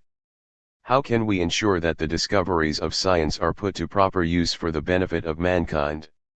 It is scientific socialism, Marxism-Leninism, alone which answers this problem. It teaches us what are the forces which make history and thereby shows us how we can make our own history today, change society, and determine our own future. It teaches us, therefore, how to develop the sciences in the service of mankind, how to carry them forward in today's crisis. Physics can teach us how to release atomic energy, it cannot teach us how to control the social use of that energy. For this there is required, not the science of the atom, but the science of society. Science and materialism. Dialectical materialism is in no sense a philosophy above science. Others have set philosophy above science, in the sense that they have thought they could discover what the world was like just by thinking about it, without relying on the data of the sciences, on practice and experience. And then, from this lofty standpoint, they have tried to dictate to the scientists, to tell them where they were wrong, what their discoveries really meant, and so on. But Marxism makes an end of the old philosophy which claimed to stand above science and to explain the world as a whole. Modern materialism no longer needs any philosophy standing above the sciences, wrote Engels. As soon as each separate science is required to get clarity as to its position in the great totality of things and of our knowledge of things, a special science dealing with this totality is superfluous. One dialectical materialism, he further wrote, is in fact no longer a philosophy, but a simple world outlook which has to establish its validity and be applied not in a science of sciences standing apart, but within the positive sciences. Philosophy is therefore both overcome and preserved, overcome as regards its form, and preserved as regards its real content. Our picture of the world about us, of nature, of natural objects and processes, their interconnections and laws of motion, is not to be derived from philosophical speculation, but from the investigations of the natural sciences. The scientific picture of the world and its development is not complete, and never will be. But it has advanced far enough for us to realize that philosophical speculation is superfluous. And we refuse to fill in gaps in scientific knowledge by speculation. For instance, we do know that life is the mode of existence of certain types of organic bodies, proteins, but we do not yet know exactly how such bodies, how life, originated. It is no use speculating about this, we will have to find out, the hard way, by intensive scientific investigation. Only so will we come to understand the mystery of life. Thus, science is already able to control life, can control living and dead protein. But science cannot yet say definitely what protein is, what life is, as to the derivation of it. Why? Engels in his day put it excellently when he said that in order to gain an exhaustive knowledge of what life is, we should have to go through all the forms in which it appears, from the lowest to the highest. Consequently, in order to understand and learn what protein is, it is also necessary to go through all the forms of manifestation, from the lowest to the highest. And for this we need experiment, and again experiment. The growing picture of the world which natural science unfolds is a materialist picture, despite the many efforts of bourgeois philosophers to make out the contrary. For step by step as science advances, it shows how the rich variety of things and processes and changes to be found in the real world can be explained and understood in terms of material causes, without bringing in God or spirit or any supernatural agency. Every advance of science is an advance of materialism against idealism, a conquest for materialism, although when driven out of one position, idealism has always taken up another position and manifested itself again in new forms, so that in the past the sciences have never been consistently materialist. For every advance of science means showing the order and development of the material world from the material world itself. Science and dialectics. As science has advanced, not only has this materialist picture of the world become less shadowy, more definite, and more convincing, but Engels pointed out, with each epoch-making discovery even in the sphere of natural science, materialism has to change its form. The discoveries of the natural sciences over the past 100 years or more have the significance that the materialist picture which they unfold is a dialectical one. Thus Engels wrote, "The revolution which is being forced on theoretical natural science by the mere need to set in order the purely empirical discoveries, is of such a kind that it must bring the dialectical character of natural events more and more to the consciousness even of those, who are most opposed to it. Nature is the test of dialectics, and it must be said for modern natural science that it has furnished extremely rich and daily increasing materials for this test, and has thus proved that in the last analysis nature's process is dialectical. 2. Three great discoveries of science in the 19th century above all contributed to this result, Engels pointed out. 3. These were: the discovery that the cell is the unit from whose multiplication and division the whole plant or animal body develops, announced by Schwann in 1839. The law of the transformation of energy, announced by Meyer in 1845. The Darwinian theory of evolution, announced in 1859.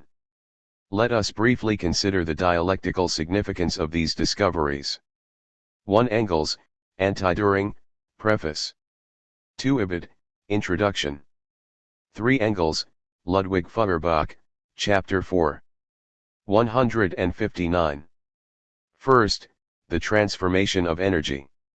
It used to be thought that heat, for example, was a substance, which passed in and out of bodies, and that electricity, magnetism, and so on were separate forces, acting on bodies. In this way different types of physical processes were considered each separate from the other, in isolation. Each was placed in a separate compartment as the manifestation of a separate substance or force, and their essential interconnection one not understood.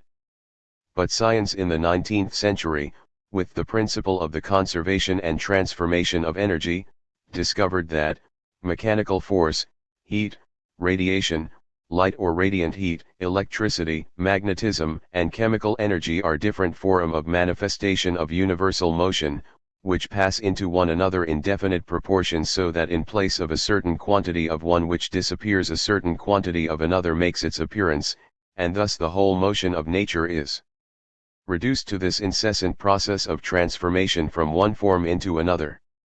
1. The clue to this discovery was not found in any abstract philosophy, by any process of pure thought. No, it was closely related to the development of steam engines and to the working out of their principles of operation. In a steam engine the burning of coal releases heat energy, which heats up steam, which is then forced through a cylinder where it drives the piston forward and turns the wheels of the engine. Heat is transformed into mechanical motion. Where did the energy released from the coal come from? We now know that it came from the sun's radiations, was stored up in the plants which formed the coal seams, and was finally released when the coal was burned. A lot of it came from the solar atoms in the process of building heavier elements from hydrogen in the interior of the sun. This discovery was first formulated as a conservation law: energy cannot be created or destroyed, the quantity which disappears in one form reappears in another form. But it is fundamentally, as Engels pointed out, a transformation law: one form of motion of matter is transformed into another. Thus physics becomes a science of transformations, no longer studying the different types of physical processes, or forms of motion, each in isolation, but studying their interconnections and how one is transformed into another. Transformation laws are laws of motion and interconnection, concerning the interconnection of the forms of motion of matter and their passage one into the other. They are not laws of the transformation of quantity into quality. Knowledge of the transformation laws is essential for understanding the passage from quantity to quality in particular cases. For example, knowledge of the laws of the transformation of heat into mechanical motion will show how much heat energy must be released before enough steam pressure is generated to drive the piston. The Darwinian theory of evolution is in the same way dialectical and materialist. In place of separate species, each created by God, Darwin showed us a picture of the evolutionary development of 161 species by means of natural selection. The sharp divisions were broken down, it was shown how species are interrelated and how living nature is transformed.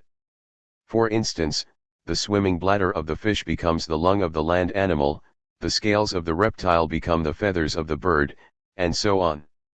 Closely related to this was the development of geology, which also became an evolutionary science, studying the evolution of the Earth's crust. Lastly, the discovery that the cell was the unit from whose multiplication and division the whole plant or animal body developed replaced the older conception of the body as made up of separate tissues. The cell theory was also a theory of motion and interconnection, showing how all the tissues and organs arose by differentiation. Thus we see how natural science, step by step, unfolds a picture of nature's dialectic. When we say a picture, we must add that it is a picture in the sense that, so far as it goes, it is a faithful image. But we did not make it by just observing nature and writing down what we observed, nor does it serve as something which we merely admire, an object of contemplation and intellectual enjoyment. It is sometimes said that the essential feature of science is that it is based on observations. Of course, science is based on observations, but this is not its most essential feature. The basis of science is not mere observation, but experiment. Science is based on an activity of interfering with nature, changing it, and we learn about things, not just by observing them, but by changing them. 162. Thus science would never have found out the secrets of the transformation of heat into mechanical motion solely by observing nature. They were found out as a result of building steam engines. We learned the secrets of the process in proportion as we ourselves learned how to reproduce that process. Nor could Darwin have written The Origin of Species on the sole basis of the observations he made on the voyage of the Beagle. He made use of the practical experience and results of English animal breeders and plant breeders. The scientific picture is based, not just on observing things, but on changing them. And we test it, develop it, and use it also in changing nature. Science is not a dogma, but a guide to action. On the other hand, if it becomes divorced from practice, it degenerates into a dogma. Natural science, then, proves that nature's process is dialectical, and gives us an ever more concrete, detailed picture of the real dialectical motion and interconnection in nature. The crisis of science in the capitalist world. But, while pointing this out, Engels also pointed to the very great confusion which exists in the sciences. The scientists who have learned to think dialectically are still few and far between, and hence the conflict between the discoveries made and the old traditional mode of thought is the explanation of the boundless confusion which now reigns in theoretical natural science and reduces both. 163. Teachers and students, writers and readers to despair. 1. This confusion has become very much worse today. In fact, as the general crisis of capitalism has developed and become more acute, so has the confusion in scientific theory and the distortion of scientific practice developed and increased with it. Science, which by its discoveries lays bare the true dialectics of nature, is nevertheless in a state of crisis in the capitalist world. What is the nature of this crisis? It has a double nature. In the first place, science is an activity of research and discovery. In capitalist society it has grown enormously, along with the other forces of production. Scientific research can no longer be carried out by individuals on their own. It requires great institutes, vast equipment, elaborate organization, big financial expenditure. But the more scientific research expands and the greater these requirements become, the more it falls under the control of the monopolies and of their governments, and particularly of the military. Science has to contribute to profits and to war. Such science as does not so contribute is increasingly starved of the resources necessary to carry on. For example, the whole important field of plant physiology remains relatively undeveloped. This is, to put it crudely, because there is no money in it. The state of agriculture under capitalism is such that the conditions are not created for fundamental researches in this field. It is interesting to note, too, that while some fields of science are neglected because there is no money in them, others suffer because there is too much. Thus geochemistry is hampered, for instance, because the very powerful oil interests impose conditions of secrecy on such researches. Science is called upon to answer just those particular problems in which the capitalist monopolies are interested, which is by no means the same as answering the problems which are bound up with the further development of science and with the interests of the people. This warps the whole development of science. 1. Thus science becomes more and more commercialized and militarized. And as a result science is more and more disorganized and distorted. This is what is happening to science in the capitalist world. Science can contribute mightily, not only to giving us knowledge, but through that knowledge to human welfare, to developing our powers of production, to conquering disease. Yet it is not being developed as it could be toward these ends. How can the disorganization and distortion of science be overcome? We can and must resist the misuse of science here and now. But only the advance to socialism can ensure the full development and use of science in the service of mankind. Just as socialism means that the development of all the forces of production can be planned and organized in the service of man, not for profit and war, so it means the same for science in particular. The second aspect is that of theory, the crisis of scientific ideas. How does this arise? The primary role of science is to discover the interconnections and laws operating in the world, so as to equip men with the knowledge necessary to improve their production and live better and more fully. But to develop research and formulate discovery, ideas are necessary.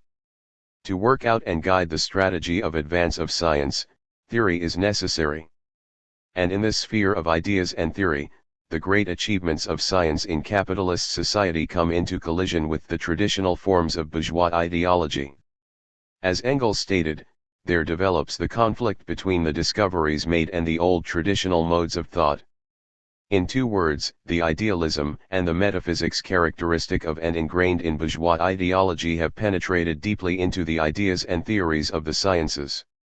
Thanks to the way in which, in field after field, scientific discovery reveals the real dialectic of nature, it follows that, as Engels put it, the further development of scientific discovery demands the dialectical synthesis.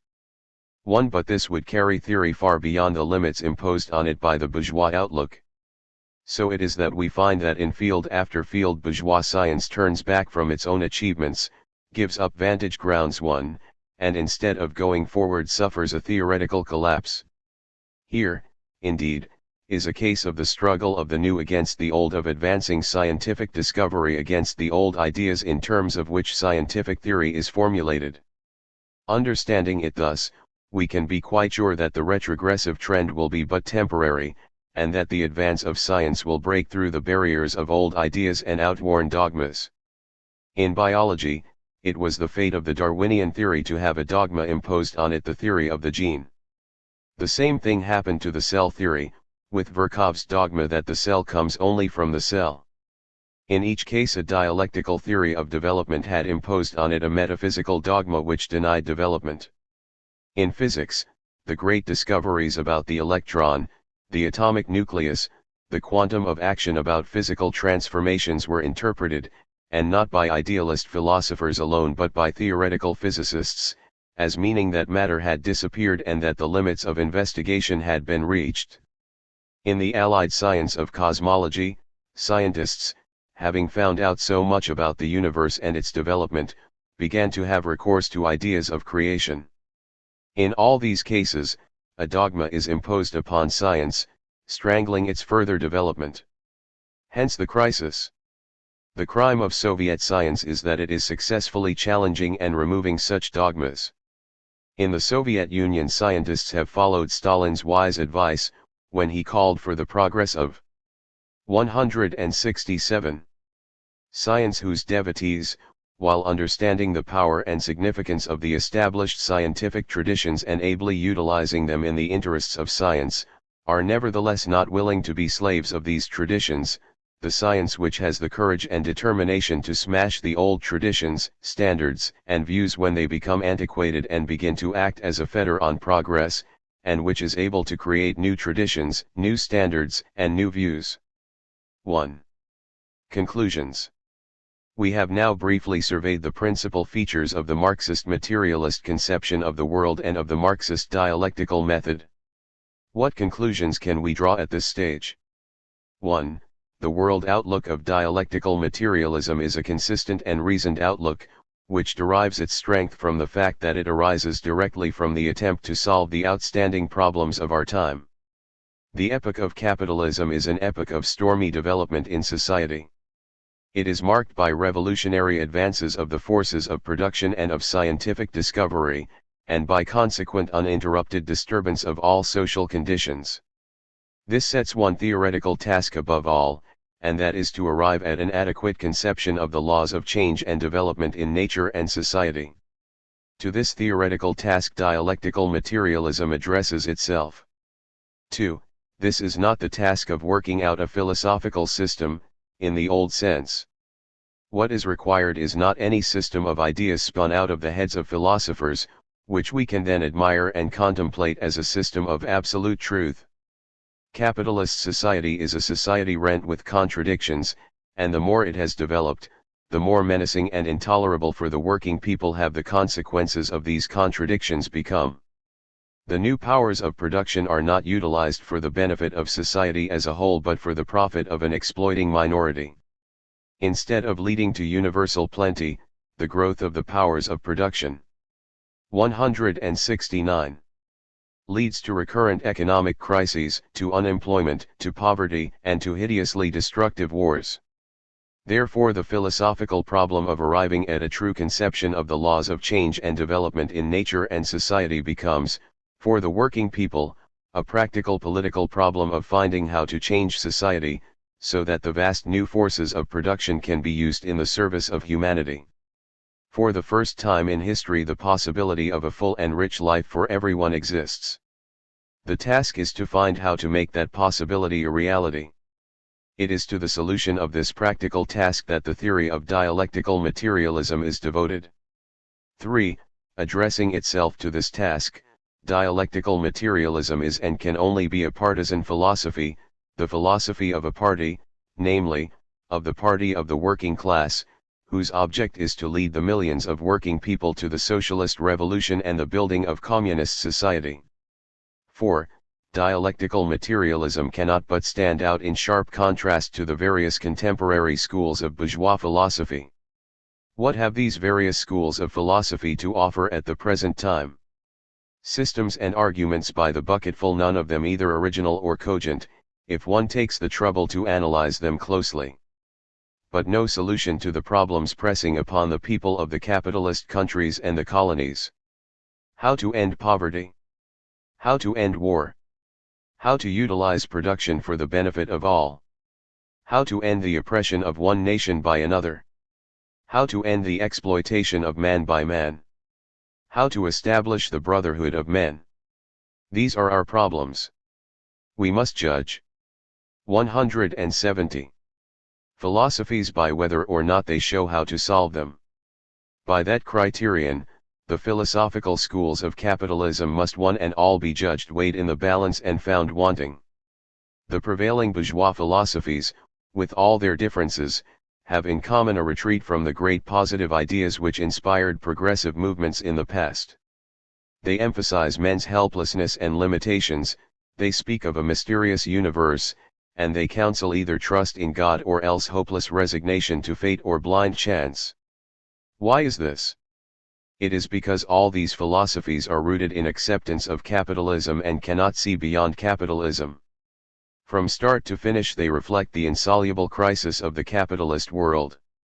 And their function is to help entangle the people in a web of lies. 5. Dialectical materialism asks to be judged and will be judged by whether it serves as an effective instrument to show the way out of capitalist crisis and war, to show the way for the working people to win and wield political power, to show the way to build a socialist society in which there is no more exploitation of man by man and in which men win increasing mastery over nature. Dialectical materialism is a philosophy of practice, indissolubly united with the practice of the struggle for socialism. It is the philosophy born out of the great movement of our times, the movement of the people who labor, who create all the good things of life and feed and clothe the world, to rise at last to their full stature. It is wholly, entirely dedicated to the service of that movement. This is the 171 source of all its teachings, and in that service its conclusions are continually tried, tested and developed.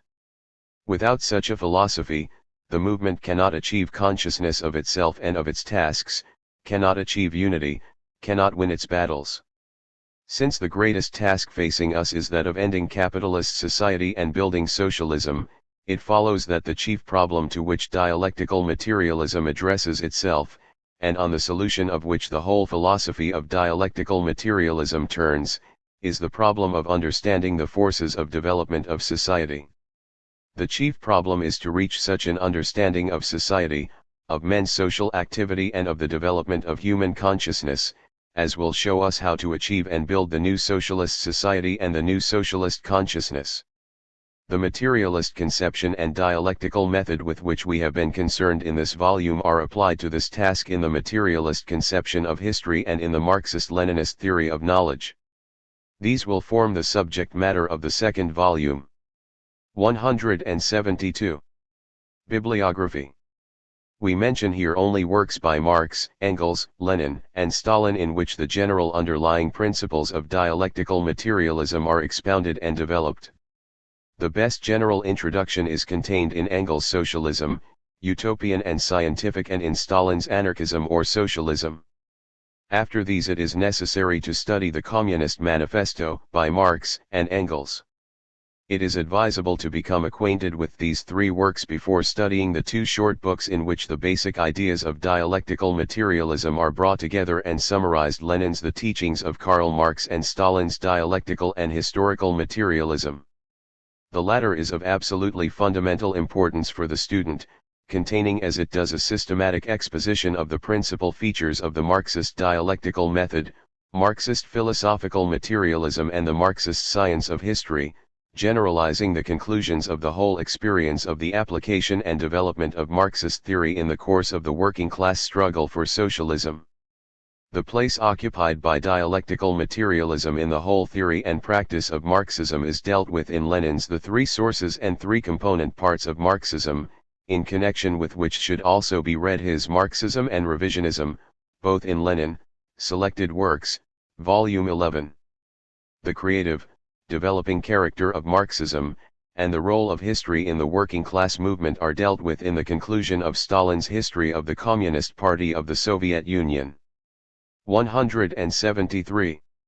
The essential difference between materialism and idealism, between dialectical and mechanistic materialism, and between the Marxist and Hegelian dialectics is to be found in Engels' Ludwig Feuerbach, with its appendix, Marx's 11 Theses on Feuerbach. Along with this we may draw attention to Engels' Introduction to Dialectics of Nature, and to Lenin's The Attitude of the Workers' Party Toward Religion, Selected Works, Volume 11. Of fundamental importance then are three longer and more difficult works: Engels' Anti-Düring, especially Part I, Engels' Dialectics of Nature, Lenin's Materialism and Empirio-Criticism. A part of Lenin's philosophical notebooks is translated into English under the title On Dialectics, and he deals with the fight for materialism in On the Significance of Militant Materialism, both in Selected Works, Volume 11. Important statements summarizing the essentials of the dialectical method are contained in Lenin's One Step Forward, Two Steps Back, Section R, Something About Dialectics, Selected Works, Volume 2, and once again on the Trade Unions, Section on Dialectics and Eclecticism, Selected Works, Volume 9. See also Lenin's What the Friends of the People Are and How They Fight for the Social Democrats, Selected Works, Volume 11, which is concerned mainly with historical materialism, the subject of the next volume.